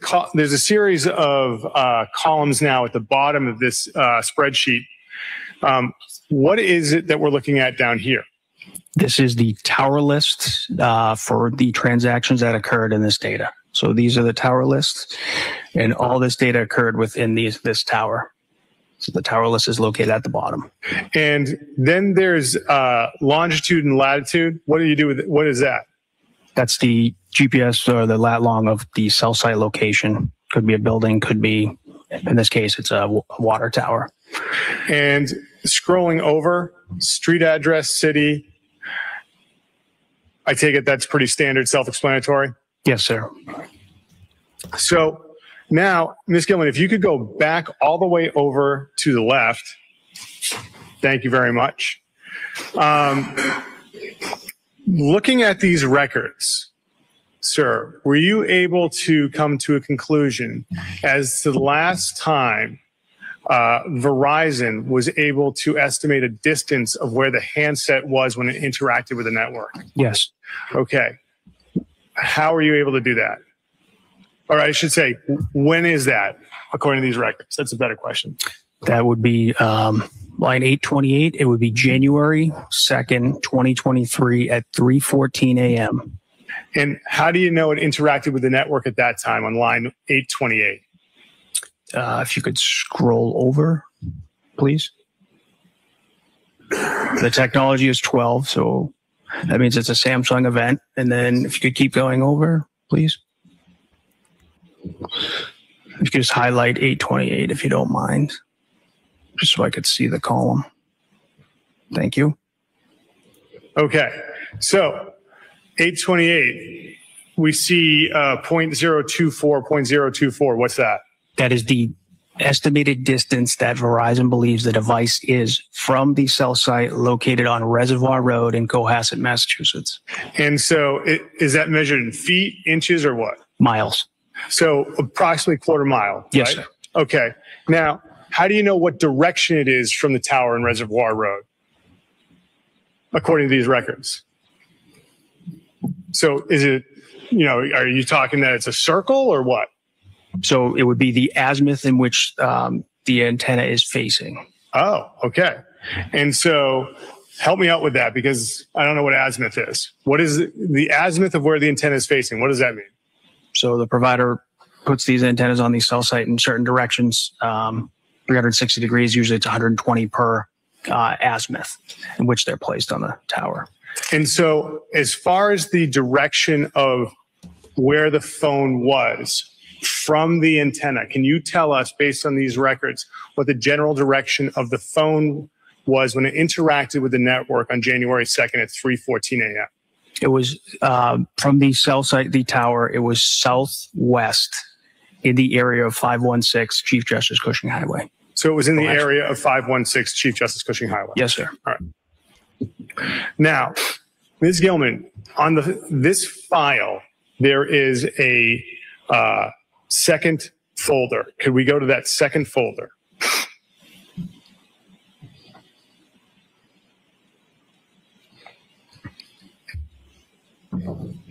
Yep. Are you familiar with subscriber data, sir? Yes, sir. Okay. What is subscriber data in relation to Verizon? This is from Verizon. These are Verizon's business records associated with an account. Looking at the spreadsheet that is on the screen, subscriber MTN 617-599-7966. Is this the subscriber data from Verizon? Yes, sir. All right. What is the first column search value? That is the phone number of these records associated with these records. Okay. And what is the search start date and end date? That is the report date that these were run. Okay. So January 7, 2023. And then column D has MTN. What is MTN? That is mobile terminating number. That's the same as the search value. That's Verizon's, the number associated with these records. And Ms. Gilman, could you just expand column D for us? Thank you. All right. And then account number, what's that? That is Verizon's internal account number for this, this line. Now we get to last name, first name, business, address. What's that? That is the account holder of this number. Okay. And Ms. Gilman, could you scroll across to the right? All righty. Now we have a column P and Q. What are we looking at here, sir? Just waiting. That is the subscriber under this account for this phone number. Okay. So there's an account holder and then there's a subscriber. Yes, sir. And so the account holder, I take it they pay it? Yes. Okay. They're responsible for it. Yes. Okay. And what is the name for columns P and Q? Walshe Anna. Council, is that a good place to stop for lunch? It's always a good place to stop for lunch, Your Honor. Let's do that now. All rise, please. Students, close your notebooks. Follow me. That was Connor Keefe, Massachusetts State Trooper, a homicide investigator for the Norfolk County DA office who specializes in digital forensics, talking about cell phones and pings. They are taking a break for lunch. Typically, lunch ends at 2, and then they go for 2 more hours till 4. Joe Patuto, I'm going to come back at 2. However, my son has soccer practice, so I will be here till like 3, and then I have to go pick him up, and then I'll be back tonight for tonight's show. Anybody need anything? Have a nice lunch. Thank you, Your Honor. And on that note, I think everyone else have a nice lunch. I'm gonna go grab a bite, because I don't do bar, so I might as well go eat. Joe, as always, thank you for being here, giving us your insight. And are you gonna be back at 2? You think? Yes. Okay. Excellent. Okay, I'll take a couple of questions and then I'm going to go. I lost that question. It went too soon. Yeah. Let's see here. Why did they have to blur Anna's face in the picture? Some of the blurring, I don't know if that one is one of them, but the defense was objecting to some of the photos, saying that they had more in them that was necessary for the Commonwealth to make whatever point. I don't know if this was one of them. A couple of them related to pictures of the rug with Anna on the rug, and they're objecting to anything that makes her look like a great mother or a great person, because that's really kind of character evidence that typically doesn't get in. So I don't know if that was one of them or not, but that was one reason why they were doing it. They always blur children's pictures, as you all know. And they may blur pictures of people who have nothing to do with the case, except they happen to be in the wrong place at the wrong time when a picture is taken. But why they blurred her face, unless they think it, humanized her in a way that the prosecutor is not entitled to do, I don't know. One of the other questions that kept coming up was with the star witness of the day so far, Sandra Hempel Waldrop, who's the Claremont building manager. I believe it was a Jamaican accent, or she reminded me of Tara Kawas a bit. She manages a 91 unit, not her, but the accent reminded me of Tara Kawas from Katie McBanowa fame, but 91 units of a building in Abington, Massachusetts. And there we see who we believe to be Brian Walshe dumping bags into their dumpster of this private building complex, and that is not supposed to be happening. But the question, Joe, which has come up again, is why is the Commonwealth, I guess, doggedly and detailed wise pursuing this if there was a plea deal to dismembering and basically concealment of the body? Why do they have to show this? Oh, I think you got muted, Joe. I don't know if you did that or I accidentally did that. Hang on a sec. Let me see here. What happened there? Yeah, I can't. Can you unmute yourself, Joe?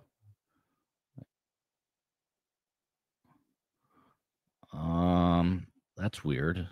It's not unmuting. I don't know why. See if the microphone, there should be a little, oh, there we go. Okay. Yeah, I had this mic problem that I have 98% solved, but it just did it just now.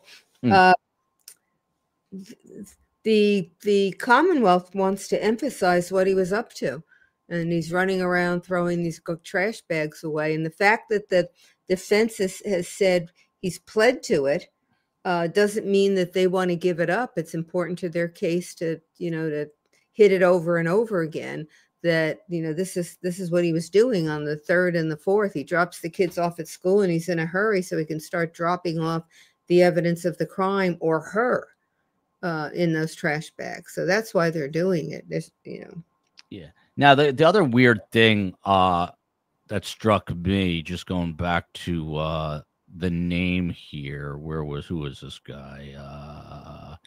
Christopher Murphy, the cold calling painter guy. Yeah. So this guy was cold calling for a painting company to see if he needed work done.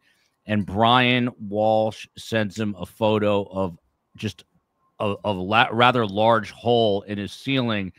Joe, there's really no context, not only in the picture, but there's no context from either the Commonwealth or the defense. We don't really know what that hole is or what's it about, other than Brian reached out to this guy a couple of days after New Year's when presumably he murdered Anna Walshe, and there's this hole there, but they didn't address the hole, so it remains a gaping hole of misunderstanding, at least on my end. What is that all about? Well, they haven't done it yet. Actually, this is a good example of something that I talk about once in a while. That's why the opening statement is so important, because the evidence doesn't come in necessarily in a coherent fashion. The identification of the photo of the hole is made by someone who cannot testify to how that hole happened. So you've got witnesses that can identify the photo. So you might have a witness that can tell you part of the story, but one witness is not going to be able to testify to everything in a lot of cases. So we don't know yet the significance of the hole, but we just have to wait until the right witness gets on the stand to sort of, to connect the dots here. And then, yeah, I mean, coupled with that, we had all the investigators the first couple of days, and then suddenly we get this guy Connor Keefe talking about, again, back to digital forensics. I mean, this is more cell phone, I believe, but why wouldn't they couple him in with the other investigators early on? He just seems to come out of sort of, left field.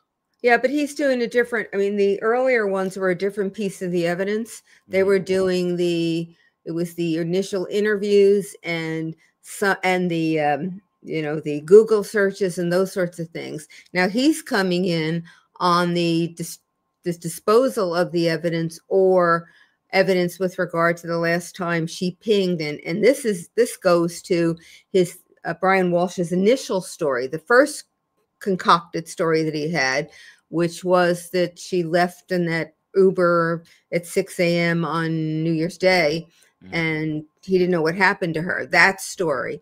So I think they're trying to break it up so that so you're not hearing all that digital evidence, over and over and over again, that they're breaking it up with other witnesses, and also to break it up in terms of what part of the story the digital evidence relates to.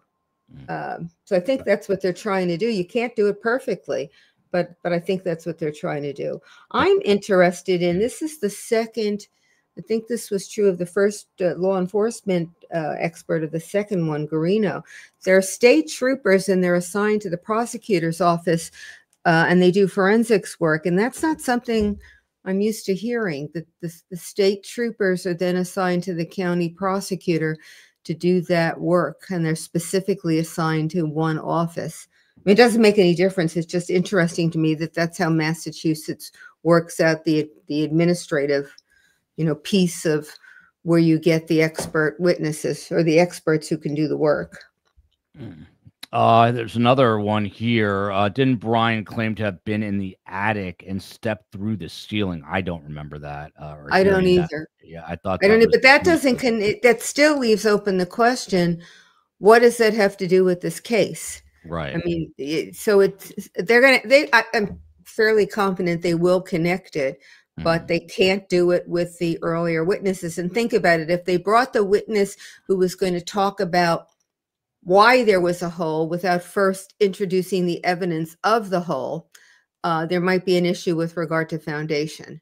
And you'll hear at some trials where the judge will say, I'll let it in subject to you're connecting it to show that there was foundation for it. Here, what they're doing is they're doing the foundation first, and then presumably we're going to know why that hole is significant. And I never even thought about water damage. I was imagining throwing something at a ceiling and creating that hole. And I couldn't imagine that happening, or taking something and banging a hole, which seemed to me to be ridiculous also.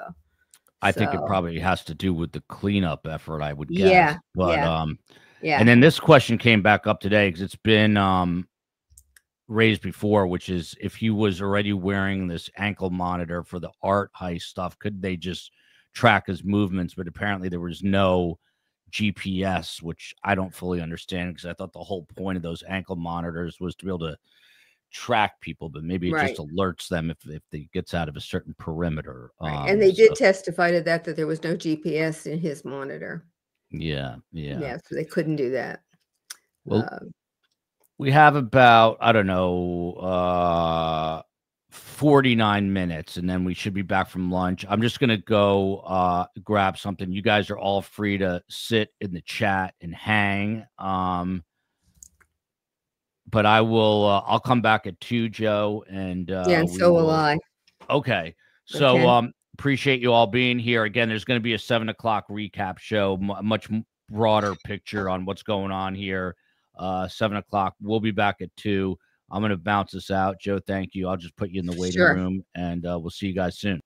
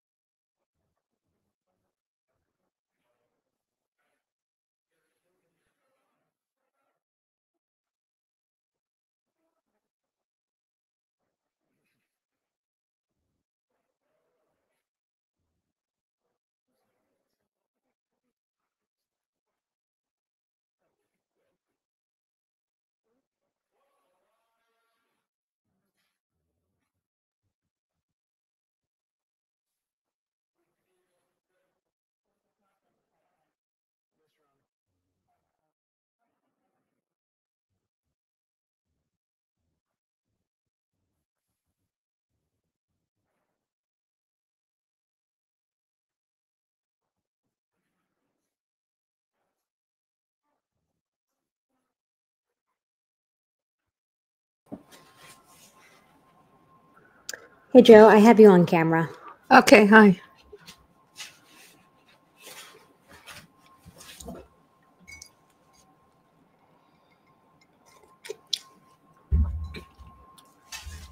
Well, it looks like we're about ready to start.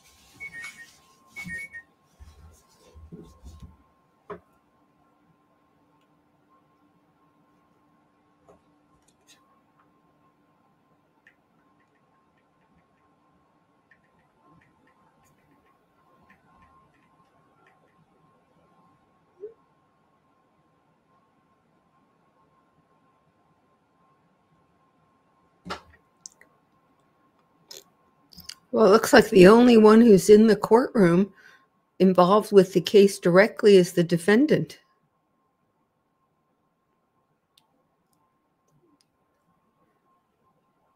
I wonder whether they're having another sidebar or whether they're still out to lunch and he's back already.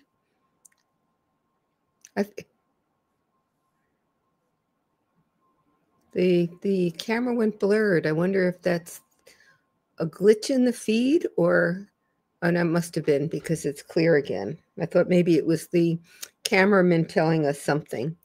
You know, I will comment the feed camera was doing so well. Every time there was a document that was up on the video in the courtroom, the camera person scrolled over, moved over to it, and left it up there so we could see. And then at the end of the day, he slowed down, or she slowed down. I guess when it's time for lunch, you sort of lose track of your job responsibilities a little. But I think that camera person is really doing a wonderful job, at least compared to the other trials that we've watched where they're having a long discussion of a document and we're looking at the witness rather than the document, which was driving me crazy. But with this trial, I haven't had that feeling at all, except for that little time before lunch when maybe, as I say, the camera person was just losing track because he or she wanted to get out and get something to eat. So if there are any questions, I'm gonna look a little and see, since, well, maybe we're starting now. When they focus on that view, it's often the judge ready to come in, but Not so, not yet.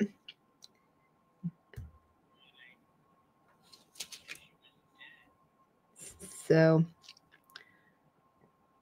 well, we're waiting. We're ready. Where's everybody else?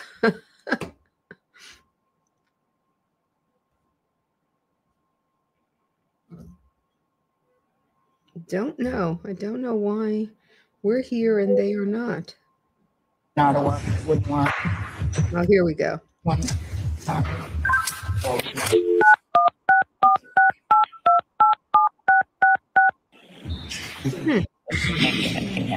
Welcome to Zoom for Government. Enter your meeting ID followed by pound. Yes, please. Come on. You entered 7678990. This meeting ID does not exist. Please re-enter your meeting ID.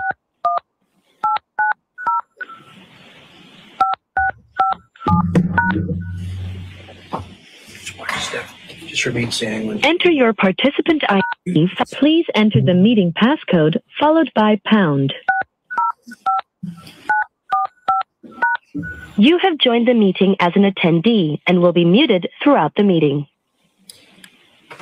All right, jurors. The host would like you to unmute your microphone. You are unmuted.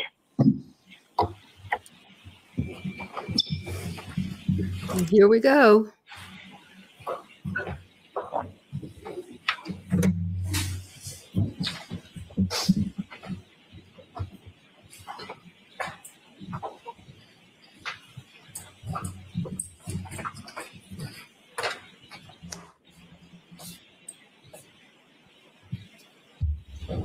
Court is back in session and may be seated.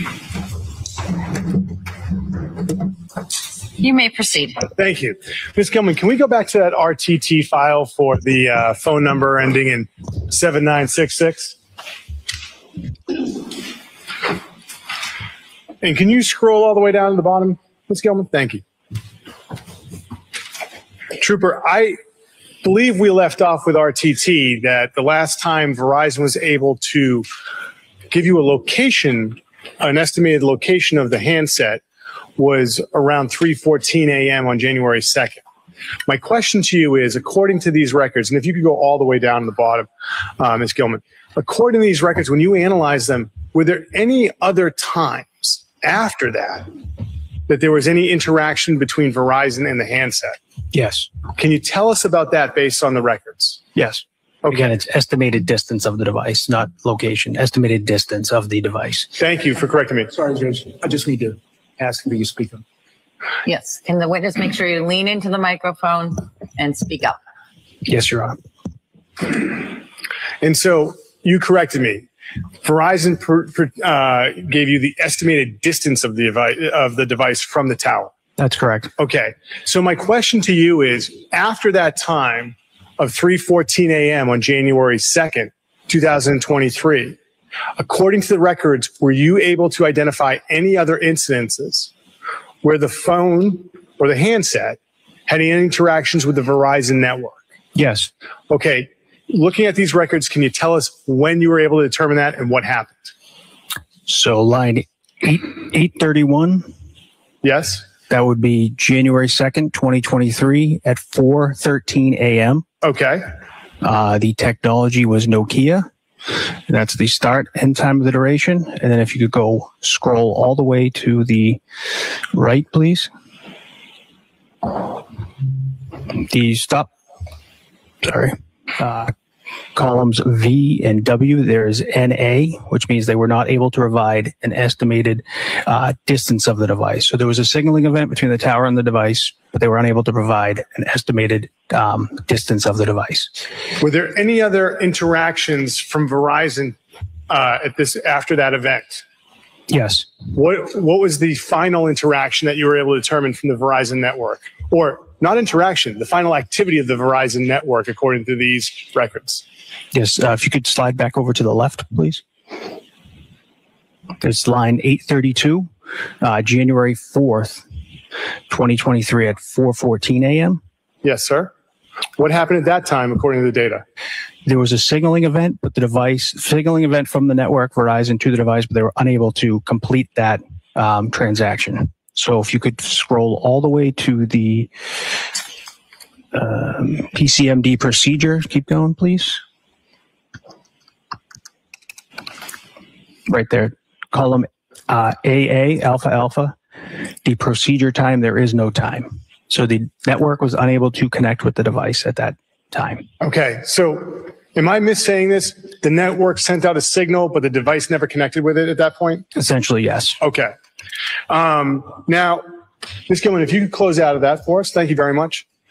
So that's January 5th. But what time were you working on this at Cohasset PD? It was later at night. All right. So what do you do on the 6th on this case?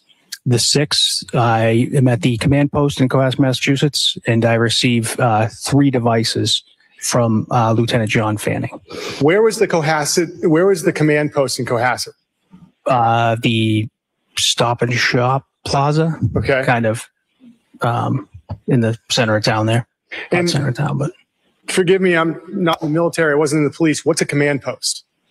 Usually like a uniform command where agencies collaborate, locate, there's communications, establish different units to collaborate and come up with a plan and action. Were there any vehicles or anything like that brought in? Yes. What? There was different police vehicles, I believe, maybe some four-wheelers, stuff like that, from what I recall. Okay. So it's January 6th. You're at the command post and you received what for devices? 3 electronic devices. And who gave them to you? Lieutenant John Fanning. And what devices did you receive? I received an iPhone 13 mini, an iPad 6, and an iPad 6 mini. And what did you do with these devices? I transported them back to the Digital Forensics Lab at the Norfolk District Attorney's Office in Canton, Massachusetts. And so about what time did you get back to the lab? Around 9:30 p.m. And so what did you do with these devices around 9:30 p.m.? I began the extraction process on the iPhone 13 mini. Walk us through, what's the extraction process consist of? So in this case, I used Gray Key, which is a forensic hardware and software company. You will take the device, you plug it into the hardware on a forensic computer running forensic software, and then the data will be extracted from the device. How long does this take? It can take hours, up to hours. And so did you do all 3 devices at once? I did not. Why not? It got towards later in the evening, and I finished the devices the next day. And so do you have 3 Gray Key machines, or can you put all one onto one machine? No, it's one at a time. Okay, so one's going to download, then you can get to the next one. Yes, sir. And this information, once you download it, where does it go? It goes to the forensic server at the office. Okay, and does anyone have access to the server? Just the people assigned to the forensic lab. How many people are assigned to the forensic lab in January 2023? At that time, I believe it was 3. And so you said that you came back on the 7th to work on this? Yes. About what time did you finish downloading the devices? Before lunchtime on the 7th. And what was done with the devices? They were returned back to the owner. And who was your understanding the owner was? Brian Walshe. Now, once you've downloaded this information, can you just read it and go to town, do what you need to do? No, sir. What do you do? The data is in a raw form, and then we use a program, Celebrite, which is another forensic software that we take the raw data, it is ingested into Celebrite. Celebrite creates a readable, interactive image of the data. It breaks it down to calls, contacts, pictures, videos, text messages, web history, stuff like that. And so when did you finish getting the data into a readable format? The late afternoon on the 7th. And so on the 7th, what did you do as far as analyzing data from the iPhone 13 mini? I began analyzing data from December 25th, 2022 through the date of, I received them January 6th. And was that now, did you ever have a second opportunity to download this data from the iPhone 13 mini? Yes. When did you do that? Trooper Nicarino did that, I believe in the January 9th. Okay. And so on January 9th, in addition to the iPhone 13 mini, did you have the opportunity to analyze data from any other iPhones? Yes, I did. What was the second iPhone you had the opportunity to analyze data from? That was an iPhone SE. And now, as far as looking at this data on January 9th, did anyone help you look at this data? Trooper Nicarino was there. Now, are you familiar with the term native location data as it applies to iPhones? Yes, sir. Can you tell us what it is? Yes, so native location in iOS, Apple iOS operating systems. Native location is made up of location services on the Apple device, and location services are made up of GPS satellite, Bluetooth beacons, wireless connections, and cell tower information. And so native location data, how is that different than the Verizon data you just talked about? So this is data taken directly from the device, and the other data is from a cell phone provider. Okay. And so which one is more specific as far as a location then? The native location data. And so when you were talking about the handset being in the area of 516 Chief Justice Cushing Highway, based on the Verizon records, what are you able to determine based on the native location data of the location of a handset? It is more accurate to a specific location. And at this point in time, Your Honor, I would seek to enter in the electronic files of the location data of the iPhone 13 mini and the iPhone SE.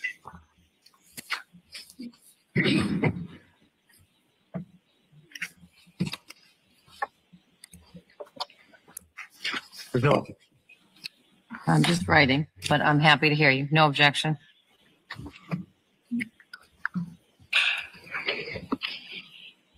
So the native location date or the location data for those two devices, the iPhone 13 mini and the iPhone SE, yes, Your Honor, is now in evidence as 161. Thank you.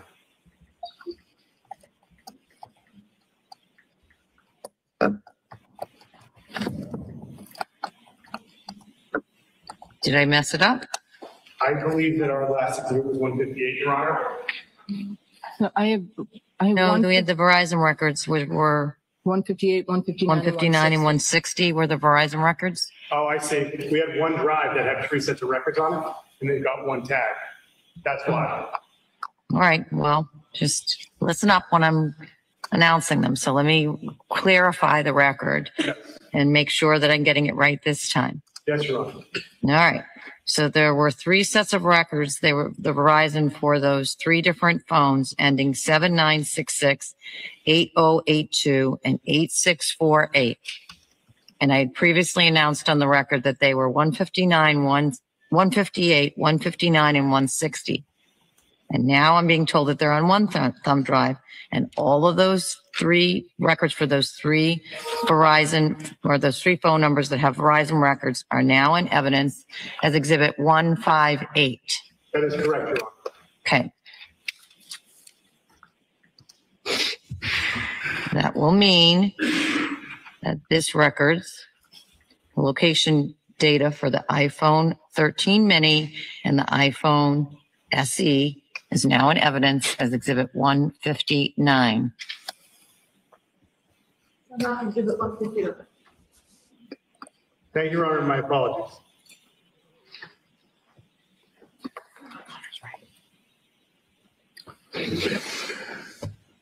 So, Ms. Gilman, could we have what's now been marked as Exhibit 159, and could you go to the file for the location data for the 13 mini?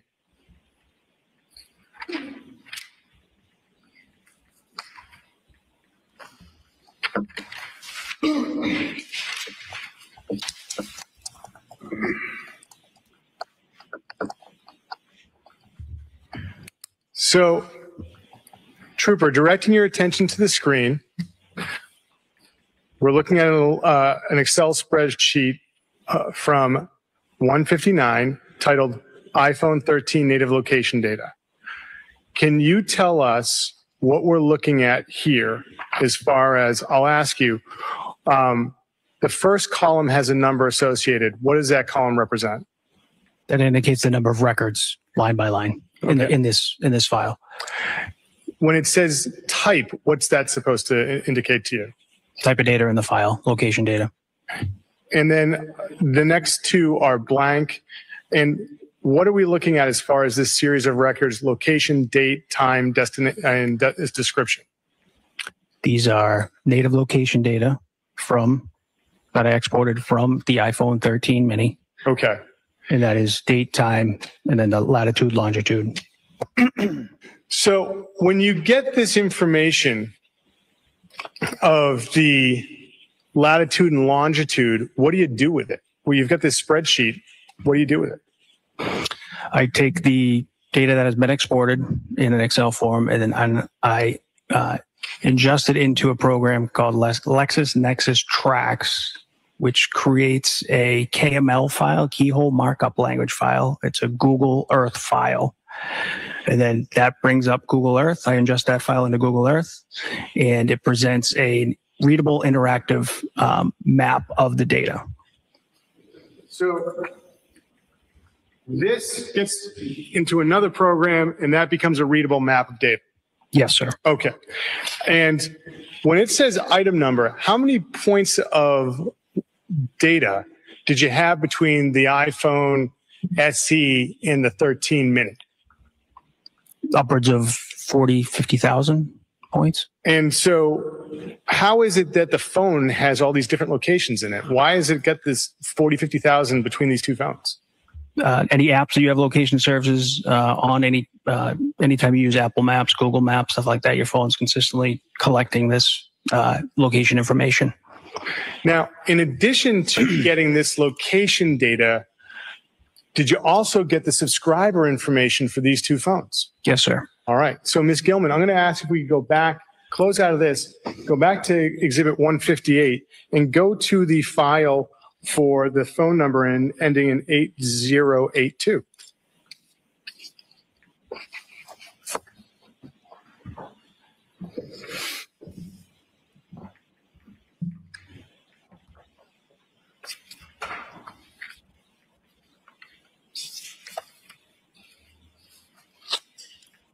Thank you, Ms. Gilman.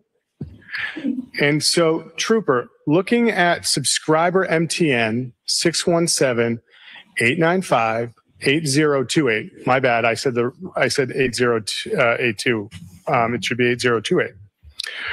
Looking at this, what is the name of the account holder?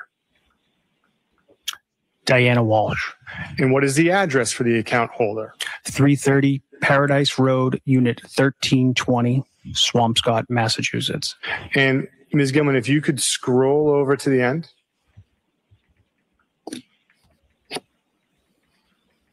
If you could stop right there.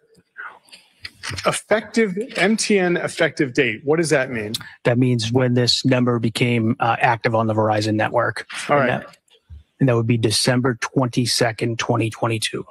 And so is this number 8028 the iPhone 13 mini, or is it the SE? The iPhone SE. Okay. 8028 is the SE. Now, Ms. Gilman, could we have the file for 8648? Subscriber information from Exhibit 158.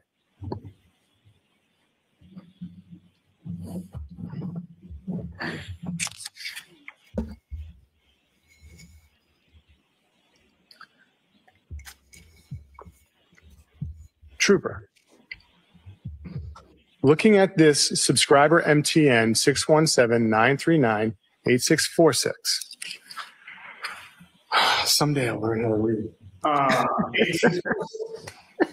see counsel at the side of the bench. Yep. I wonder what that was about. Surely she's not unhappy because he made that one little humanizing comment about reading.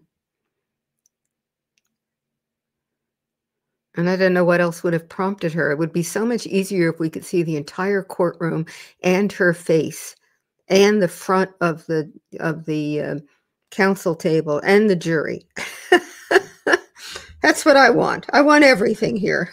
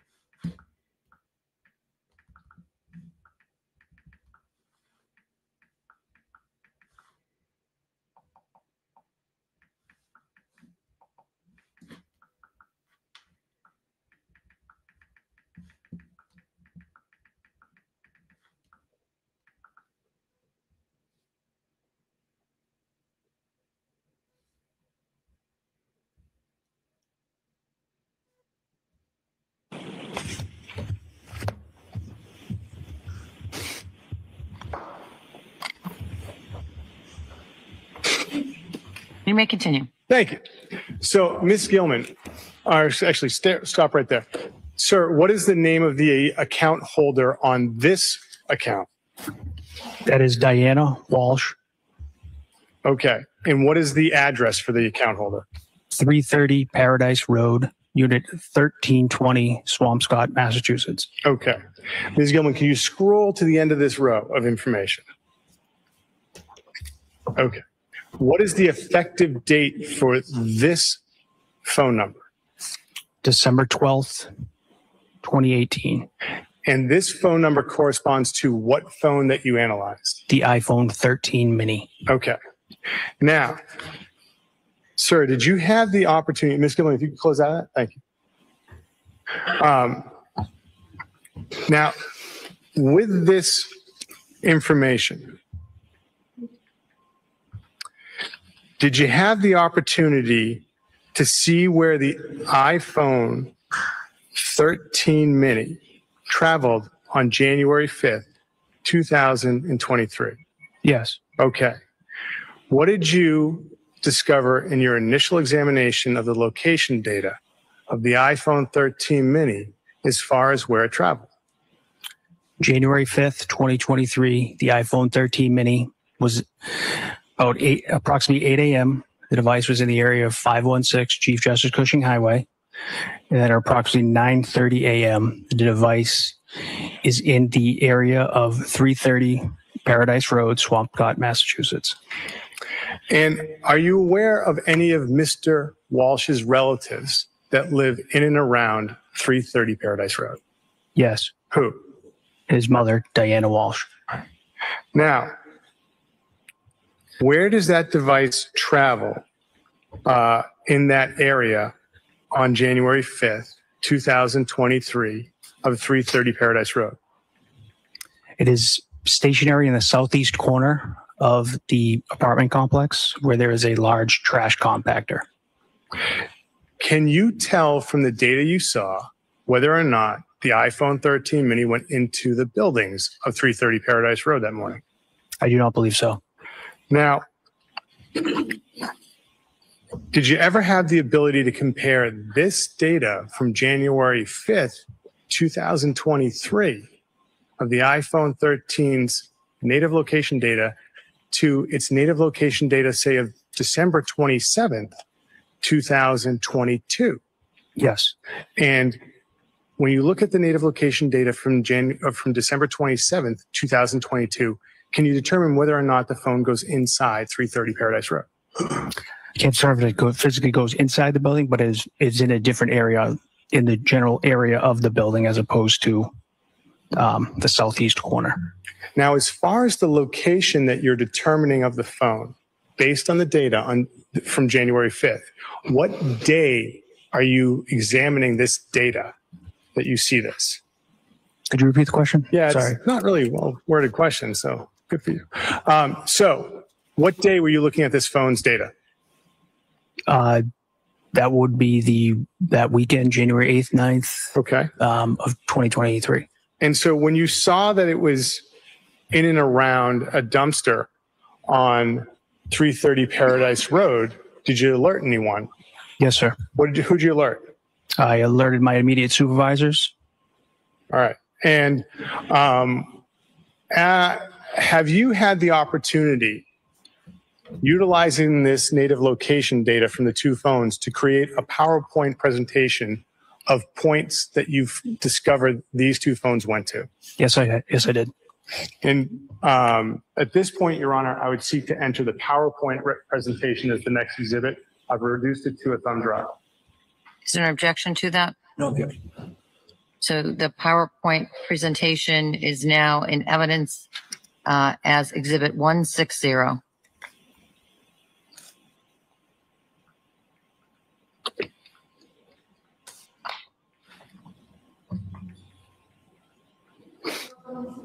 Thank you.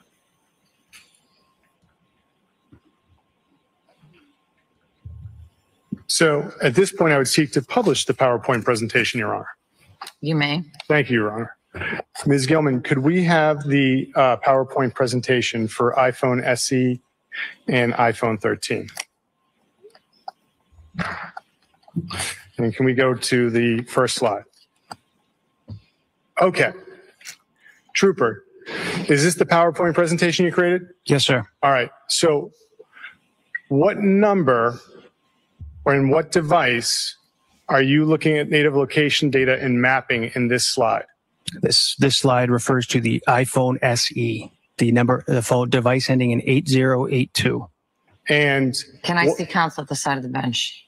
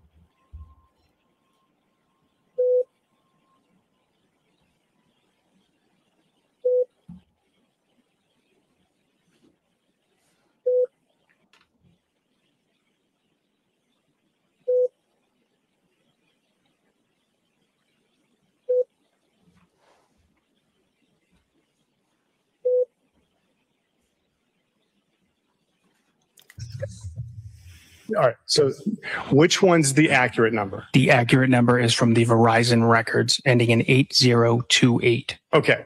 And so in the PowerPoint presentation, you made an error as far as transcribing those two numbers. Yes. Okay.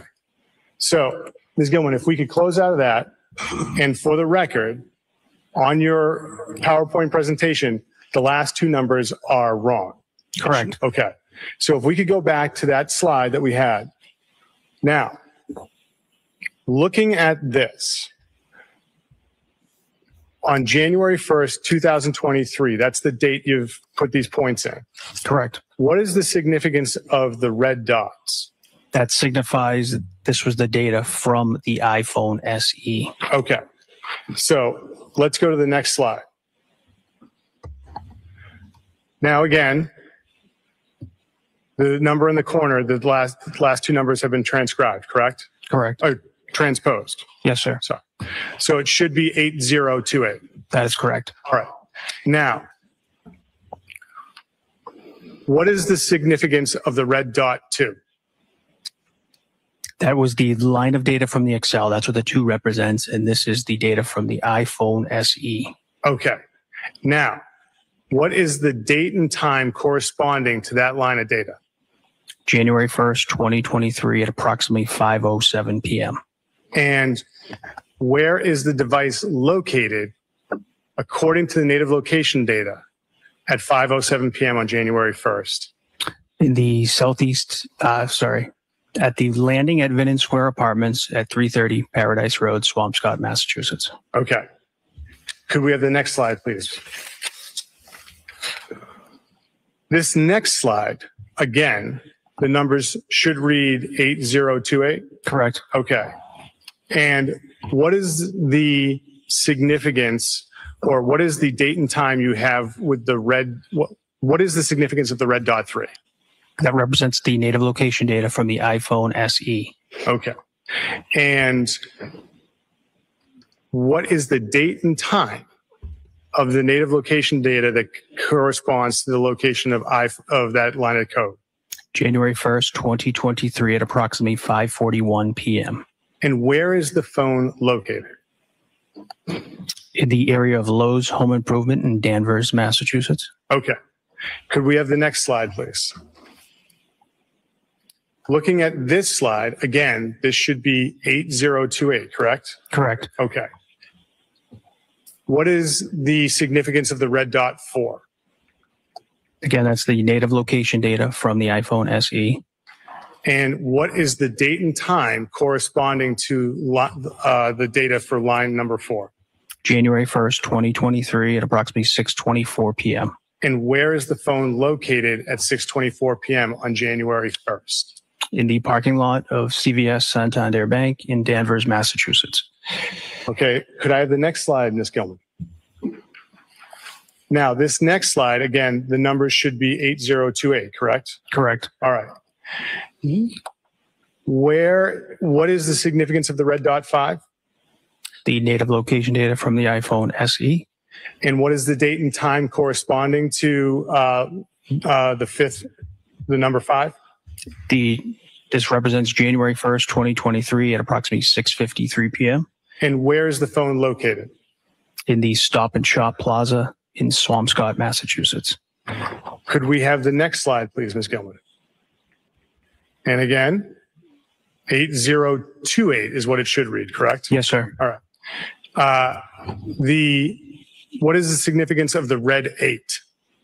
The native location data from the iPhone SE. And is that dot's telling you where the phone would be, right? Yes. Okay. What is the date and time of the where that phone is at 0.8? January 1st, 2023 at 8:08 p.m. And where is it located? In the Stop and Shop Plaza in Cohasset, Massachusetts. Can we have the next slide, please? Now, same question. This should be 8028? Yes, sir. All right. And what is the significance of red dot 10? Represents the location of the native location of the iPhone SE. And so that's where the phone would be located. Yes. And what is the date and time of where the iPhone SE is according to point 10? On January 1st, 2023 at 8:31 p.m. Okay. It is located in the area of 516 Chief Justice Cushing Highway, Cohasset, Massachusetts. Going to the next slide. And again, same question, 8028 is what it should read in the corner? Yes, sir. All right. And what is the significance of the number 12 with a red dot underneath it? It represents the native location of the iPhone SE. And what is the date and time corresponding to point 12? January 2nd, 2023 at 9:30 a.m., approximately 9:30 a.m. And where is the phone located according to point 12? In the Home Goods TJ Maxx parking lot in Norwell, Massachusetts. And then going to the next slide. And so now, what is the phone number here? Now the phone number, this is the native location data for the iPhone 13 mini. Phone number 617-939-8646. Is that the same number that corresponds to the Verizon records? Yes, sir. Okay. Now, what is the significance of the blue dot with the 1716? To distinguish between the iPhone SE and the iPhone 13, this data from the iPhone 13 mini is blue, highlighted in blue, and 1716 is the line of data from the thousands of data points from the Excel sheet. So before this point, there would be 1,715 points of data before this. Yes, I would. Yes. Okay. And so what is the date and time that corresponds to the 1716? That is January 2nd, 2023 at approximately 4:15 p.m. And where is the phone located according to this line of data, 1716? In the entrance parking lot of Home Depot, located in Rockland, Massachusetts. Going to the next slide. What is the significance of the blue dot with the 1801? It is the native location of the iPhone 13 mini. And what was the date and time that corresponds to the native location 1801? January 2nd, 2023 at approximately 5:14 p.m. And what phone number is this for? The number ending in 8646. And where is it located? The Derby Street shops by the Shake Shack in Hingham, Massachusetts. If we go to the next slide. What phone number corresponds to this slide? The phone number ending in 8646. And this corresponds to which phone? The iPhone 13 mini. And what is the significance of 1872? That represents the native location data for this point. And what is the date and time that corresponds to 1872? January 2nd, 2023 at approximately 6 p.m. And where is it located? The Stop and Shop Plaza in Cohasset, Massachusetts. Could we have the next slide, please? Looking at this slide, what phone number is this for? The phone number ending in 8646. And what is the date? What is the significance of 1895 with a blue dot? It represents the native location of the iPhone 13 mini. And what is the date and time that corresponds to that data? January 2nd, 2023 at approximately 6:13 p.m. And where is it located? The Walgreens Shaw's Plaza in Cohasset, Massachusetts. Could we have the next slide, please? Now, sir, what is the significance of the blue dot 3776? This represents the native location data from the iPhone 13 mini. And you say iPhone 13 mini is the number ends in 8646? Yes, sir. And what is the date and time that corresponds to this data? January 3rd, 2023 at approximately 4:30 p.m. And where is this phone located? The device is in the area of the Claremont Apartments in Chestnut Glen in Abington, Massachusetts. Can we have the next slide, please? What phone number corresponds to this slide? The phone number ending in 8646. And that corresponds to which phone? The iPhone 13 mini. And what is the significance of the blue dot with the 3840? That is the native location data. And what is the date and time? January 3rd, 2023 at approximately 4:48 p.m. And where is the phone located? The Point Apartments in Abington, Massachusetts. Could we have the next slide, please? Thank you, Ms. Gilman. Looking at this slide, what phone number does this correspond to? The phone number ending in 8646. And what is the significance of the blue dot with the 3926? The native location for the iPhone 13 mini. And what is the date and time that corresponds to this? January 3rd, 2023 at approximately 5:14 p.m. And where is it located according to the native location data? The Chatham West Apartments in Brockton, Massachusetts. Could we have the next slide, please? Looking at the next slide, what phone number does this correspond to? The phone number ending in 8646. And what is the device that corresponds to? The iPhone 13 mini.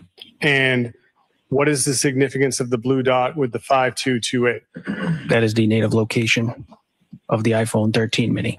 And what is the date and time that corresponds to that point of data? January 4th, 2023 at approximately 9:44 a.m. And where is the phone located? The Home Goods TJ Maxx Plaza in Norwell, Massachusetts. Okay.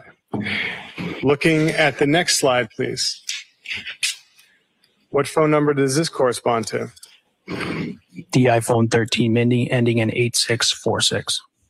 And what is the significance of the blue dot with the 6461? The native location data. And what is the date and time that corresponds to? January 4th, 2023 at approximately 12:47 p.m. And where is it located? The Shaw's Walgreens Plaza in Cohasset, Massachusetts. And could we have the next slide? Looking at this slide, which phone number does it correspond to? The iPhone 13 mini ending in 8646. And what is the significance of the blue dot with the 8194? The native location. And what is the date and time that it corresponds to? January 4th, 2023 at approximately 4:25 p.m. And where is it located, sir? The Lowe's Home Improvement in Weymouth, Massachusetts. And could we have the next slide?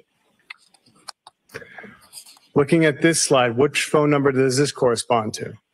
The iPhone 13 mini ending in 8646. And what is the significance of the blue dot with the 15333? That is the native location data. And what is the date and time that corresponds to? January 5th, 2023 at approximately 9:30 a.m. And where is the phone located? The southeast corner next to a large trash compactor. Of what area? The Vinnon Square Apartments. The landing at Vinnon Square Apartments at 330 Paradise Road, Swampscott, Massachusetts. Now, if we could close out of that. Sir, what do you do to corroborate native location data? We use cell site location information. So from the provider, again, we use LPRs and surveillance video. Okay. LPRs? What are those? License plate readers. Okay.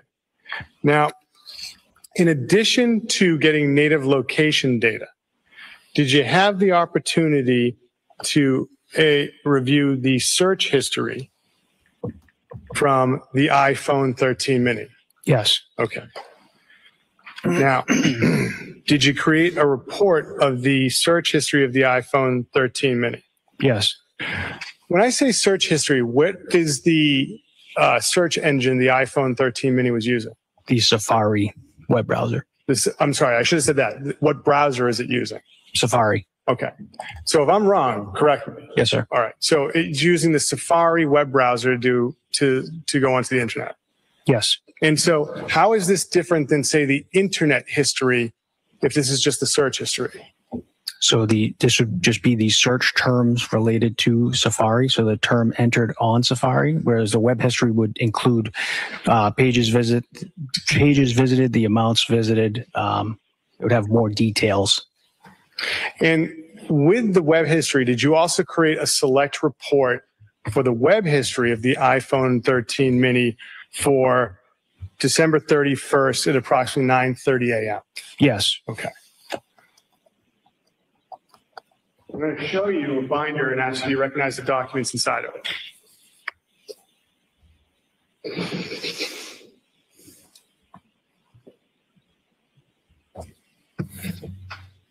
Take a look inside. Yes, sir.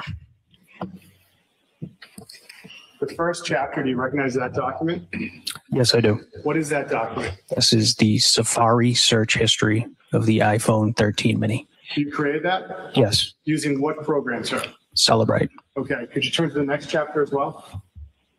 It's all the way to the end.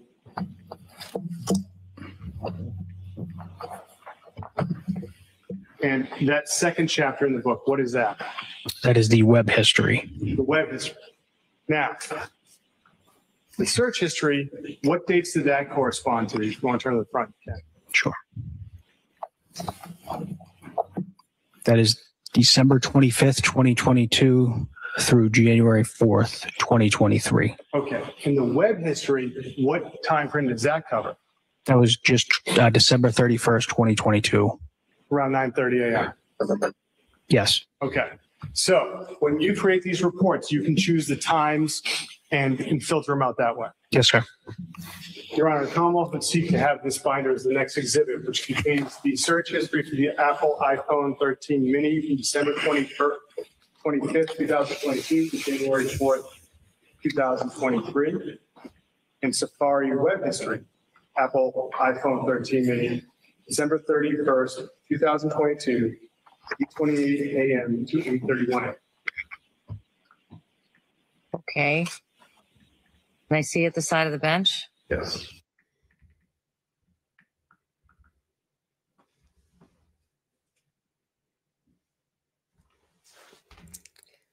So there's been a little discussion on the chat, at least on Prof. Joe Explains, about this, but this is certainly a demonstration that, with modern technology, you've got a cell phone, they're either going to catch you showing you where you are, or they're going to be able to get you because you have a suspicious pattern of turning the cell phone off.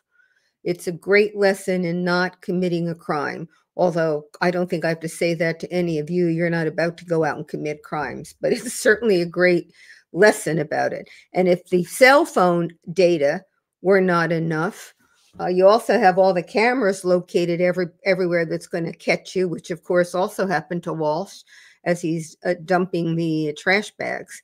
So this technology stuff, if you were writing a mystery story, and I've been toying with it, makes it pretty difficult to figure out how you can have a crime be even possibly successful.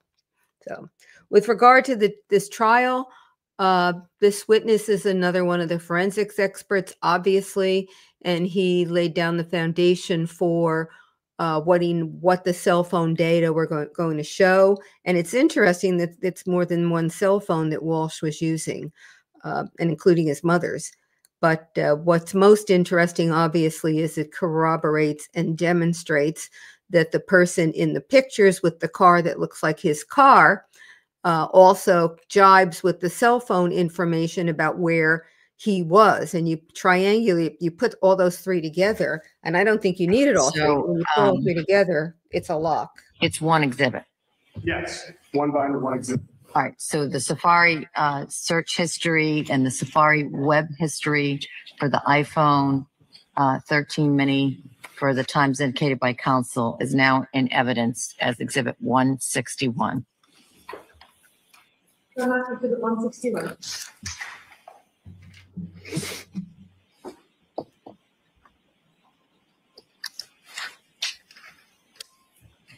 Your Honor, may I publish the Safari search history? Yes, you may. Thank you, Your Honor. Ms. Gilman, could we have the Safari search history for the iPhone 13 mini?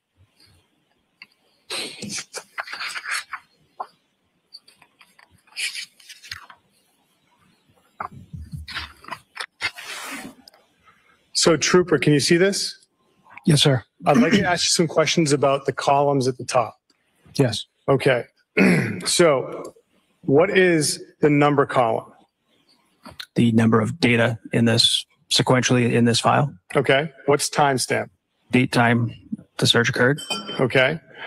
What is source? Source is the database in which the data was extracted from. So on this first line of code where it says Safari, are there other databases that this draws from? Yes. What is the other database that this draws from? The Knowledge C database. And so what is the difference between the two databases? Knowledge C is a larger database within the iOS operating system. Takes app data, app usage, phone information, internet history. So it's a larger database. Safari is just the Safari database.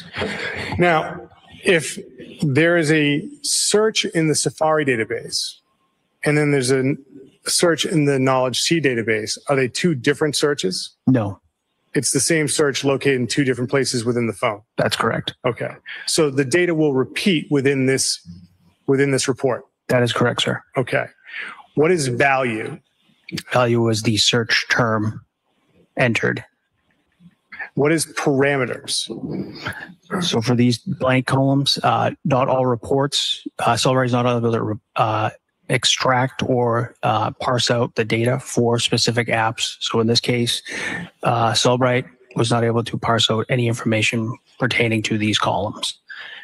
And so when we see account, service identifier, parameters, and there's nothing there, Cellbrite couldn't read the data or couldn't produce it. Correct. Okay.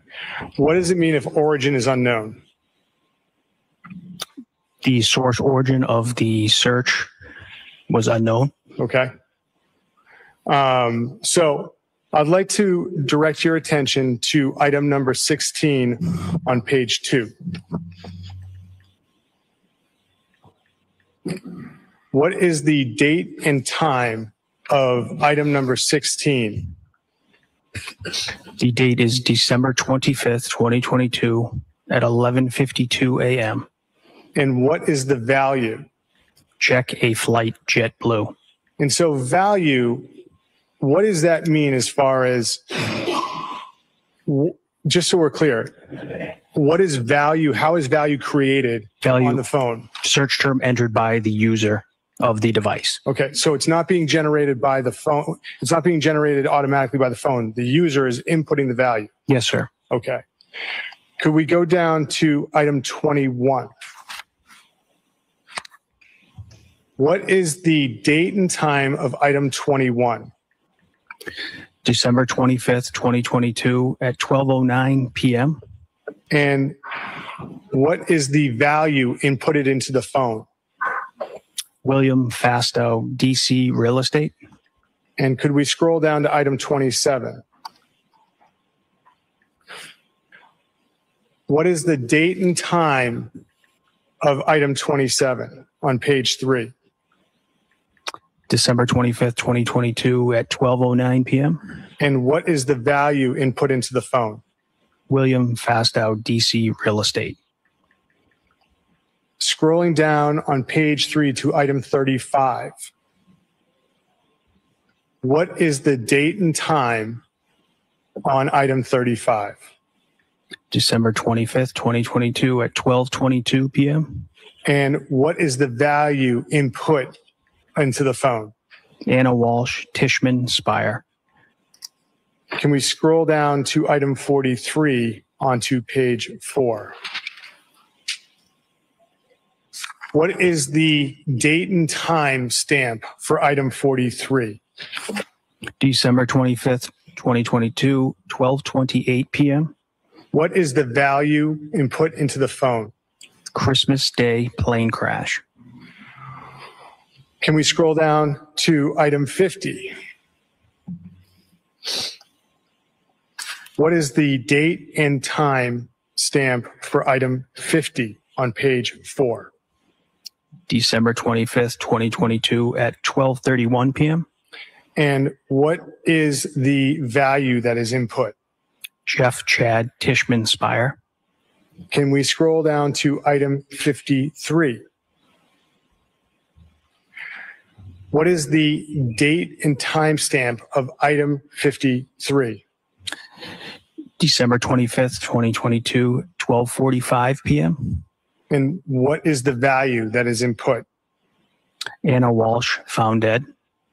Can we scroll down to item 57 on page 5? What is the date and time stamp of item 57? December 25th, 2022 at 12:46 p.m. And what is the value that is input? Jeff Chod. Now, Ms. Gilman, can we go to page 14 and look at item 193? Sir, what is the date and time stamp of item 193? December 25th, 2022 at 8:28 p.m. And what is the value that is input? Autobahn. And can we now go to page 22, item 316? What is the date and time stamp of item 316? December 27th, 2022. And what is the value that's put in? It was at 6:57 a.m. and the value was all my X's. Now, the next one down, is it fair to say that's all my exes live in Texas? Yes, sir. Are you familiar with that being a song? Yes, I believe so. Can we now go to page 54 and go to item 804? What is the date and time stamp of 804? December 29th, 2022 at 9:13 p.m. And what is the value put into the phone? Mazda Building, Washington. And scrolling down to 813, what is the date and time for item 813? December 29th, 2022 at 9:15 p.m. And what is the value that is input into the phone? Mazda Building, Washington, D.C. Scrolling down to 820. What is the timestamp for 820? 9:15 p.m. And what day? Sorry, December 29th, 2022, 9:15 p.m. And what is the value input? Crossing Building, Washington, D.C. And can we go to page 85 and line 1271? Sir, what is the date and time on item 1271? That is January 2nd, 2023 at 6:42 p.m. And what is the value that is input? I'm good. Going down to the bottom of page 85 and looking at item 1274, what is the timestamp for that? It is January 3rd, 2023 at 11:25 a.m. And what is the value that is input into the phone? Washington, D.C. Police. Could we go to page 90? Thank you. And going to page 90, line 1, can we scroll down to 1343? Thank you. What is the timestamp for that? That is January 3rd, 2023 at 7:23 p.m. And what is the value put into it? How to file a missing persons report. Can we go down to page 91, item 359? 1359. Item number is 1359. And I'm sorry, I meant to say 1358. Could you go up one? Thank you. 1358. What is the timestamp for 1358? January 3rd, 2023 at 7:27 p.m. And what is the value?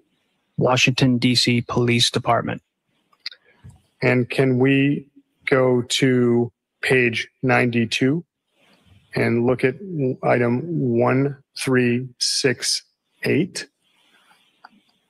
What is the timestamp for 1368? January 4th, 2023 at 10:11 a.m. And what is the value that was input at that time? The crossing wash. Could we go down to item 1389?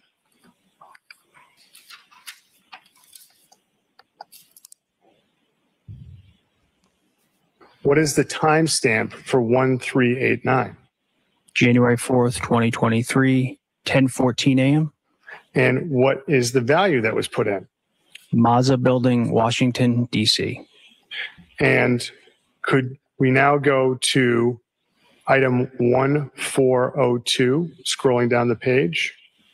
We are now on page 94. What is the timestamp for item 1402? January 4th, 2023, 10:15 a.m. And what is the value that is input? Jeff Chad Tishman. Can we go to item 1414 on page 95? What is the timestamp for 1415? I'm sorry, 1414? January 4th, 2023, 10:56 a.m. And what is the value that is put in there? Will Fasto. And then underneath that, is there a different spelling of Fasto for item 1415? Yes. And then scrolling down to item 1438 on page 96. On page 96, what is the timestamp for item 1438? January 4th, 2023 at 1:24 p.m. And then underneath that is item 1439. What is the timestamp for that? Sorry. January 4th, 2023 at 1:26 p.m. And this looks different than the other values. What is this? This was a search from Apple Maps. Sorry. So when you see that bolded result, is that saying it's from Apple Maps? Yes, you can see the source file, Apple Maps. So that's different than Knowledge C, and that's different than Safari. Yes. Okay. And then the last one is the one directly underneath it, 1440. What is the timestamp for that? January 4th, 2023, 2:49 p.m. And what is the value that is put in there? I'm good. Now, if we could close out of this and go to the second chapter in that binder, web history.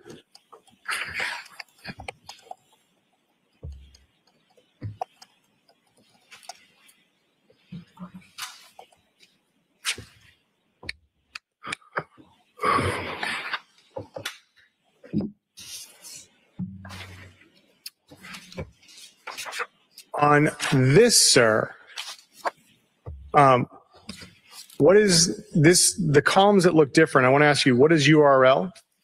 Uniform Resource Locator. It's the website, essentially the website visited. Okay. And what is the URL in item number 1? Casinos.bally's.com/Lincoln.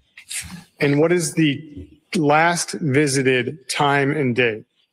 December 31st, 2022 at 9:28 a.m. And going to visits and usage pattern, those are columns that are empty, like our last sheet. Was that Celebrite didn't have any data, couldn't give you any data on that? Yes. And then for source info, it says Knowledge C. And the one directly underneath it says Safari. Is this also pulling from different databases? Yes, it is, sir. Okay. So as far as the searches, as far as the web history for the device, for items 1 through 12, what did you notice about the URLs? They contained the casinos.bally's.com URL. And after .com, there's a backslash. What's the next word? Oh, sorry, Lincoln. Now, going down to item 13 through 17.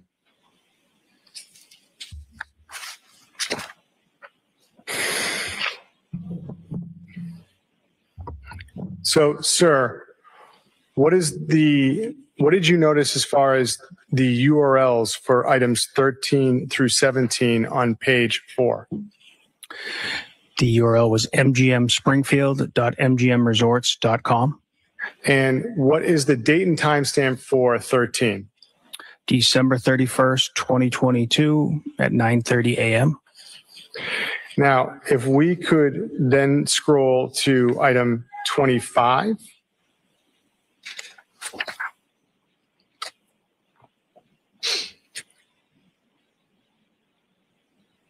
On item 25, sir, what did you notice as far as the URLs on items 25, say through items 30 to item 34? Again, they contain the mgmspringfield.mgmresorts.com. And what is the timestamp for item 25? December 31st, 2022 at 9:30 a.m. And could we then go down to items 38 and 39?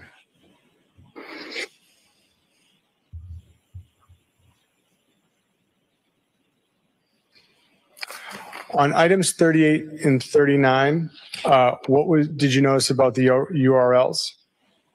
Again, it was the mgmspringfield.mgmresorts.com. And what is the date and time stamp for item 38? December 31st, 2022, 9:31 a.m. Now, sir, in addition to having access to native location data and web history and search history, you can close out of that, Ms. Gilman. Thank you very much. Did you have the opportunity to, through Celebrite, look at text messaging or messaging in the phone? Yes. And then when I say the phone, I'm talking about the iPhone 13 mini. Correct. Okay. Now, with the iPhone 13 mini, can you break out the text to individual chats with certain numbers? Yes, you can. Okay. So, and with that, did you create certain reports that correspond to these chats? Yes, I did.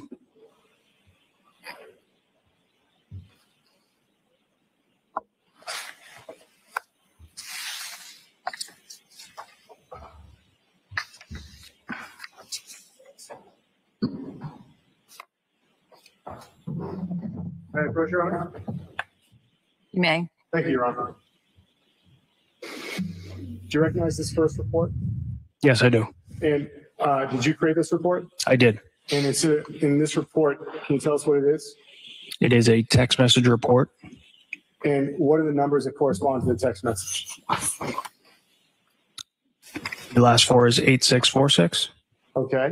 And that's the iPhone 13 mini's phone? Correct. And then the next phone number, the last four digits? 2005. And does it have a designation or an ID or some kind of identifier next to it? Yes. What? Contact associated as paint. And what is the time frame of that? This is January 5th, 2023. The Commonwealth would seek to have this text thread as the next exhibit, Your Honor. Any objection to that? No objection. Text thread labeled paint? I would go by the numbers, but Sure. Why don't you read it into the record? certainly. It would be a text thread between 8646 and 2005. Okay, sounds good. That's now in evidence as Exhibit 162. So now exhibit 162. Ms. Gilman, can we have that text thread up?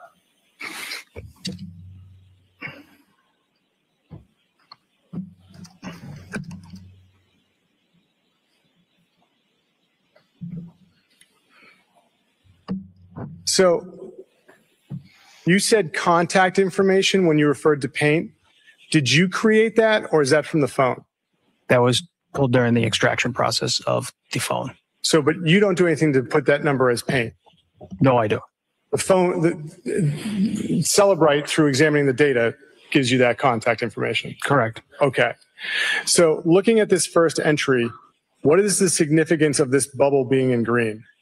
Green means it was sent by the owner, the number ending in 8646.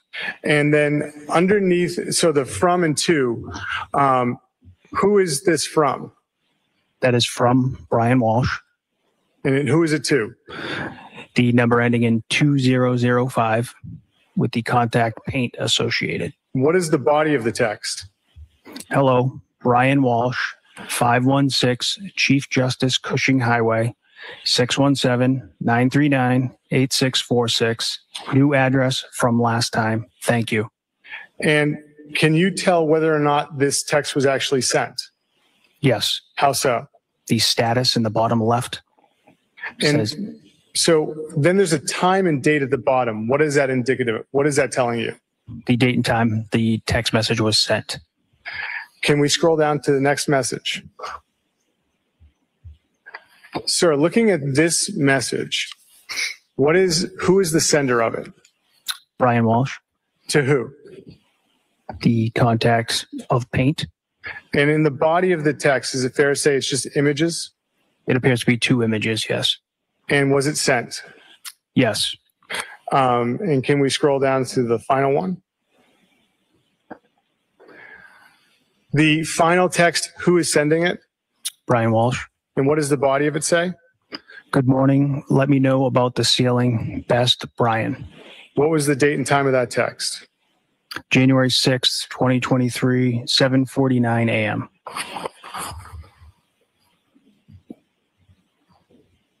You can close out of that, Ms. Gilman. Thank you very much.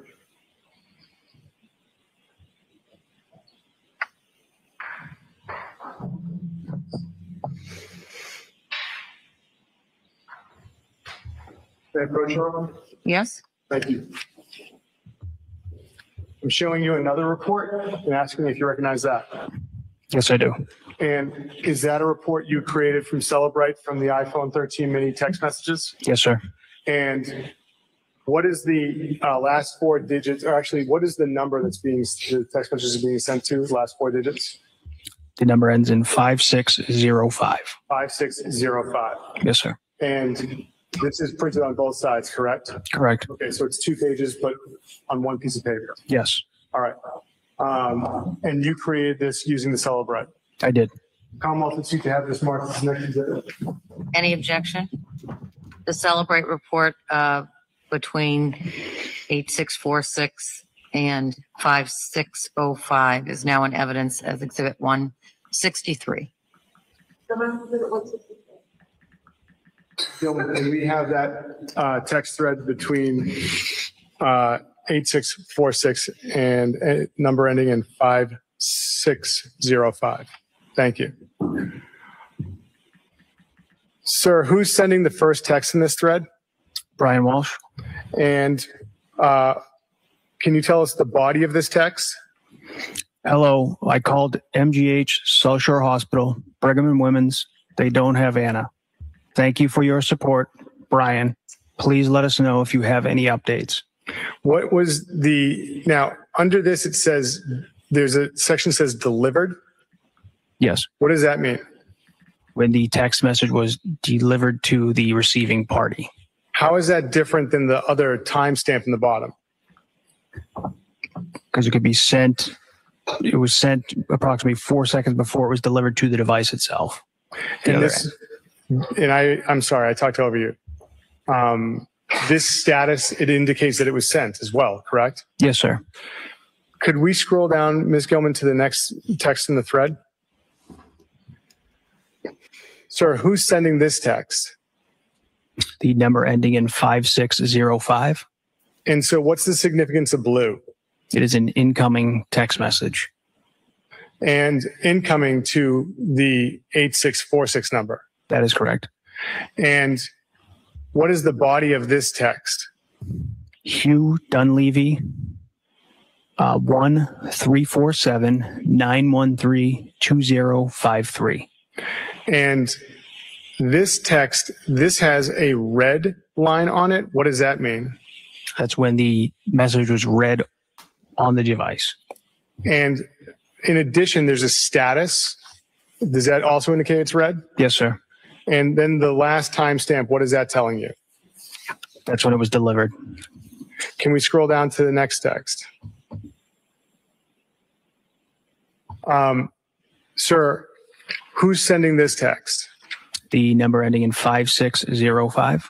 And can you read the body of this text? Hi, Brian. I believe Hugh has been in touch with you and understand the police are taking over. I adore Anna, thinking of you and the boys. Please let me know if you need anything. Teresa. And can you tell if this text was read? Yes. At what time? It was January 4th, 2023 at 8:10 p.m.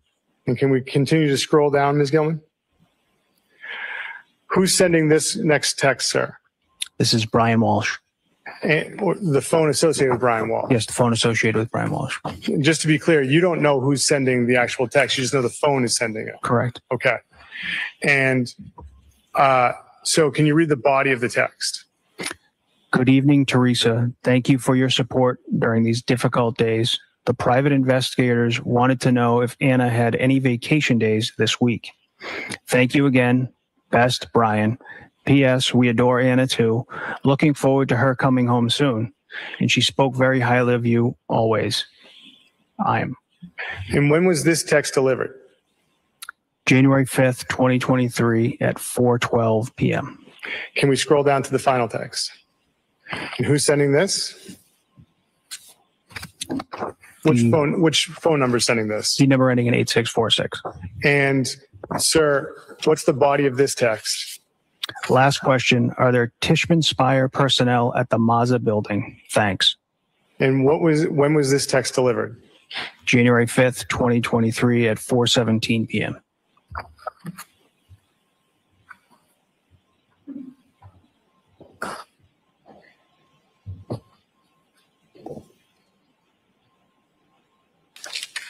May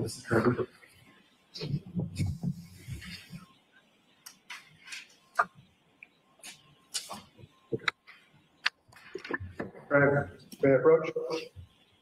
You may approach. Thank you. Do you recognize this report? Yes, sir. Is this an additional report of text messages you created from the iPhone 13 mini? Yes. And this corresponds to a contact. What's the contact name? Alyssa.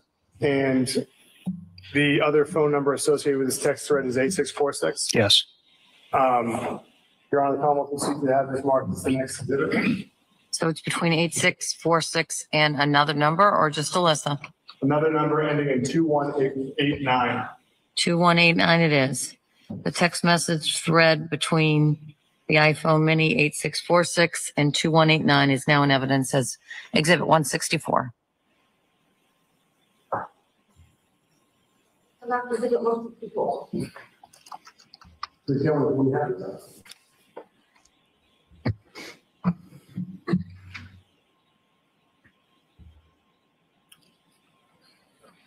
Ms. Gilman, could we scroll down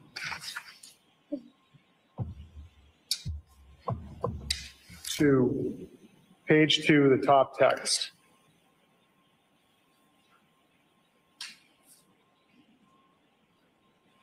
Sir, this is blue, this top text. Who's sending it? The number ending in 2189. And what is the body of this text? Thank you so much, Brian. Happy New Year. Hope you're well. 4. And when was this read? January 2nd, 2023, 3:05 p.m. And scrolling down to the next one in green, which phone's sending this? The number ending in 8646. And sir, on this text, what does the body say? Hello, I know we did this a week ago, but have you heard from Anna? And when was this delivered? January 3rd, 2023 at 10:34 a.m. And scrolling down to the next text, who's sending, which phone is sending this? Which phone number? The number ending in 2189. And what is the body of this text? Hey, Brian, sorry for the delay. Was sleeping. I have the flu. Super sick. I texted with Anna on New Year's Day, but no, haven't heard from her. Is she working today? She's usually running around super busy with work. And what was the date and time that this was read? January 3rd, 2023, 12:51 p.m. Can we scroll down to the next one? Which number is sending this? Number ending in 8646.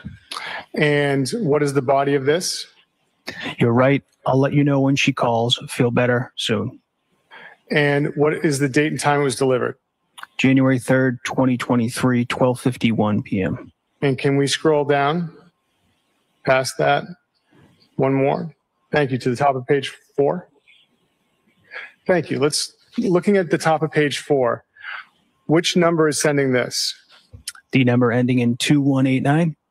And what is the body of this text? Did you ever hear back? Question mark. What is the date and time that it was read? January 4th, 2023, 10:10 a.m. The next text in the thread, which number is sending this? Number ending in 8646. And what is the body of this? No, they are looking for her at work now. When was this delivered? January 4th, 2023, 10:19 a.m.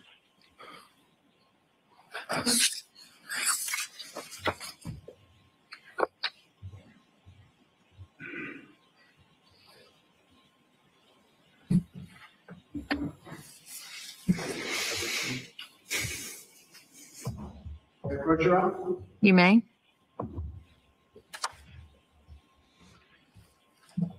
Trooper, do you recognize that report? Yes, sir. Is that another report you were able to create from messaging in the phone? Yes. And this has a contact associated with it. What is the contact's name? Alexandra, And what are the last 4 digits of Alexandra's contact? 5332. And the other phone number associated with this thread is 8646? Yes, sir. And does this contain the messages of that thread? Yes. The Commonwealth would seek to have this marked as the next exhibit, Your Honor. No objection.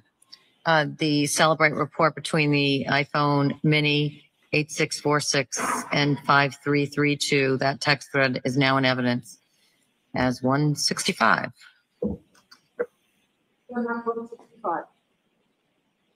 Sir, what is Viber? Viber is another messaging app. And this text thread, did this utilize Viber? Yes, sir. And so Celebrate reads Viber text messages just like it reads the regular text messages. Yes, it has the ability to extract it. Yes. And so I'm going to ask you some questions about this Viber text thread with the Alexandra contact. Ms. Gilman, if we could have that up, please.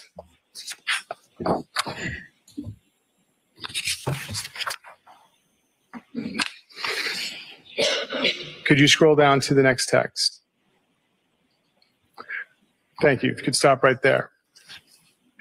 Sir, this green bubble, which number is sending this one? The number ending in 8646. And what is the body of this? Happy New Year. Have you heard from Anna?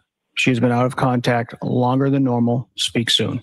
What is the date and time associated with this text? January 3rd, 2023, 10:35 a.m. And below that, is there a response? Yes. And these, because they're Viber, they also show up in green and blue, correct? Correct. All right. Well, I shouldn't say because they're Viber, but they, like the other text messages, they show up in green and blue. Yes. Okay. So which number is sending this text? The number ending in excuse me, the number ending in 5332. And what is the response? Hello. No, I haven't. Last time was on 3112. And what was the time of this text? January 3rd, 2023 at 11:24 a.m. I'd now like to scroll down to the first message on page 3. Excuse me, that was 11:21 a.m. 11:21 a.m. Yes. So if we look at the first text message, the first message on page 3, which number is sending this message? The number ending in 8646. And what is the body of this message? She had to leave early due to an emergency at one of the buildings. She left early on Sunday morning. I didn't have my phone till last night because William hid it in his bed. Thomas found it. I wasn't worried at first, but she has never been this long out of communication. I will call her work tomorrow morning. And what is the date and time with this message? January 3rd, 2023 at 9:10 p.m. And if we could scroll further down the page of page 3. Looking at the green bubble, which phone number is sending that? The number ending in 8646. And what is the body? I know.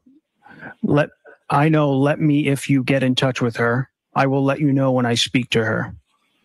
What is the date and time associated with that message? January 3rd, 2023, 9:12 p.m.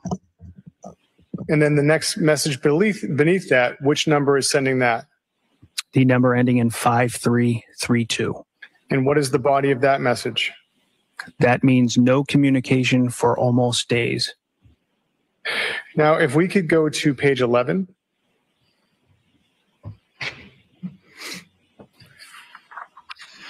And if looking at the blue bubble, which number is sending that? The number ending in 5332. And what is the body of that? If she's not at work tomorrow, or if they haven't heard from her, what are you going to do? Question mark. And what is the date and time of that message? January 3rd, 2023, 9:25 p.m. Could you scroll down, Ms. Gilman? Looking at the green bubble, which one sends that? The number ending in 8646. And what is the body? Call everybody she knows in DC and then file missing persons. Let's hope there is an explanation. Could you, Ms. Gilman, could you go to page 12? Scrolling down, the second message on page 12. Which number is sending that? The number ending in 8646. And what is the body of that? They can't find her at work. And what is the date and time of that? January 4th, 2023, 10:33 a.m. And if, Ms. Gilman, could we go to page 14? And could you scroll down, Ms. Gilman?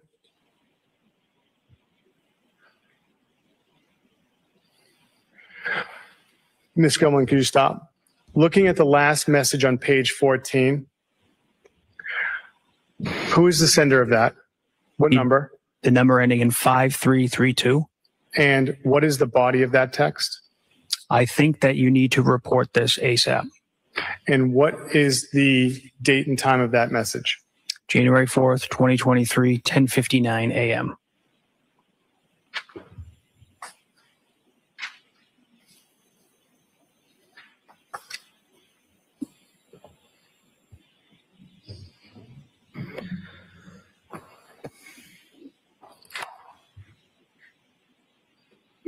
Your Honor, may I vote? You may. Showing you this, is this another one of the reports you created via Celebrate of a text thread? Yes, sir. And does this involve 3 numbers? Yes. So besides 8646, what is the first contact that's associated with this text thread? A number ending in 7966. And what is the name of that contact? Anna, new, and then a number sign. And then what is the other phone number associated with this thread? A number ending in 6708. And what is the contact name? Gem. The Commonwealth would seek to have this marked as the next exhibit, Your Honor, which would be a text thread between 8646, 7966, 6708, and 670. Thank you. Any objection to that? Okay. Now in evidence says 166.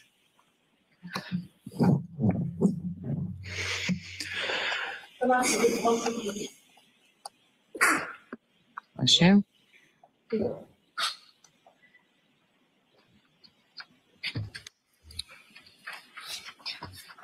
Ms. Gilman, may we have this published?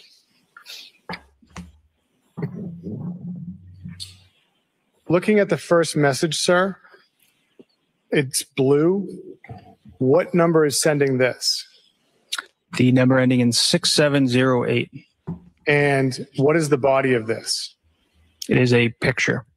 And then above the picture, is there any words? I love my necklace, exclamation.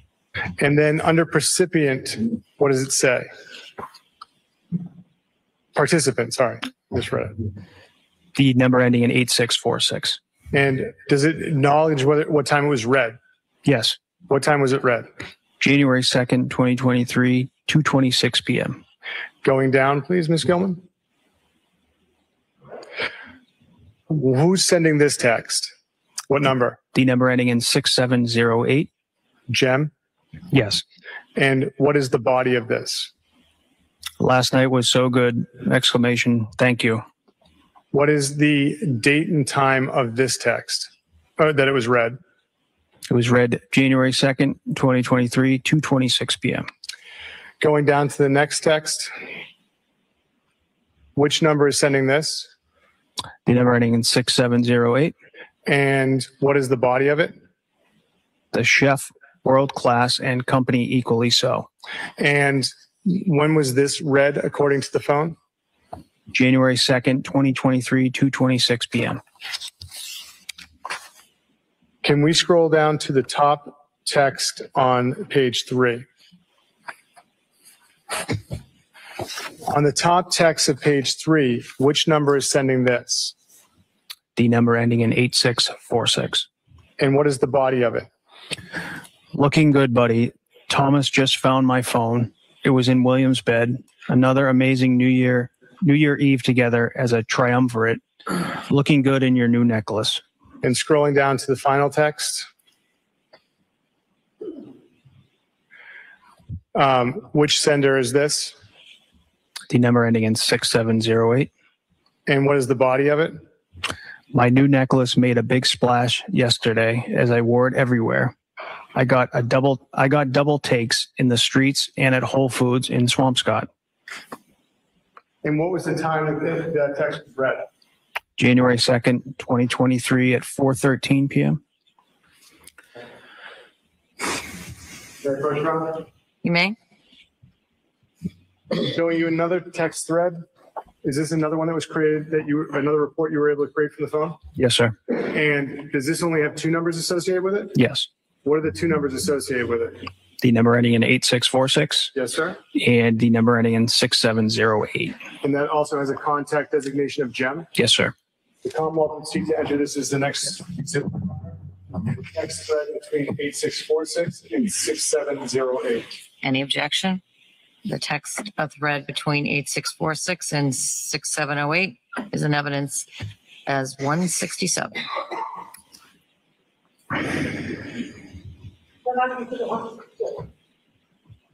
167? Yes.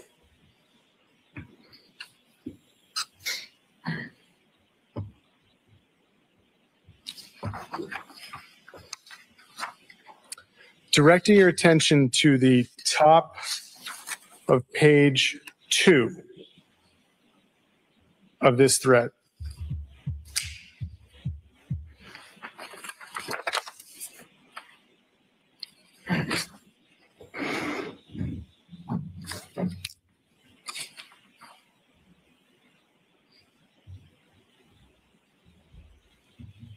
Could you have a publisher? Oh, yes, I apologize. I neglected to ask that. Your Honor, may I publish this?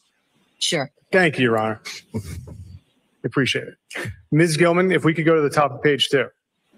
And I imagine, Trooper, it's a whole lot easier to see it now. Yes, thank you. Okay, thank you. Now, who is the sender of this?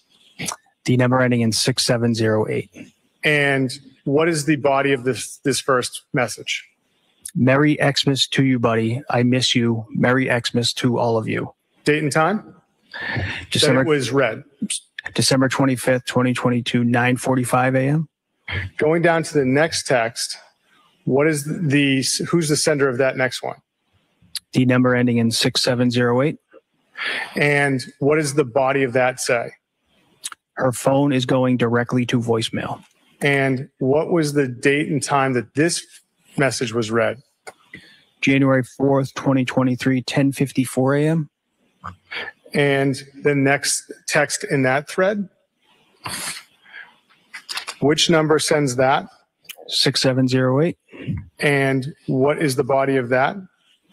Any news? Question mark. Have you alerted everybody at her work and the DC police? Question mark. Now, I'd like to scroll down to page 4.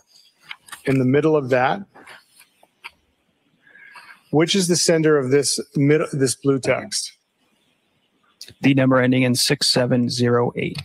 And what does the body of it say? Hey, buddy, can you send me the photos we took on New Year's Eve? NYE? Question mark. What was the date and time it was read? January 5th, 2023, 11:17 a.m. And the next thread, the next text down? sir? What number is sending that? The number ending in 8646. And what is the body of that text? All the photos were taken on Anna's phone. I don't have any.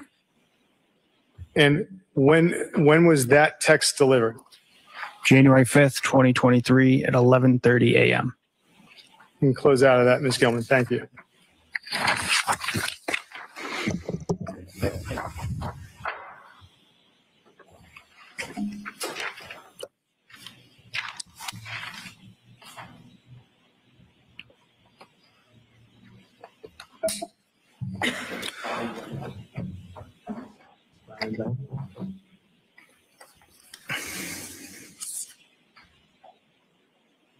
Yeah, of course.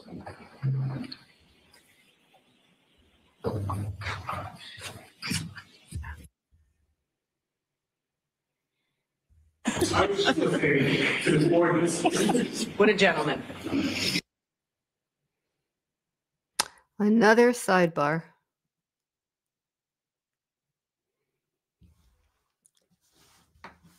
So let me see if there are any questions that I can see here.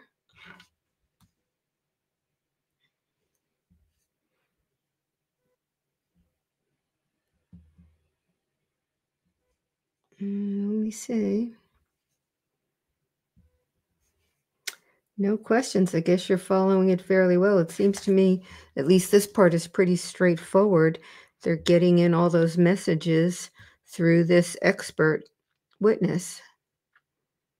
No, I don't see any questions. Good. I mean, I like to answer questions, but I'm glad that you're tracking it really well. Not that I'm surprised, but still glad it's happening. So, who is texting about necklaces? I thought it was Jem, their dinner guest on New Year's Eve. At least that's what I wrote down at one point, that it was coming from him. But I got a little confused also, although I was distracted by the chat at one point, because it wasn't clear to me, and someone in the chat probably was paying closer attention at that point, and I apologize that I wasn't, whose necklace it was, because it sounded as though the message about it's really great, I went to the mall, everybody pointed to it or stared at it, however that went, was coming from Jem to Anna, and that's hard for me to believe. So I think I came back to listening and misheard who was who in that text chain. So if anybody has a better memory, please post. That would be great.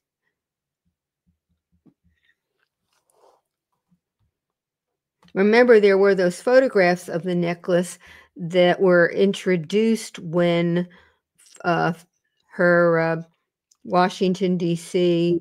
person with who she was having the affair, Bill Fafo, was on the stand. There were two pictures that I recall that he identified as her necklace that came in at that point.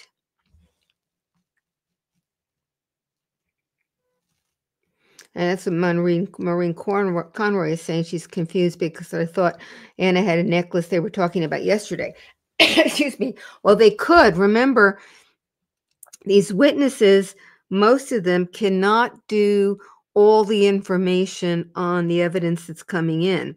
This witness, for example, can tell them when the message was sent from what phone to what phone, but he can't identify a necklace in a picture because he's got no background, no way of knowing.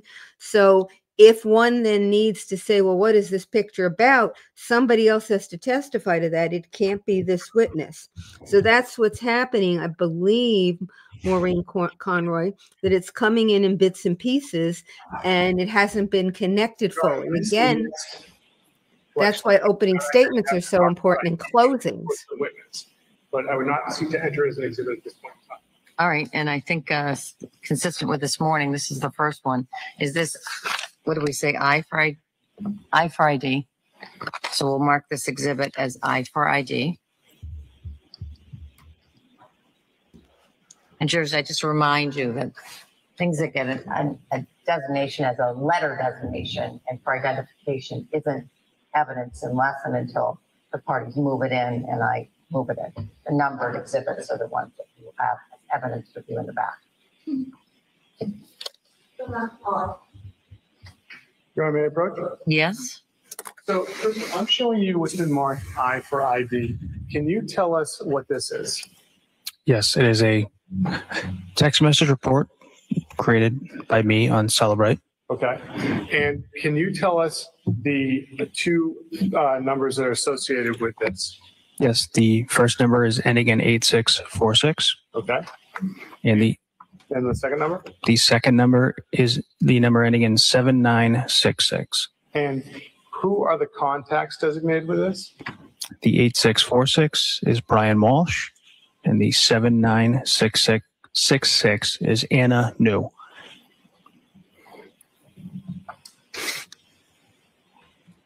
So he's telling you the numbers because all he can say is one phone to the other. He can't testify who was using the phone.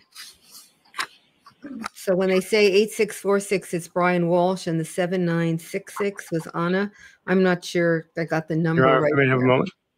Yes. Thank you, Your Honor.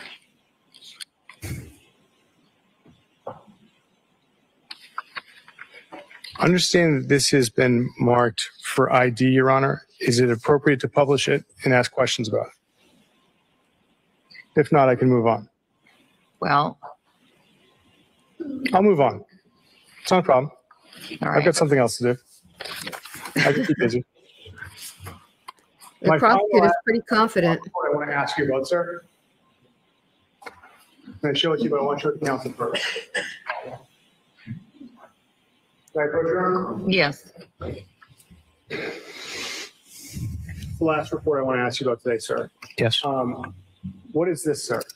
This is the call log report from Please, I interrupted you. Sorry.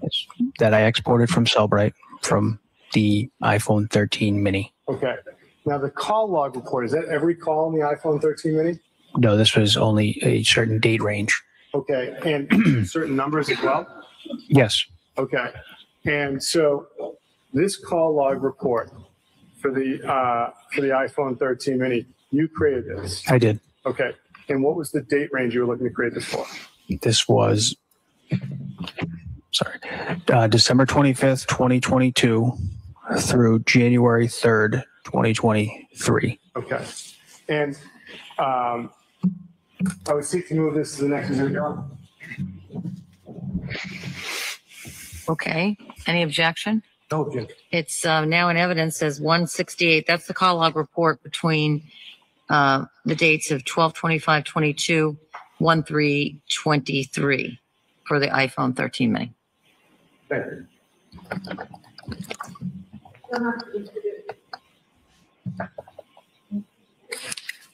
168.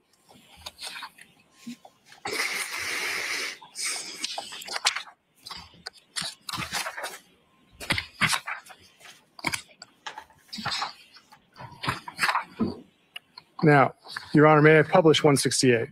You may. Thank you.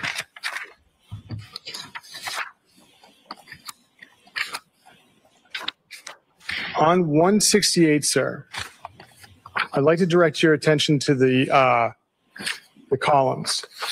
Under parties, what does that designate? Who the call took place between the two calling parties. And timestamp, I take it, is the same as it's been last. What's duration? The length of the call. And when you see source info and it's biome and knowledge C, what is the significance of biome? Again, it was another in the iOS 16 when that came out. Biome was a newer database from Apple. So this data is going to be in two different places. So at this point in time, I'd like to direct your attention to the bottom of page 12, item 143.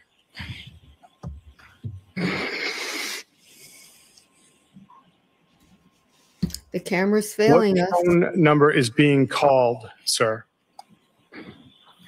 This is an outgoing call to number ending in 7966. And what is the date and time of the phone call? December 25th, 2022 at 11:52 a.m. And what is the duration of the call? 33 seconds. And if we could scroll up, Ms. Gilman? Thank you. And could we go up a little bit people to the next page, please? Continuing. All right. So, Ms. Gilman, can you please continue up to further up, please? There we are. On item number 129, what is the timestamp of that at 129?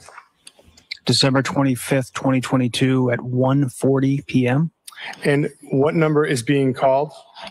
It's an outgoing call to number ending in 7966. And what is the duration of that call? 1 hour, 22 minutes, and 33 seconds. And could you continue up, Ms. Gilman? Thank you. Directing your attention to item 123 on page 10. What number is making the phone call? This is an incoming call from 7966. And what is the duration of this call? 1 hour, 27 minutes, and 7 seconds. And what is the timestamp on this call? December 25th, 2022 at 4:11 p.m. Now, if we could go to item number 13, I believe it's the top of page 2. Bless you. Sir, what number is being called? It is an outgoing call to number ending in 7966. And what is the date and time of the call? December 31st, 2022 at 9:52 a.m. And what is the duration of the call? 4 minutes, 5 seconds. And if we could continue up from there, Ms. Gilman. Going to item number, pause if I may. Could we go to item number 9? What is the number being, what number is making that phone call? Number 9, you said, sir? Number 9? Number 9. The incoming call from number ending in 7966. And what is the date and time of that call? December 31st, 2022, 7:27 p.m. And what is the duration of that call? 0 seconds. Looking at the item above it, item number 8, what number is being called? It is an outgoing call to number ending in 7966. And what is the date and time of that call? January 3rd, 2023, 8:28 a.m. And how long is that call? 15 seconds. Does that mean that the phone's connected if it's 15 seconds? No. What can happen? What is an alternative explanation then? Voicemail. And do you see any, can we go up to 7 through 1? Do you see any incoming calls from the 7966 from entries 8 through 1? No, I do not. And do you see any calls longer than 17 seconds in entries 8 through 1? No, I do not. And Your Honor, may I have a moment? Yes. Thank you.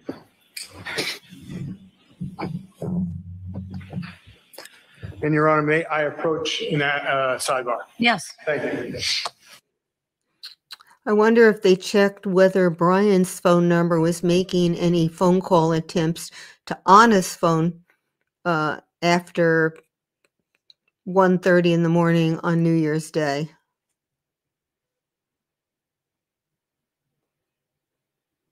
Or thereafter, because if he was sincerely trying to find her, which we know is not true, you would think you would find messages like that on his phone.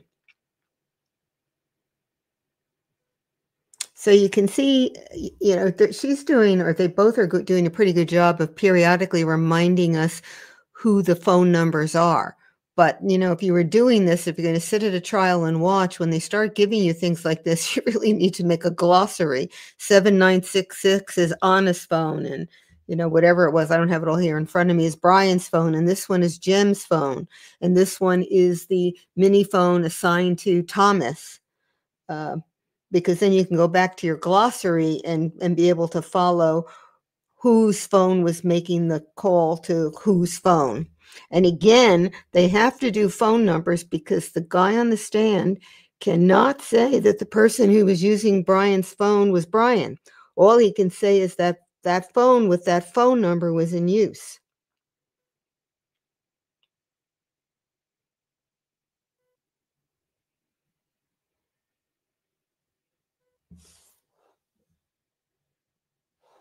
Now, Amber W. is saying it's too much for the average person to follow and remember. But it's the average person who are on juries, so it can't be right that it's too much to follow.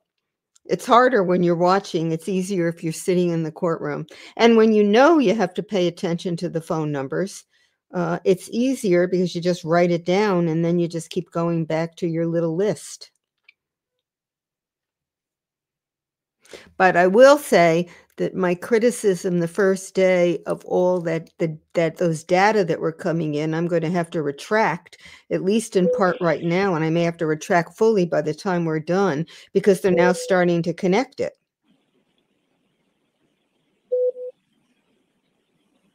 Teresa T wants them to say the phone number registered too. Yeah, it would make it easier for us, clearly. Attentiveness. You may catch me frequently. I know a number of you have, looking over and making sure we're ending for the day. Do their jobs. And I think I've said this to you a number of times. Sitting is very difficult all day. You're doing a marvelous job at it. You're all attentive, and I appreciate, and I know the parties appreciate your continued attentiveness to the case. And I appreciate your obedience to the rules. And I'm going to remind you again before we leave today. Don't approach any social media or any news media. Don't do any research about the case. Talk to anyone about the case and continue to have open minds as you listen to the evidence in this case. And remind you tomorrow, 9 to 1. Have a good night. 9 to 1. All right, for the court, please. I have a question about whether I've ever been on a jury. No, I would love to be on a jury, but the likelihood once you're a lawyer is not very high. And if you're a law professor, the likelihood goes down even more. I spent a day and a half a year ago in a jury pool hoping, but I didn't even get called. They had enough people ahead of me. I didn't even get called for the first screening. And I'm pretty sure at the first screening, I would have been excluded anyway, but I didn't even get that far. And that's an important part of being a citizen. And the system needs people who are responsible and, and are willing to follow and pay attention to serve as jurors. It is an imposition. You have other things you could be doing with your life, but it's really an important function. And if we don't have good people on juries, then we can't expect to have. Right, to see if there's anything that I need to raise with you right now. And I think I'm going to hold off on the few things that are in my mind because I think they're a little bit premature. So, but I will start working on my main task in the next 24 hours. And so we'll talk a little bit more about that tomorrow. Main task sounds like jury instructions. Commonwealth needs to discuss before I get off the bench. No, Your Honor. And anything that the defense needs to discuss before I get off the bench. Oh, yeah. Thanks for your work today, and we'll see you back here tomorrow morning. I love the way she protects the record. The defense is not going to be able to say we had something to raise and we didn't get a chance to raise it. And it's not only just protecting the record, it's giving them a chance to say anything they feel they need to say, which is just fairness, basic fairness.